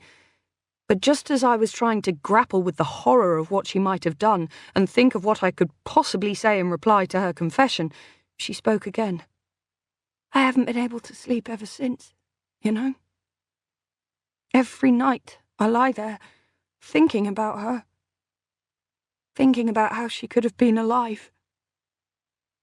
She looked up at me, and for the first time I saw her feelings naked in her eyes, the guilt and fear she'd been trying so desperately to hide ever since that first night. "This isn't what was supposed to happen," she said brokenly. "She was supposed to die at home, in her own bed, and I... "You don't have to do this," I spoke urgently. "Whatever happened with Anne's death, you can stop this now. Can you really live with killing me? One death on your conscience has driven you half crazy, Carrie. Don't make it two. I'm begging you. For both of us. Please let me go. I won't say anything, I swear. I'll tell Judah I got off in Trondheim and must have blacked out. No one would believe me anyway. They didn't believe me when I said a body went over the side. Why would this be any different?" I knew why. Because of DNA. Fingerprints, dental records, the traces of Anne's blood that must remain on the glass screen and somewhere in Richard's cabin. But I didn't say any of that, and Carrie didn't seem to have thought of it. Her panic seemed to have been excised along with her tumbling, spewed-out confession, and her breathing had slowed. Now she stared at me, her face tear-stained but calm, and oddly beautiful now that her hysteria had passed. "Carrie?" I said timidly, hardly daring to hope. "I'll think about it," she said. She got to her knees, picked up the tray and turned for the door. As she did, her foot knocked against the copy of Winnie the Pooh and she looked down. Something in her face changed, and she picked it up, riffling the pages with her free hand. "I loved that book as a kid," she said. I nodded. "Me too. I must have read it 100 times. That bit at the end with the ring of trees, it always makes me sob." "My mum used to call me Tigger," she said. "She used to say, 'You're like Tigger, you are. No matter how hard you fall, you always bounce back.'" She gave a shaky laugh and then tossed the book onto the foot of the bunk, making an obvious effort to snap back to practicalities. "Listen, I might not be able to bring you supper tonight. The cook's getting suspicious. I'll do my best, but if I can't, then I'll bring you something extra for breakfast, okay?" "Okay," I said, and then, moved by some impulse, "Thank you." I thought about it after she left. The stupidity of thanking a woman who was keeping you captive, buying your compliance by withholding food and drugs. Was I developing Stockholm Syndrome? Maybe. Although if I was, she had a considerably more advanced case than I did. Maybe that was closer to the truth. We weren't captor and captive, but two animals in different compartments of the same cage. Hers was just slightly larger. That day passed agonizingly slowly. After Carrie had left, I paced the room, trying to ignore my growing hunger and my growing fear of what would happen if Carrie didn't face up to the reality of Richard's plan. I was absolutely certain that he had never intended Carrie to live much beyond establishing Anne's departure at Bergen. When I shut my eyes, pictures rippled in front of them. Anne's face, glassy-eyed with terror as Carrie let the suitcase fall. Carrie, walking innocently along some alleyway in Norway, a figure coming up behind her. And now me. To distract myself, I thought about home and Jude, until the pages of Winnie the Pooh blurred in front of me, and the familiar, well-worn phrases dissolved into a flood of tears that left me too exhausted to do anything but lie there. I was just beginning to lose hope of supper and conclude that Carrie hadn't been able to get any food after all, when there was a sound from the outer door and the noise of rushed footsteps in the corridor outside. I was expecting her to knock, but instead I heard the key in the lock and she flung the door open. It was obvious as soon as she came into the room that she wasn't carrying any food, but all that went out of my head when I saw her panicked expression. "He's coming!" she burst out. "What?" "Richard! He's coming back tonight. It was supposed to be tomorrow, but I just got a message. He's coming back tonight." Telegraph Online, Tuesday the 29th of September. Breaking news. Second body found in search for missing Briton, Laura Blacklock.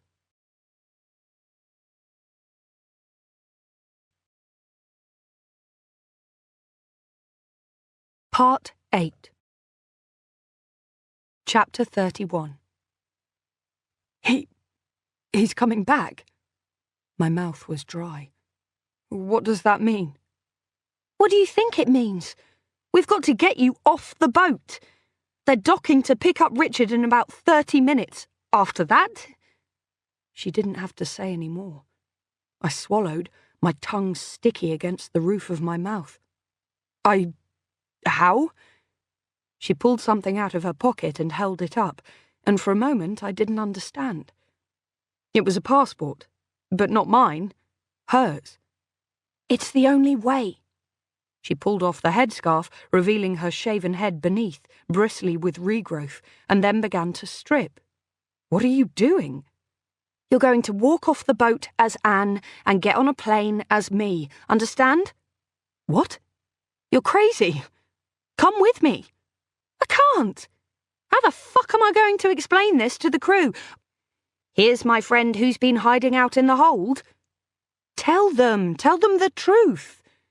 She shook her head. She was down to her underwear now, shivering in spite of the foggy heat of the stale air in the cabin. And say what? Hi, I'm a total stranger. The woman you think I am got pushed off the boat. No. I have no idea if I can trust any of them. At best, he's their employer. At worst. So what then? I was half hysterical. You'll stay here and let him kill you too? No. I've got a plan. Just stop arguing and take my clothes. She held them out, a bundle of silks that felt feather-light in my hands when I took them. Her skinniness was shocking, her bones practically poking through her skin, but I couldn't look away. Now give me yours. What? I looked down at myself, at the stained, sweaty jeans and the t-shirt and hoodie I'd been wearing for almost a week now. These? Yes! Hurry up! Her voice was edgy. What size are your feet? 6, I said, my voice muffled as I stripped off my t-shirt. Good, mine too.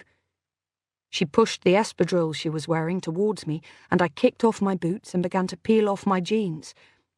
We were both down to our underwear now, me awkwardly trying to cover myself, she completely focused as she began to pull on my discarded clothes. I pulled the silk tunic over my head, feeling the expensive fabric whisper cool against my skin. She pulled an elastic band off her wrist and handed it silently across. What's this for? Pulling your hair back.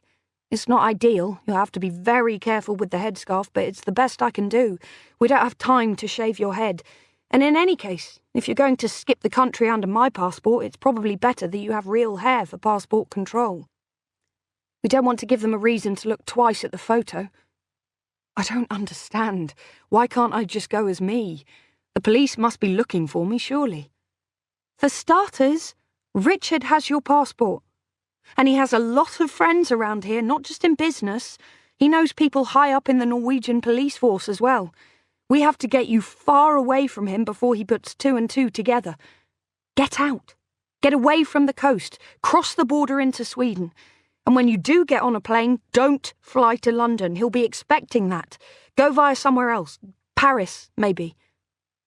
You're being ridiculous, I said.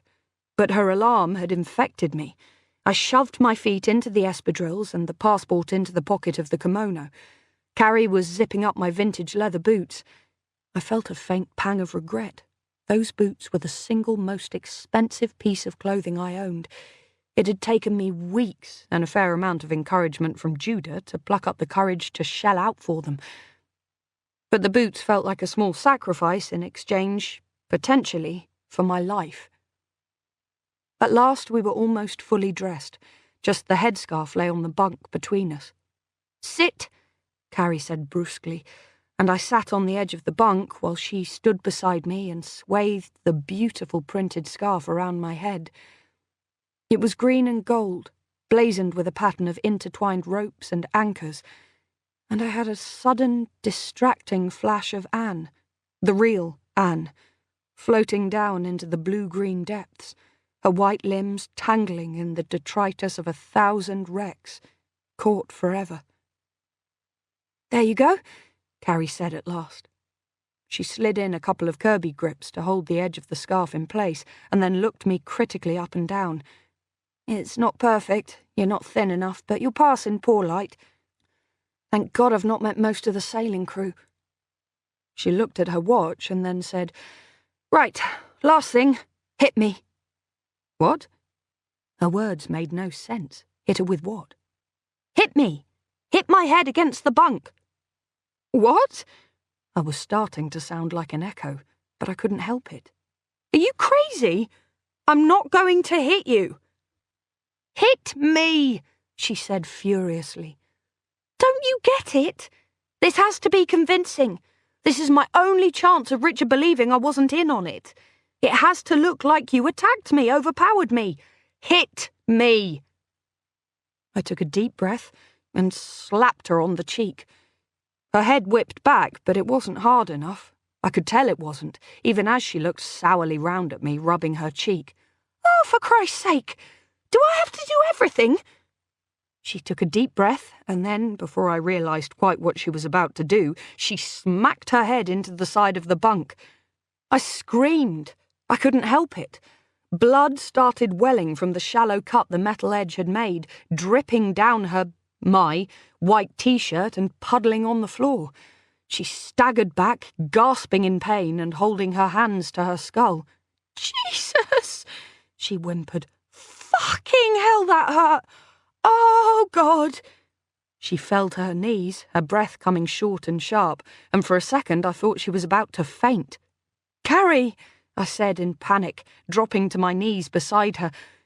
"Carrie, are you—" "Don't kneel in it, you stupid bitch!" she screamed, pushing my hand away. "Do you want to ruin everything? You can't have blood on your clothes. What the hell would the crew say? Oh, Christ! Oh, God, why won't it stop bleeding?" I got awkwardly to my feet, half tripping on the trailing kimono, and for a moment I just stood there, trembling. Then I came to my senses and ran to the bathroom to get a thick wadge of tissue. "Here you go." My voice shook. She looked up ruefully and then took the tissue and pressed it to the cut. Then she sank back onto the bunk, her face grey. "What should I do?" I asked. "Can I help you?" "No. The only thing that can help me is if Richard believes you beat me up so badly I couldn't have stopped you. Hopefully this'll do the job. Now get out," she said hoarsely, "before he comes back and this is all for nothing. Carrie, what can I do?" "Two things," she said, her teeth gritted against the pain. "First, give me 24 hours before you go to the police, okay?" I nodded. It wasn't what I'd meant, but I felt I couldn't refuse her that, at least. "Second, get the fuck out," she groaned. Her face was now so white that I was frightened, but there was a fierce determination in her expression. "You tried to help me, didn't you? That's what got you in this mess. Now this is the only thing I can do to help you, so don't make it a waste of my time. Get the fuck out." "Thank you," I croaked. She didn't say anything, just waved a hand towards the corridor. As I got to the door, she spoke. "The key card for the suite's in your pocket. You'll find about 5,000 kroner in a purse on the dressing table. It's a mixture of Norwegian, Danish and Swedish, but there's nearly £500 worth, I think. Take the whole thing. It's got credit cards and ID. I don't know the PIN numbers for the cards. They're not mine, they're Anne's, but you might find somewhere that'll let you sign. You'll have to ask someone to lower the gangway so you can get off the boat, unless they've already got it out for Richard. Tell them that he's just phoned and you're going to meet him en route." "Okay," I whispered. "Change your clothes and get away from the port as soon as you can. That's it." She shut her eyes and lay back.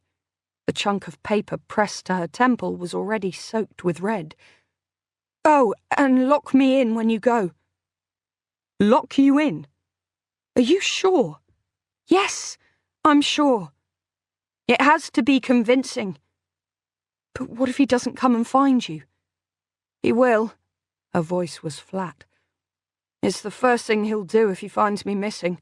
He'll come and check on you." "Okay," I said reluctantly. "What's the PIN code for the door?" "The door?" She opened tired eyes. "What door?" "You said there was a second locked door outside this one with a PIN panel." "I lied," she said wearily. "There's no door. I just said that so you wouldn't jump me. Just keep climbing." "Thank you, Carrie." "Don't thank me." Her eyes were closed again. "Just pull this off. For both of us. And don't look back." "Okay." I moved towards her. I don't know what, to hug her, maybe. But her chest was spattered with fresh blood, with more coming from the wound at her temple. And she was right. Bloodstains on my gown wouldn't help anyone, least of all her. It was the hardest thing I've ever done, turning my back on a woman who looked like she was bleeding to death, all because of me. But I knew what I had to do, for both of us. "Goodbye, Carrie," I said. She didn't answer. I fled. The corridor outside was narrow and hot as hell, even hotter than the stuffy little cabin I had left. There was a heavy clasp across the door, drilled roughly into the plastic, and a thick padlock with a key sticking out of it. I snapped it across, swallowing against the guilt that was constricting my throat, and then hesitated, my fingers over the key. Should I take it? I left it. I didn't want Carrie to spend a moment longer in there than she had to. The cabin door was at one end of the drab beige corridor. At the other was a door marked "No Entry, Authorized Crew Only," and then, past that, a flight of stairs. I took one stricken look back at the locked cabin door, behind which Carrie lay bleeding, and then I ran for the stairs and began to climb. Up and up I climbed, my heart beating in my chest, my legs shaky with disuse. Up the service stairs, drably carpeted and edged with metal. I felt my hands slip with sweat on the plastic banister, and in my mind's eye I saw the dazzling glare of the great stairway, the glint of crystal, the feel of the polished mahogany rail beneath my fingers smooth as silk. I felt a laugh bubble up inside me, as irrational as the time I giggled through my grandmother's funeral, my fear and fright turning to a kind of hysteria. I shook my head and pushed on, up the next flight, past doors marked maintenance and staff only. I kept climbing until I reached a huge steel door with a bar across it, like a fire escape. I stood for a moment, panting from the long climb, feeling the cold sweat pooling at the base of my spine. What was on the other side? Behind me lay Carrie, curled on the bunk in that airless coffin of a room. My stomach turned, and I forced myself to put that picture out of my mind and focus, coldly and deliberately, on the steps that lay ahead. I had to get out. And then, as soon as I was safe, I could... But what? Call the police in defiance of Carrie's request? As I stood there, my hand on the door, I had a searing flashback to that night in my flat, to cowering inside my own bedroom, too scared to open the door and confront whoever was on the other side. Perhaps it would have been better if I'd kicked down the locked door, burst out and confronted him, even if it meant being beaten bloody. I could be in hospital right now, recovering, Judah at my side, not trapped in this waking nightmare. Well, the door wasn't locked now. I shoved my hand against the release and pushed it open. Chapter 32. The light. It hit me like a slap, leaving me blinking and dizzy, gaping at the rainbow prisms of 1,000 Swarovski crystals. The service door led directly out onto the great stairway, where the chandelier blazed day and night, a giant fuck you to economy and restraint and global warming, not to mention good taste. I steadied myself on the polished wooden handrail and looked left and right. There was a mirror at the turning point of the stairs, throwing back the reflected glare of the chandelier, multiplying the dancing light again and again. And as I turned, I caught sight of myself in it, and for a moment I did a double take, my heart leaping into my throat.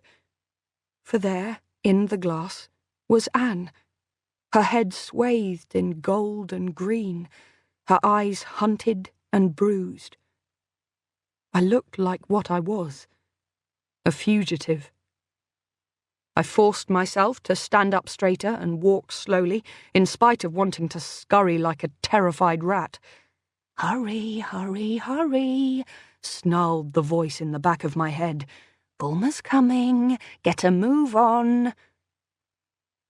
But I kept my pace slow and steady, remembering Carrie's stately walk, the way she measured each pace like someone conserving their strength. I was heading towards the front of the ship, to cabin 1, and in my pocket my fingers closed over the sweet key, feeling its reassuring hardness under my sweaty fingers. And then I came to a dead end. Stairs leading up to the restaurant, no way through into the prow. Fuck! I had taken a wrong turn. I turned back, trying to remember the route I had taken when I went to see Carrie, that night before Trondheim. God, was it really only last week? It felt like an age, a different life. Wait, it was supposed to be right at the library, not left, wasn't it? Hurry, for God's sake, hurry! But I kept my pace steady, kept my head up, trying not to look back, not to imagine the hands snatching at my flowing silk robes, dragging me back down below. I turned right, then left, then past a storeroom. This looked right. I was sure I remembered the photograph of the glacier. Another turn, and another dead end, with stairs leading up to the sun deck. I wanted to sob. Where were the fucking signs? Were people supposed to find cabins by telepathy? Or was the Nobel suite deliberately hidden away so that the hoi polloi couldn't bother the VIPs?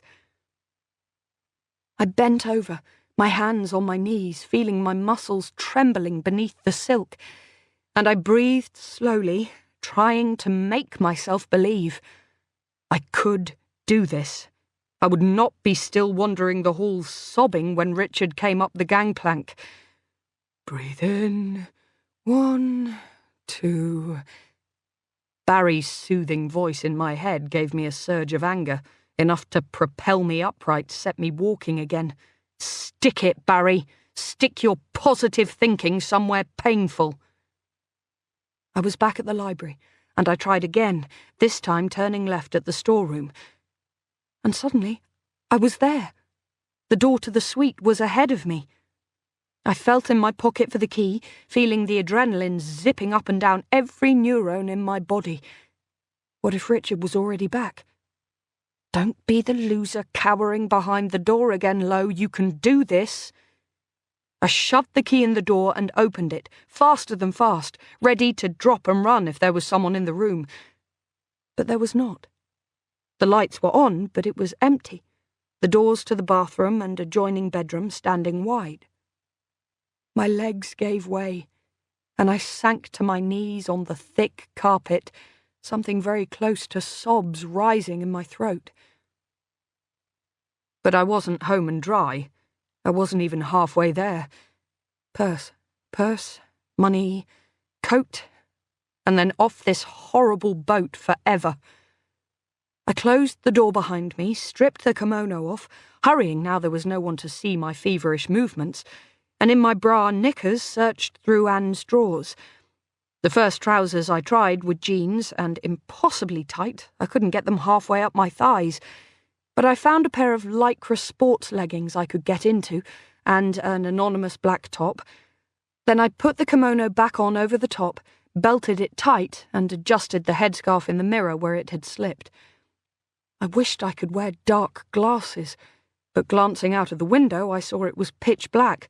The clock on Anne's bedside table said 11:15. Oh God, Richard would be back any minute. I pushed my feet into Carrie's espadrilles and then looked around for the purse she had described. There was nothing on the immaculately polished dressing table, but I opened a couple of the drawers at random, wondering if the maid might have put it away for safekeeping. The first drawer was empty. The second I tried had a clump of patterned headscarves, and I was about to close it again when I noticed there seemed to be something beneath the pile of soft silks, a hard, flat shape among the gossamer thin wraps. I pushed them aside, and my breath caught in my throat. Nestled beneath was a handgun. I had never seen one in real life before, and I froze, half expecting it to go off without even being touched. Questions clamouring at the back of my skull. Should I take it? Was it loaded? Was it real? Stupid question. I doubted anyone would bother to keep a replica handgun in their cabin. As for whether I should take it, I tried to imagine myself pointing a gun at someone, and failed. No, I couldn't take it. Not least because I had no idea how to use it and was more likely to shoot myself than anyone else, but more because I had to get the police to believe and trust me, and turning up to a station with a stolen, loaded gun in my pocket was the best way to ensure I was locked up, not listened to. Half reluctantly, I pulled the scarves back over the gun, shut the drawer, and resumed looking for the purse.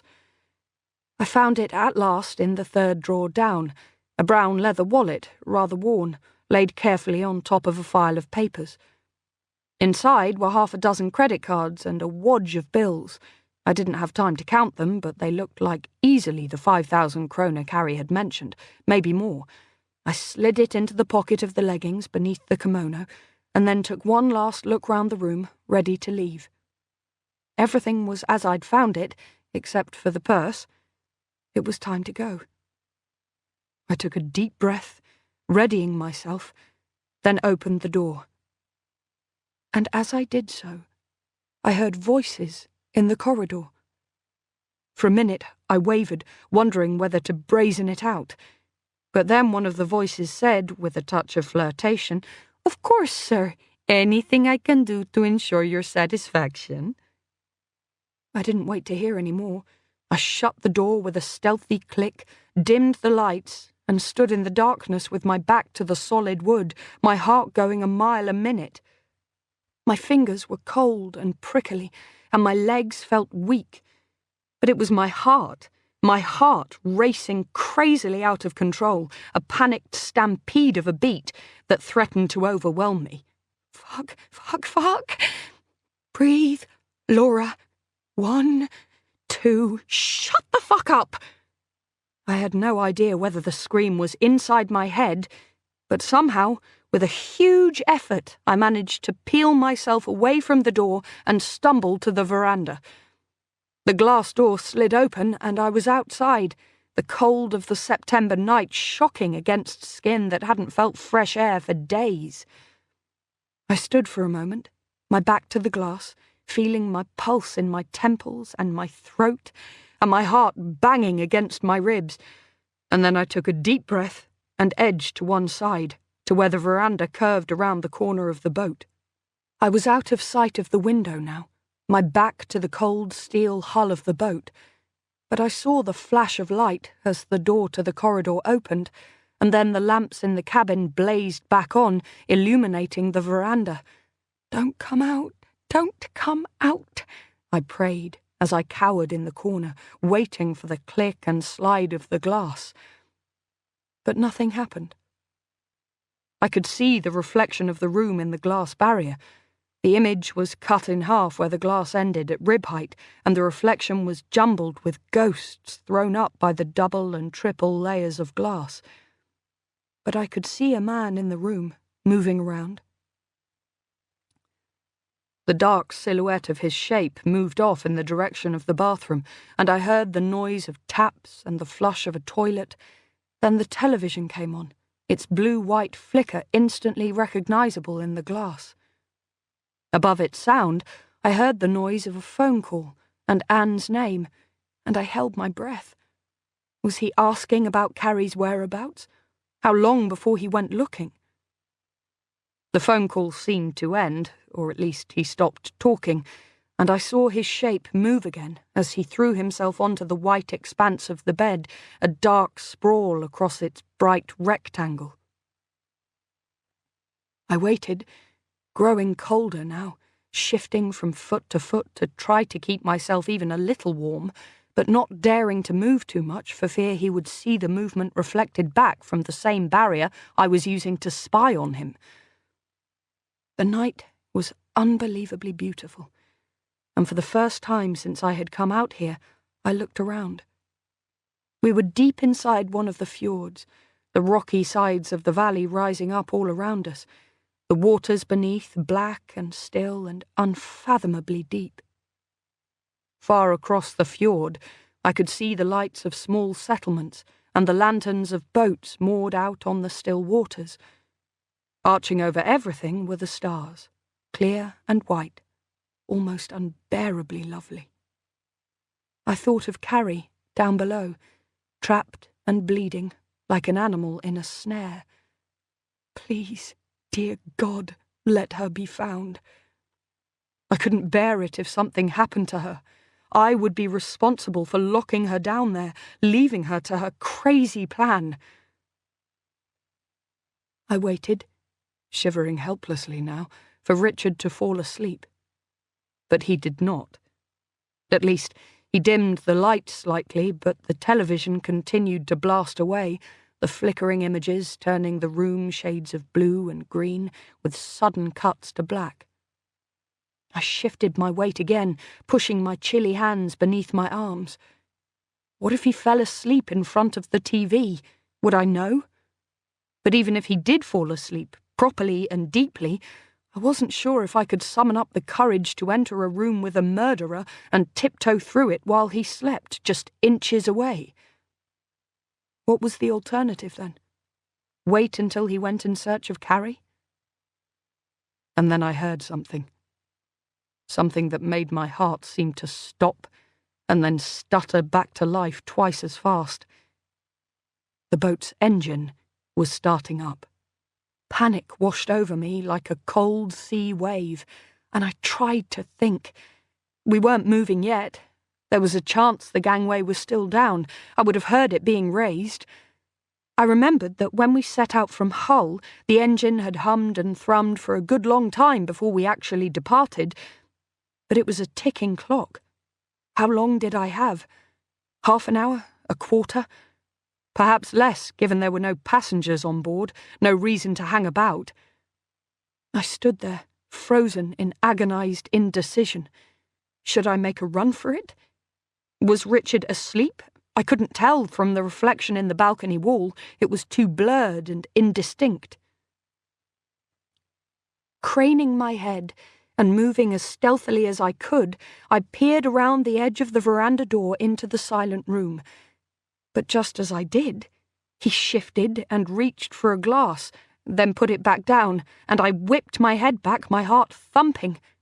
Fuck! It must be 1 a.m. Why wasn't he asleep? Was he waiting for Carrie? But I had to get off the ship. I had to. I thought of the veranda windows, how they could be opened from the outside, how someone very brave, or very stupid, might scale the high glass wall between the verandas and gain entry to the next cabin. Once inside, I could just let myself out and then make a break for the gangway. I didn't care what story I had to spin when I got there. Somehow I would get off this boat. If not for me, then for Anne. And Carrie. No, fuck it. For me. I was getting off this boat for me, because I had done nothing to deserve this, apart from being in the wrong place at the wrong time, and I was damned if Bulmer was going to add me to the list of women he had screwed over. I looked down at myself, at the flowing, slippery lines of the kimono, impossible to climb in, and I untied the belt and shrugged off the soft silk. It fell to the floor with barely a whisper, and I picked it up, balled up the fabric as tight as I could, and tossed it over the privacy screen, where it landed with a soft, barely perceptible flump. Then I looked up at the glass screen, towering above me, and swallowed. I was never going to be able to climb the privacy screen itself, that was clear, at least not without some serious equipment or a ladder.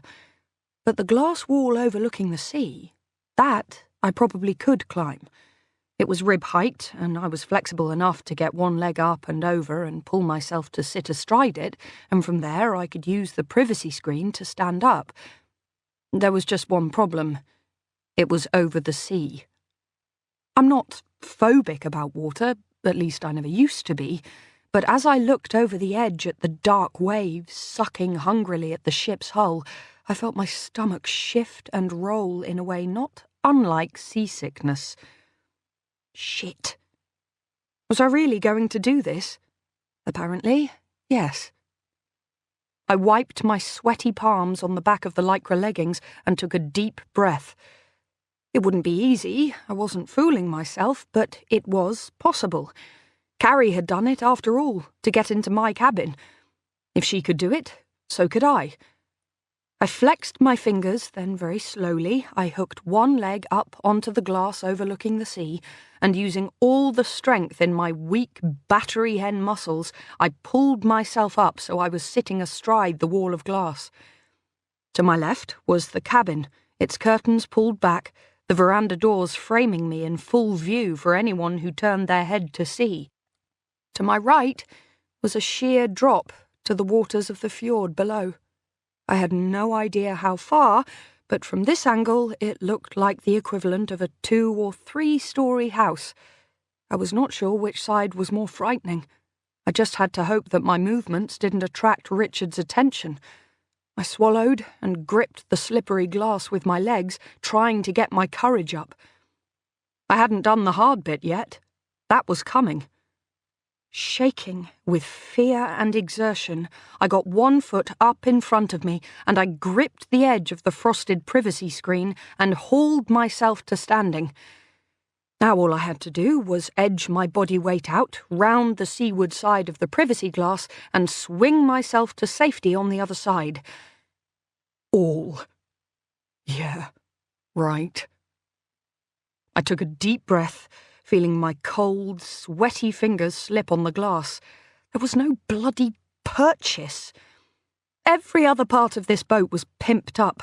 Couldn't they have spared a little bling for the privacy glass? Just a few rhinestones, some fancy etching, something to give my fingers an edge to hang on to. I put one foot out, edging it round the high wall of glass, and I instantly knew the espadrilles had been a mistake. I had left them on, thinking that something to protect my feet and give me extra purchase on the glass would be no bad thing. But as my weight swung out over the water, I felt the sole of my supporting foot slip against the sharp edge. I gasped, and my fingers tightened desperately on the glass in front of me. If sheer willpower could have held me steady, I would have made it. I felt one nail break, then two, and then the glass seemed to be pulled out from between my scrabbling hands with a suddenness that left me unable to do anything, even scream. I felt the wind against my cheek for a brief, terrifying instant, my hair flapping in the darkness, my hands still clutching at the air. I was falling backwards towards the fathomless waters of the fjord. I hit the blackness of the sea with a sound like a gunshot, a fierce, smacking blow that knocked all the breath from my lungs. I felt the air bubbling from my lungs as I plummeted through the stone-cold chill, and the icy water strike through to my bones, and as I plunged deeper into fathomless black, I felt a silky current rise from far below, grip my feet, and pull. Chapter 33. I don't remember what I felt as I sank. Only the bone-cracking smack as I hit the sea, and the paralysing cold of the water. But I do remember the gut-churning panic as the current seized me deep, deep below. "Kick!" I told my legs, feeling the breath sob in my throat. And I kicked. In the black and the cold, I kicked. First, because I didn't want to die, and then, as the black cold began to grip, because there was nothing else I could do. Because my lungs were screaming, and I knew that if I didn't break the surface soon, I would be dead. The current pulled and tugged at my legs with slippery fingers, trying to drag me deep into the darkness of the fjord, and I kicked and kicked with increasing desperation and despair. In the black, with the swirling currents of the water all around, it was almost impossible to tell which way was up. What if I was driving myself further into the depths? And yet, I didn't dare stop. The instinct to survive was too strong. "You're dying!" shouted a voice in the back of my head, and my legs had no other response except to kick and kick and kick. I shut my eyes against the salt sting, and against my closed lids lights began to spark and shimmer, terrifyingly close to the shards of light and dark that fragmented my vision when I had a panic attack. But amazingly, unbelievably, when I opened my eyes again, I could see something. The pale, luminous shimmer of moonlight on water. For a second, I almost didn't believe it. But it was coming closer and closer, and the tug of the current on my body was loosening. And then I broke the surface with a breath that sounded closer to a scream, water streaming down my face, coughing and sobbing and coughing again. I was very close to the hull of the ship, close enough to feel the throb of the engines like a pulse through the water, and I knew that I had to start swimming.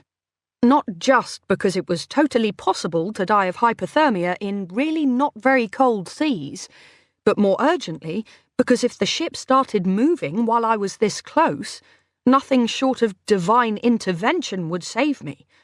And I'd had bad luck enough these past few days to make me think that if there was a God up there, he didn't like me very much. Shivering, I trod water and tried to get my bearings. I had surfaced at the front of the boat, and I could see a string of lights at the quayside and what I thought might be the dark shape of a ladder, although my streaming eyes made it difficult to be sure. It was hard to make my body obey. I was shaking so much that I could barely control my limbs, but I forced my arms and legs to start moving, and gradually began to swim towards the lights, coughing against the waves that slapped my face, feeling the chill of the water striking through to my bones, forcing myself to breathe slowly and deeply, though every part of my body wanted to gasp and pant at the physical assault of the cold.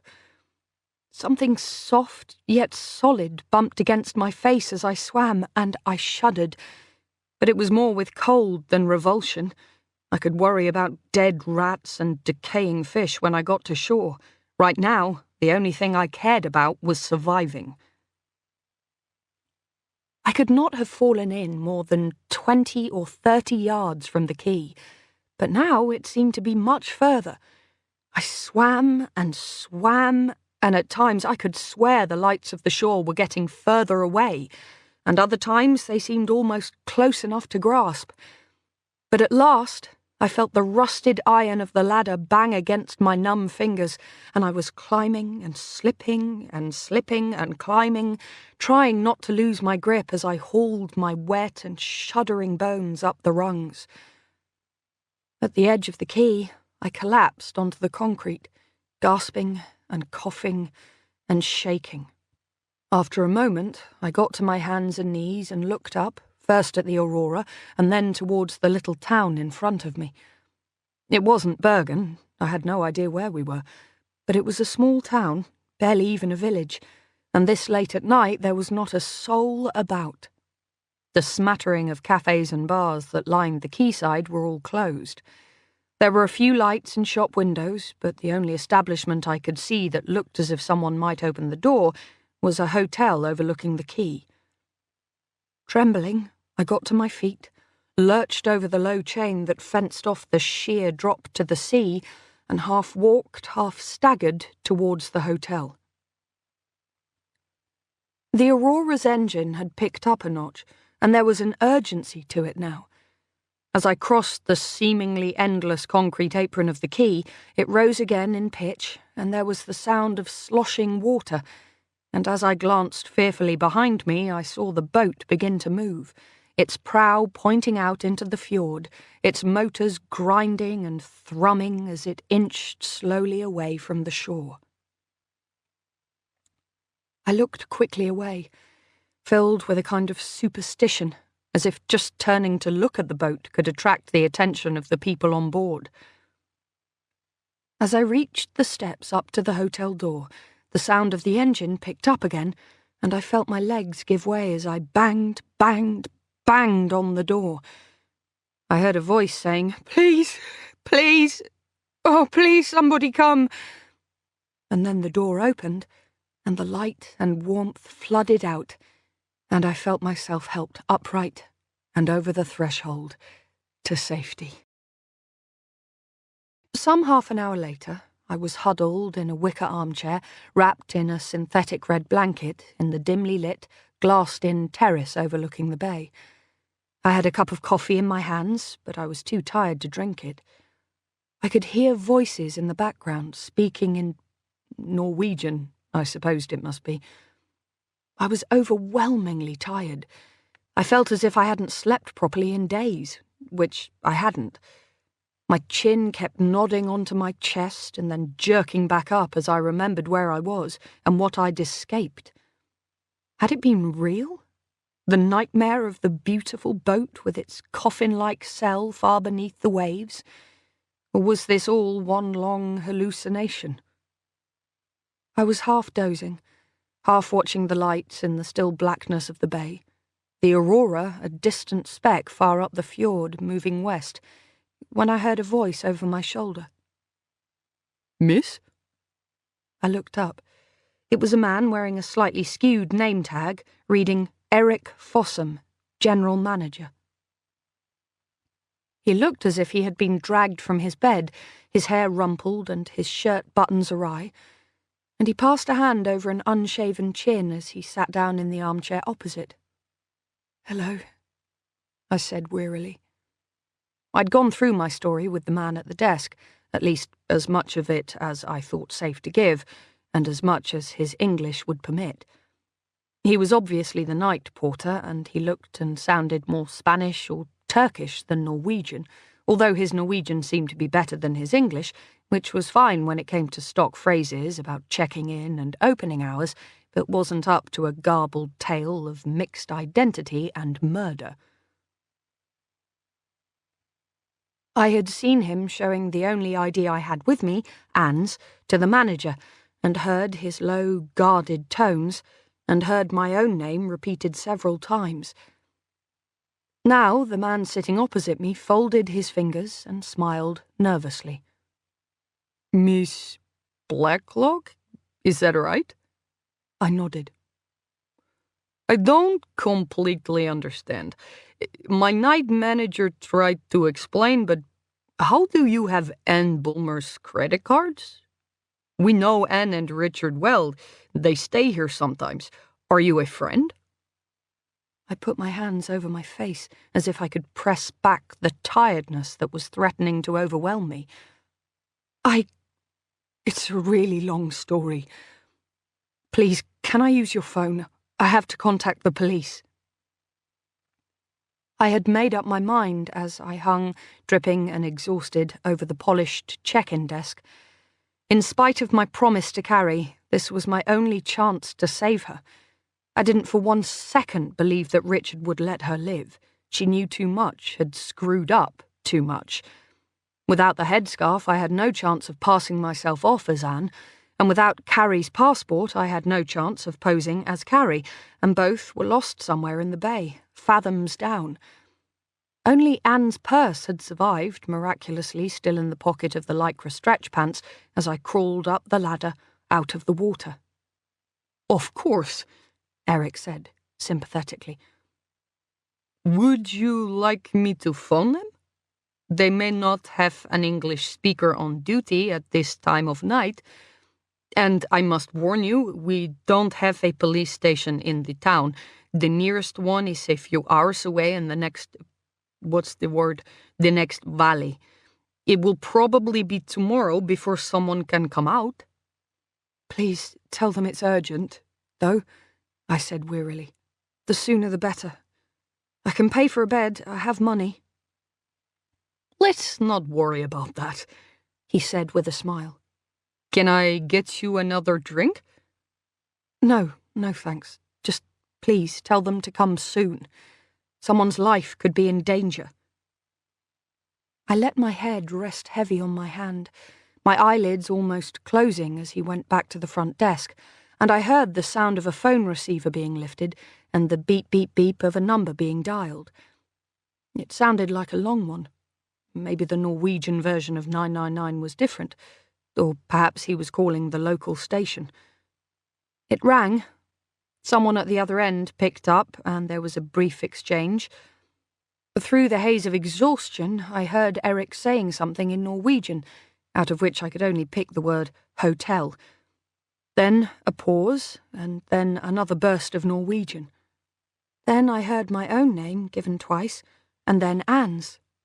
Ja, din gun, Anne, Eric said, as if the person on the other end had not heard correctly, or had not believed what he'd heard. Then, more in Norwegian, and a laugh, and finally, Takk, farvel, Richard. My head jerked up from my supporting hand, and every part of me went suddenly cold and still. I looked out to the ships in the bay, to the aurora, its lights disappearing in the far distance, and was it my imagination? It looked as if the ship had stopped. I sat for a moment longer, watching its lights, trying to measure them against the landmarks of the bay, and at last I was sure. The aurora was no longer moving west up the fjord. It was turning around. It was coming back. Eric had hung up and was dialing another number now. Politiet takk, he said as someone answered. For a moment, I couldn't move, frozen with the realization of what I'd done. I hadn't believed Carrie's assertions about Richard's web of influence, not really. I'd dismissed them as the paranoia of a woman too beaten down to believe in the possibility of escape.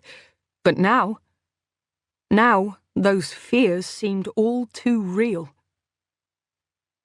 I set the coffee cup gently down on the table, let the red blanket fall to the floor, and, very quietly, I opened the terrace door and slipped outside into the night. Chapter 34. I ran through the winding streets of the little town, my breath tearing in my chest, stones cutting into my bare feet, making me wince with pain. The streets petered out, and the street lights began to disappear, but I ran on in the dark and the cold, stumbling through invisible puddles and over wet grass and gravelled paths, until my feet grew too numb for me even to feel the cuts and the stones. Even then, I kept going, desperate to put as many miles as possible between myself and Richard Bulmer. I knew that I could not keep this up, that at some point I was going to have to give in, but my only hope was to keep going as long as possible until I found myself some kind of shelter. Finally, I could not run any more. I let myself drop back to a kind of gasping, limping jog, and then, as the lights of the village grew smaller in the distance, I slowed to a painful, stumbling walk. I was on a winding road that twisted into the darkness, climbing up the side of the fjord. Every few hundred yards I looked back over my shoulder, down into the valley, to the shrinking speckle of lights on the little portside town, and to the dark slick of the fjord waters, where the lights of the aurora were coming closer. They were unmistakable now. I could see the ship clearly, and I could see, too, light beginning to tinge the sky above me. Dawn must be coming already. God, what day did that make it? Monday? But something seemed wrong, and after a few minutes I realized what it was. The lights were not to the east, but to the north. What I could see was not dawn, but the eerie green and gold streaks of the northern lights. The realization made me laugh. The bitter, mirthless choke that sounded shockingly loud in the still night air. What was it Richard had said? Everyone should see the northern lights before they died. Well, now I had. But it just didn't seem that important anymore. I had stopped for a moment, watching the shifting glory of the aurora, but now, at the thought of Richard, I began walking again. With each step, I remembered Carrie's frantic exhortations to get running and get out, her hysterical assertions about the reach of Richard's influence. It didn't seem so hysterical now. If only I had believed her. I should never have shown Anne's ID at the hotel, or trusted Eric with even the few details I'd given him. But I just hadn't quite believed that anyone, however wealthy, could have that kind of reach. Now I realized I was wrong. I groaned at my own stupidity, at the cold that was striking through my thin, damp clothes. Most of all, at the fact that I'd left the wallet on the desk. Stupid, stupid, stupid. That was 5,000 wet, soggy, but still usable kroner, and I'd left them there for Richard as a little golden hello when he turned up at the hotel. What was I going to do? I had no ID, nowhere to sleep, no means of buying so much as a bar of chocolate, let alone a train ticket. My best hope was finding a police station, but how? Where? And did I dare tell them the truth when I got there? I was just considering this when I heard the roar of an engine behind me and turned to see a car coming round the bend, frighteningly fast, clearly not expecting anyone to be out here at this time of night. I scrambled for the verge, lost my footing and fell, sliding down a length of scree that left me bloodied and scraped, my leggings in tatters, and came to a halt with a splash in a pebbly ditch, some kind of stream or drainage channel down to the fjord below. The car itself had screeched to a halt on the road some 5 or 6 foot above me, the headlamps pointing out into the valley, the smoke from the exhaust billowing red in the rear lights. I heard the crunch of feet on the road above. Richard? Or one of his men? I had to get away. I tried to stand on my ankle, felt it give, and then tried again, more carefully this time. The pain made me give a sob. At the sound, a man's figure, lit from behind so that I could see his shape only in silhouette, peered over the edge of the road, and a voice said something in Norwegian. I shook my head. My hands were shaking. I don't speak Norwegian. I tried to keep the sob out of my voice. Do you speak English? Yes, I speak English, the man said in a heavily accented voice. Give me your hand. I will help you out. I hesitated, but there was no way I could get out of the ditch without help, and if the man really intended to hurt me, he could just as easily climb down here and attack me in the shelter of the ditch. Better to get out, where I could at least run if I had to. The lights of the car shone in my eyes, blinding me, and I put my hand up, shielding them against the glare. All I could see was a dark shape and a halo of blonde hair beneath some kind of cap. It wasn't Richard, at least. That I was sure of. Give me your hand, the man said again, with a touch of impatience this time. Are you hurt? No, I'm not hurt, I said. At least, my ankle hurts, but I don't think it's broken. Put the leg there. He pointed at a rock about a foot out of the ditch, and I will pull you up. I nodded, and with a feeling that I might be doing something very stupid, I set my good foot to the rock and leaned upward with my right hand. I felt the man grab hold of my wrist, his grip immensely strong, and with a grunt he began to pull, bracing himself against a rock at the edge of the ditch. The muscles and sinews in my arm were screaming in protest, and when I tried to put my weight on my bad foot, I cried out. But at last, with a painful, scrambling rush, I was up and out of the ditch and standing trembling on the edge of the verge. What are you doing out here? The man said. I couldn't see his face, but there was concern in his voice. Are you lost? Have you had an accident? This road leads directly up the mountain. It's no place for a tourist. I was trying to think of how to answer when I realized 2 things. The first was that he was carrying something in a holster at his hip, the shape of it silhouetted against the car lights. and the second was that the car itself was a police car. As I stood there, frozen, trying to think what to say, I heard the crackle of a radio pierce the night. I managed. The policeman took a step forward, tipping his cap so that he could see me more clearly, and frowned. "What is your name, miss?" I said, and then stopped. There was another crackle from his radio, and he held up a finger. "One moment, please." He put his hand to his hip, and I saw that what I had taken for a gun was actually a police radio in a holster, hanging next to a pair of handcuffs. He spoke briefly into the receiver, and then climbed into the driver's side of the car and began a longer conversation on the car radio. "Ja?" I heard, and then a burst of conversation I didn't understand. Then he looked up at me through the windscreen, and his eyes met mine, his gaze puzzled. "Ja?" he said again. "Det är riktigt, Laura Blacklock." Everything seemed to slow down, and I knew with a cold certainty that it was now or not at all.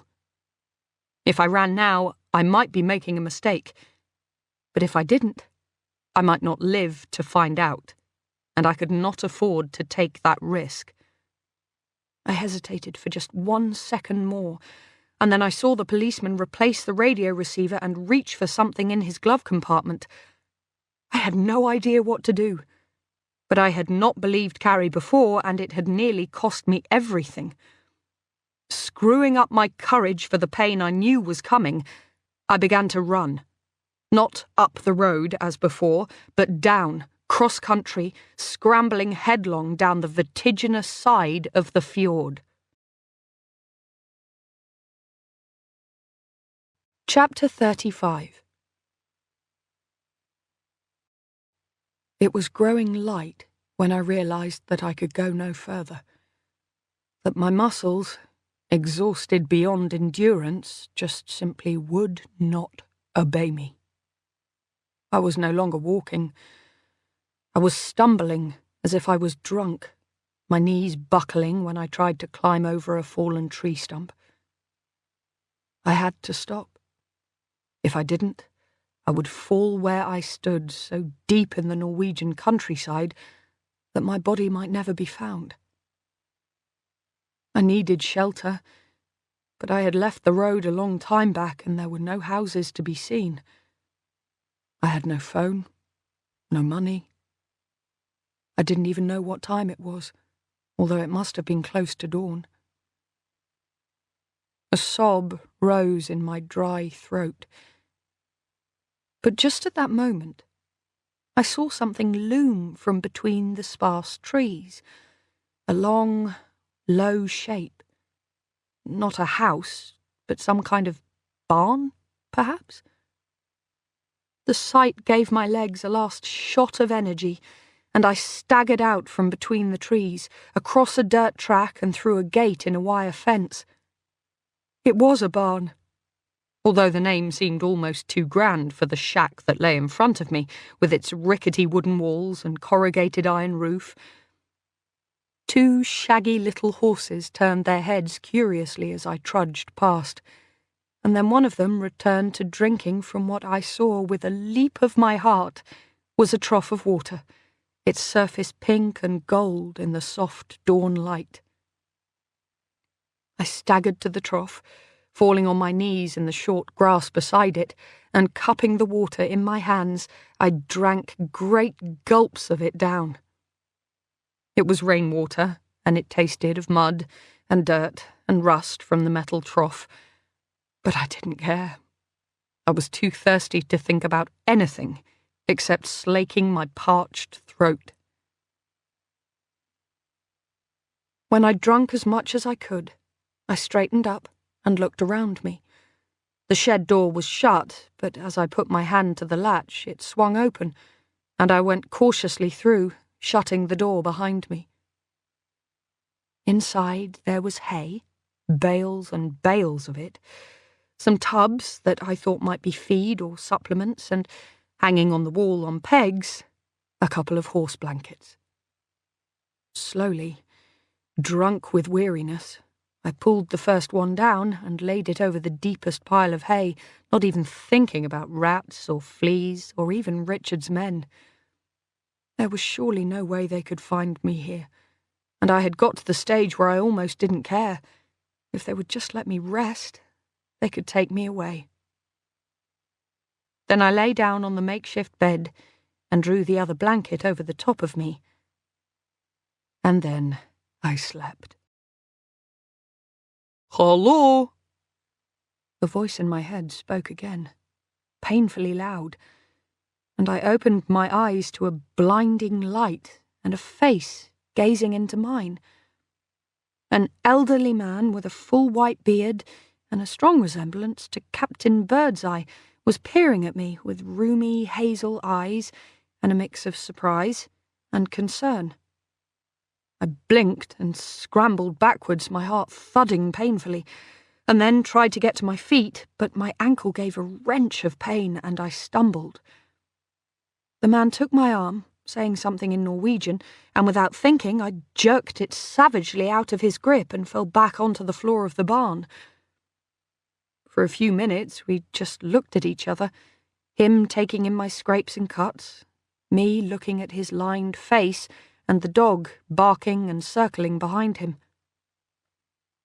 "Come," he said at last, getting painfully up from his crouch and holding out his hand with cautious calm, as if I were a wounded animal that might snap at any provocation, and not a human at all. The dog barked again, hysterically this time, and the man shouted something over his shoulder that was clearly, "Quiet, you!" "Who?" I licked dry lips and tried again. "Who are you? Where am I?" "Conrad Horst," the man said, pointing at himself. He pulled out his wallet and flicked through until he found a photo of an elderly lady with rosy cheeks and a bun of white hair, cuddling two blonde-haired little boys.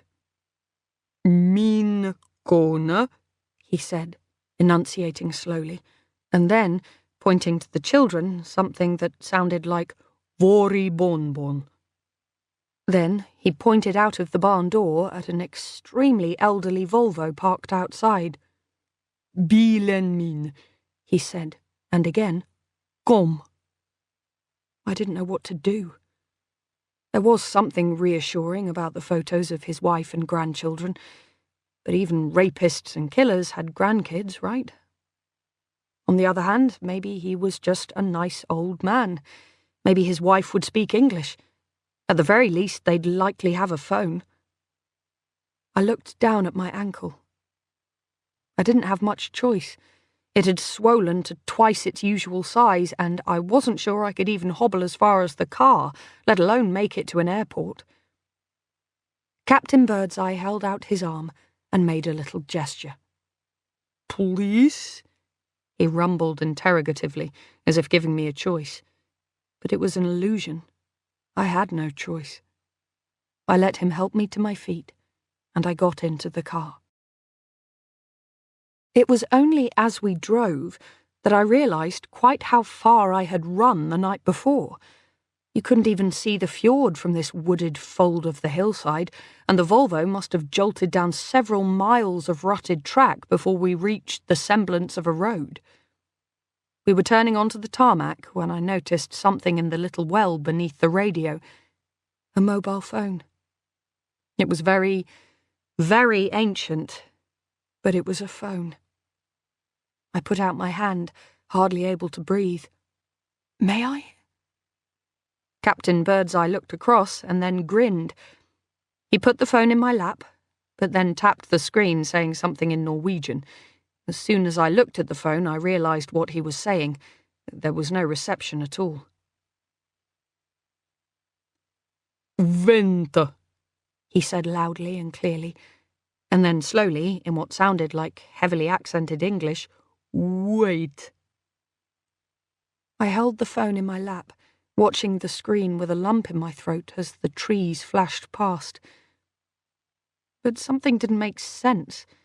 The date on the phone showed 29th of September. Either I was miscounting, or I had lost a day. This, I pointed to the date on the phone. Today is really the 29th. Captain Birdseye glanced at the screen and then nodded. Ja, schwinjune, Tuesday, he said, enunciating the word very slowly. Tuesday. Today was Tuesday. I had been asleep in that little hut for a full day and a night. I was just computing that and trying not to think about how worried Judah and my parents must be when we turned into the driveway of a neat little blue-painted house, and something flickered in the corner of the phone screen. A single bar of reception. Please? I held it up, my heart suddenly beating so hard in my throat that the words felt choked and strange in my mouth. Can I call my family in England? Conrad Horst said something in Norwegian that I didn't understand, but he was nodding, and so, with fingers that shook so hard I could hardly find the right keys, I pressed +44 and dialed the number of Judah's mobile phone. Chapter 36. We said nothing for the longest time. We just stood in the middle of the airport like two fools, holding each other. Judah touching my face and my hair, and the bruises on my cheek like he truly couldn't believe it was me. I suppose I was probably doing the same to him, I can't remember. All I could think was, I'm home. I'm home. I'm home. I can't believe it, Judah kept saying. You're okay. And then the tears started, and I began to cry into the harsh, scratchy wool of his jacket, and he didn't say anything at all, just held me like he'd never let me go. At first, I hadn't wanted the Horsts to call the police, but I couldn't make them understand that, and after I'd spoken to Judah, and he had promised to call Scotland Yard with my story, a story so improbable that I almost didn't believe it myself, I began to accept that not even Richard Bulmer could buy his way out of this one. When the police arrived, they took me to a health centre to get treatment for my cut feet and wrenched ankle, and a prescription for my medication. It seemed to take forever, but at last the doctors pronounced me fit enough to leave, and the next thing I knew, I was being driven to a police station up the valley where an official from the British Embassy in Oslo was waiting. Again and again I found myself reciting the story of Anne and Richard and Carrie, and each time it sounded more and more implausible to my own ears. You have to help her, I kept saying. Carrie, you have to go after the boat. The British official and the police officer exchanged a look, and the policeman said something in Norwegian. I knew, suddenly, that whatever it was they were holding back, it was not good news. What? I asked. What is it? What's wrong? The police have found 2 bodies, the embassy official said at last, his voice awkward and formal. The first in the early hours of Monday morning, dredged up by a fishing boat. The second, later on Monday, recovered by police divers. I put my head in my hands, grinding my fingers into my eyes, watching the pressure build and bloom as flames and sparks on the inside of my lids. I drew a deep breath. Tell me. I looked up. I have to know. The body recovered by divers was a man, the embassy official said slowly. He had been shot through the temple. The police believe it may have been a self-inflicted wound.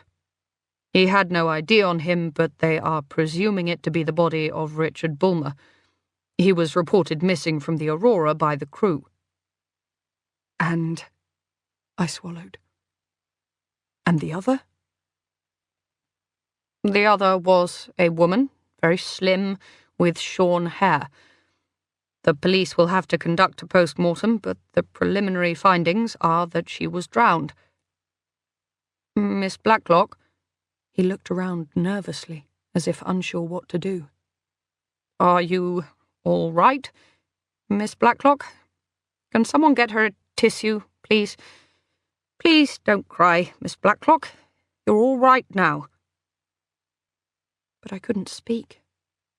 And the worst of it was that he was right. I was all right. But Carrie was not.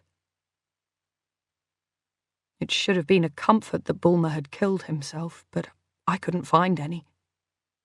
I just sat there, crying into the tissue they gave me, and thinking of Carrie and everything she'd done to me and for me. Whatever the rights and wrongs, she had paid with her life. I hadn't been fast enough to save her. Chapter 37. The taxi from the airport took us back to Judah's. We didn't discuss it exactly, but somehow I couldn't face my basement flat. I'd had enough of being shut up in lightless rooms, and Judah seemed to realize that. In his living room, he tucked me up on the couch with a blanket as if I were a small child, or someone recovering from an illness, and he kissed me very gently on my forehead, like I might break. I can't believe you're home, he said again. When they showed me your boots in that photo... His eyes welled up, and I felt my own throat scratch with tears. She took them, I said croakily, so I could pretend to be her. She... But I couldn't finish. Judah held me for a long time, and then when he could speak, he swallowed and said, You've got a lot of messages, you know. People have been calling me because your voicemail got full up. I've been writing them down. He felt in his pocket and handed me a list. I scanned down it. Most of them were names I would have expected. Lissy, Rowan, Emma, Jen. One or two were a surprise. Tina West. Very relieved you're safe. No need to call back. Chloe Jansen. Hopes you're okay. Please call if there is anything she or Lars can do. Ben Howard. No message. God, Ben. I felt a stab of guilt. I'm surprised he's speaking to me. I more or less accused him of being behind all this. Did he really call? That's not the half of it, Judah said, and I saw him wipe his eyes surreptitiously on his t-shirt. He was the one who raised the alarm. He called me from Bergen trying to find out if you'd made it home okay, and when I said I hadn't heard from you since Sunday, he told me to call the UK police and tell them it was a matter of urgency. He said he'd been raising hell since Trondheim and no one on the crew would listen to him. Don't make me feel worse. I put my hands over my face. Hey, he's still a self-important little shit, Judah said. He gave me his endearing smile, and I saw with a pang that his tooth had rerouted. And he did give a pretty crappy interview to the Mail, which made it sound like you two had barely just broken up. Okay, I said with a shaky laugh. That makes me feel a bit better about accusing him of murder. Look, do you want a cup of tea? I nodded, and he got up and made his way to the kitchen. I took a handful of tissues out of a box on the coffee table and wiped my eyes, then picked up the remote control and turned on the television, trying for some semblance of normality. I was just scrolling through the channels, looking for something reassuring and familiar, a Friends rerun maybe, or How I Met Your Mother, when I stopped dead, my heart in my mouth. My eyes were fixed on the television screen, at the man staring out at me. It was Bulmer. His eyes were locked onto mine, his mouth quirked in that asymmetric smile, and for a second I thought I might be hallucinating. I drew a breath, ready to scream for Judah, ask him if he could see the face staring out of the screen at me like a nightmare, But then it cut back to a newsreader, and I realised what was happening. It was a report of Bulmer's death. Breaking news of the death of British businessman and peer Lord Richard Bulmer. Lord Bulmer, who was the majority shareholder in the troubled Northern Lights Group, has been found dead after being reported missing just hours earlier from his luxury yacht, the Aurora, off the coast of Norway. The screen cut again, this time to Richard standing on a podium as he gave some kind of address. His lips were moving, but his speech was muted so that the newsreader could carry on narrating over the top of the images. And as the camera zoomed on his face, I found myself turning down the volume, leaving the couch, and kneeling in front of the TV, my face just inches from his. When the talk came to an end, Richard bowed, and the camera went close up on his face, and he looked straight out of the screen and gave me his characteristic little wink, so that my stomach turned and my skin crawled. I picked up the remote with shaking hands, ready to exorcise him from my life once and for all, when the camera panned, and I saw a woman seated in the front row, smiling and applauding, and I paused, my finger hovering over the off button. She was extraordinarily beautiful, with a long river of dark gold hair and broad cheekbones, and for a moment I couldn't think where I had seen her before, and then I realised. She was Anne. Anne as she had been before Richard was through with her, young and beautiful and alive. As she applauded, she seemed suddenly to realise that the cameras were on her, and her eyes flickered towards the lens, and I saw something there, although whether it was my imagination or not, it was hard to tell. It seemed to me that there was something sad in her expression, something a little trapped and afraid. But then she smiled more broadly and put her chin up, and I saw that this was a woman who would never capitulate, never give way, a woman who would fight to the last. Then the picture changed, and we were back in the newsroom, and I turned off the screen and went back to the couch. I drew the blanket over me and turned my face to the wall, listening to Judah making tea in the next room. Thinking. The clock on Judah's bedside table showed gone midnight. We were lying together, his chest moulding to my spine, his arm around me, holding me close, as if he didn't trust me not to disappear in the night. I had waited until I thought he was asleep before I let myself cry, but when a particularly big sob shook my ribs, he spoke, soft and low against my ear. "Are you okay?" "I thought you were asleep." My voice came out cracked and hoarse with tears. "Are you crying?" I wanted to deny it, but my throat had closed up and I couldn't speak, and anyway, I'd had enough of lies and pretending. I nodded, and he put his hand up, feeling the wetness on my cheeks. "Oh, honey."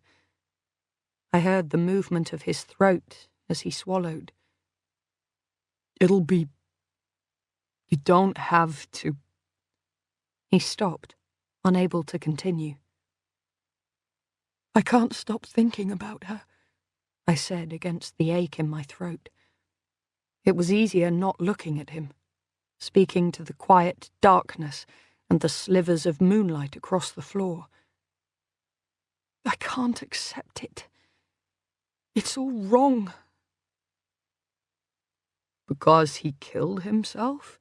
Judah asked. "Not just that. Anne. And Carrie." Judah said nothing, but I knew what he was thinking. "Say it," I said bitterly. He sighed, and I felt his chest rise and fall against my spine, his breath warm against my cheek. "I probably shouldn't say this, but I can't help but feel... glad." I twisted round under the sheets to look at him, and he held up a hand. I know it's wrong, but what she did to you? Honestly, if it had been up to me, I wouldn't have dredged her out. I'd have left her there for the fishes. It's probably a good thing it wasn't my decision. I felt anger rise up inside me. Anger on behalf of Carrie, beaten and bullied and lied to. She died because of me, I said. She didn't have to let me go. Bullshit.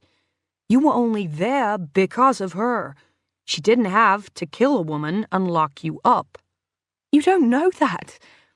You don't know what goes on in other people's relationships. I thought of Carrie's terror, of the bruises on her body, of her belief that she would never escape Richard. She had been right. Judah said nothing. I couldn't see his expression in the dark, but I felt his silent disagreement. What? I demanded. You don't believe me? You don't think people can be sucked into doing something out of fear or an inability to see any other way out? No, it's not that, Judah said slowly. I believe that. But I still think, in spite of it all, we're responsible for our own actions. We all get scared. But you can't tell me that you do that to another person, no matter how tough things seemed. Lock them up like that, imprison them, no matter how scared you were. I don't know, I said. I thought of Carrie, of how brave she had been and how fragile. I thought of the masks she wore to hide the terror and loneliness inside. I thought of the bruise on her collarbone and the fear in her eyes. I thought of how she had given up everything for me. Listen. I sat up and wrapped the sheet around me. That job you were talking about before I left, the one in New York. Did you turn it down? Yes. No. I'm going to. I haven't called them yet. After you went missing, it kind of slipped my mind. Why? Judah's voice was suddenly uneasy. Because I don't think you should. I think you should take it. What? He sat up too, and a shaft of moonlight fell across his face, showing me an expression full of shock and anger. For a minute, he didn't seem to know what to say. Then the words came pouring out. What the hell? Why? Where has this come from? Well, this is a chance in a lifetime, right? It's the post you've always wanted. I twisted the sheet around my fingers, cutting off the blood until they went numb and cold. And let's face it, there's nothing holding you here, is there? Nothing holding me here? I heard him swallow, saw his fists clench and unclench against the white sheets. I have everything holding me here. At least, I thought I did. Are you breaking up with me? What? Now it was my turn for shock. I shook my head and took his hands, rubbing my fingers across the sinews and the bones of his knuckles, hands that I knew by heart. Fuck. Jude, no. Not in a million years. I'm trying to ask. Let's go. Together.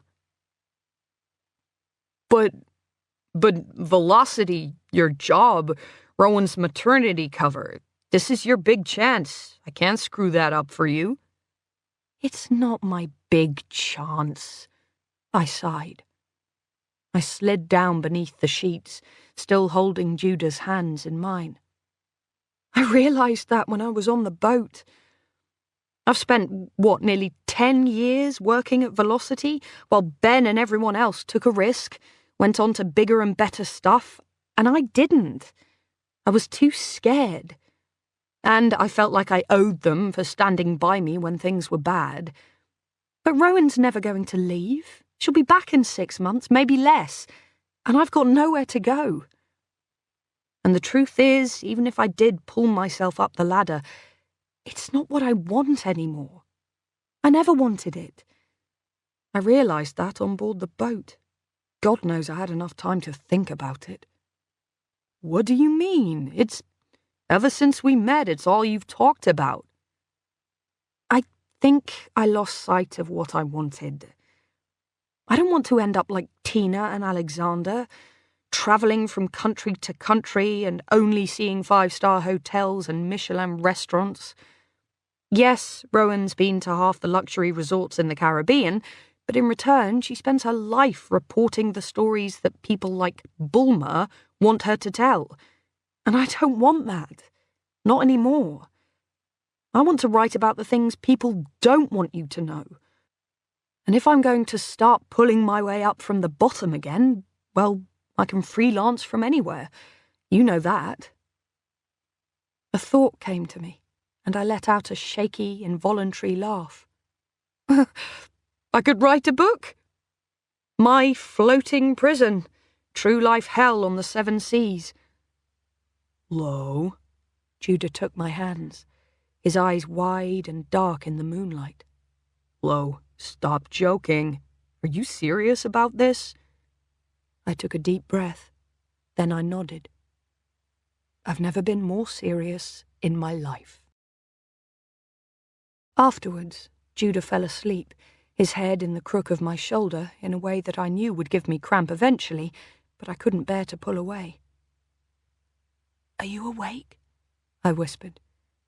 He didn't answer for a moment, and I thought that he had fallen asleep, in that way he had of slipping out of consciousness between one breath and the next. But then he stirred and spoke. Just. I can't sleep. Shh. He rolled over in my arms, touching my face. It's okay, it's all over. It's not that. It's... Are you still thinking about her? I nodded in the darkness, and he sighed. When you saw her body, I started, but he shook his head. I didn't. What do you mean? I thought the police sent you photographs to identify. It wasn't a body. I wish it had been. If I'd seen it was Carrie's corpse, not yours, I wouldn't have spent 2 days in hell thinking you were dead. It was just clothes, photographs of clothes. Why did they do that? It seemed an odd decision. Why ask Judah to identify the clothes and not the body? I felt Judah's shoulders lift in the darkness in a shrug. I don't know. At the time, I assumed it was because the body was too bashed up, but I spoke to the FLO in charge of the case after you called. I wanted to find out how the hell they could have got it so wrong, and she spoke to the Norwegians and seemed to think it was because the clothes were found separately. Huh. I lay there, trying to puzzle it out. Had Carrie kicked off the boots and hoodie to try and swim for it in a desperate attempt to get away from Bulmer? I was almost afraid to go to sleep, expecting to be haunted by Carrie's reproachful face. But when I finally closed my eyes, it was Bulmer's face that rose up in front of me, laughing, his grey hair ruffled by the wind as he tumbled down from the deck of the Aurora. I opened my eyes, my heart thumping, trying to remember that he was gone, that I was safe, that Judah was lying in my arms and the whole nightmare was over and done with. But it wasn't, because I just didn't believe what had happened. It wasn't just Carrie's death that I couldn't accept, it was Bulmer's. Not because I thought he should have lived, but because his death, out of all of it, just didn't make sense. Carrie's suicide I could have believed, but not his. Try as I might, I couldn't imagine that man with his cold, fierce determination giving up. He had fought so hard, played his cards with such cold daring. Would he really throw in his hand just like that? It didn't seem possible. But it was, and I had to accept that. He was gone. I shut my eyes again, pushing his spectre away from me, and I curled my body around Judah's, and I thought very deliberately about the future, about New York, and about the leap of faith I was about to make. For a moment, I saw a sharp, flashing image imprinted on the darkness of my closed lids, myself poised on the very edge of a high, high place, balancing on a rail, the dark waves below. But I had no fear. I had fallen before, and I'd survived. Evening Standard, Thursday the 26th of November. Mystery woman in Aurora drowning identified. Almost 2 months after the shocking discovery of 2 bodies at sea, one of them British businessman and peer Richard Bulmer, Norwegian police have today released a statement announcing the identity of the body dredged up by fishermen in the North Sea to be that of his wife, Anne Bulmer, heiress to the £1 billion Lyngstad fortune. The body of Lord Bulmer was found several hundred miles away by police divers searching the coastal waters near Bergen in Norway, after the peer was reported missing from his boat, the exclusive, boutique cruise liner, the Aurora Borealis. Not suicide. The English-language statement confirms the previous announcement by Norwegian police that the cause of Lady Bulmer's death was drowning, while Lord Bulmer's death was due to a gunshot wound to the temple. However, the document contradicts earlier reports of Lord Bulmer's suicide, stating simply that the injury was not self-inflicted, according to the findings of the local pathologist. The discovery of a gun, recovered alongside Lord Bulmer's body and wrapped in clothing belonging to missing British journalist Laura Blacklock, led to initial speculation that his death was connected to her disappearance some days before. Miss Blacklock was later found alive and well in Norway, but her parents have called for a police inquiry after they were left for several days believing that the body had been identified as that of their missing daughter. Scotland Yard stressed that the body had never at any stage been identified as Miss Blacklock, but admitted that the finding of Miss Blacklock's clothes had been poorly communicated to the family.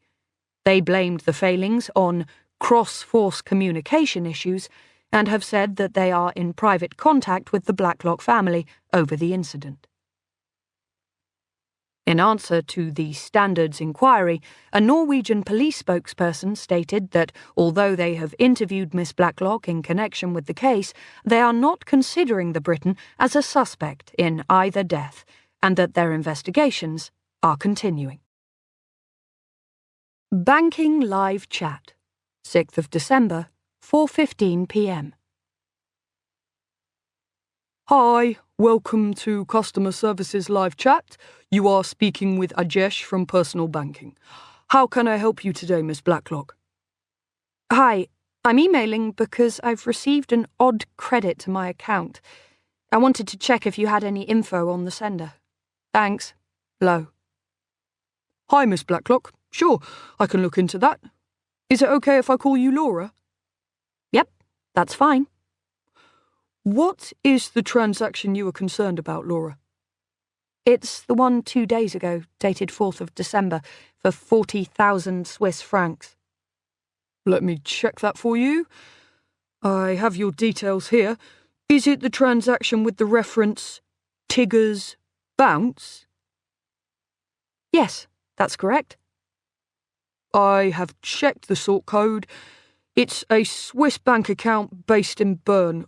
I'm sorry to say I do not have any information on the identity of the bank account holder. It is a numbered account. Does the reference convey anything? It's fine. Thanks. No worries. I'm pretty sure it's from a friend. I just wanted to check. Thanks for looking into it. You're welcome. Is there anything else I can help you with today, Laura? No, that's fine. Thanks, and goodbye.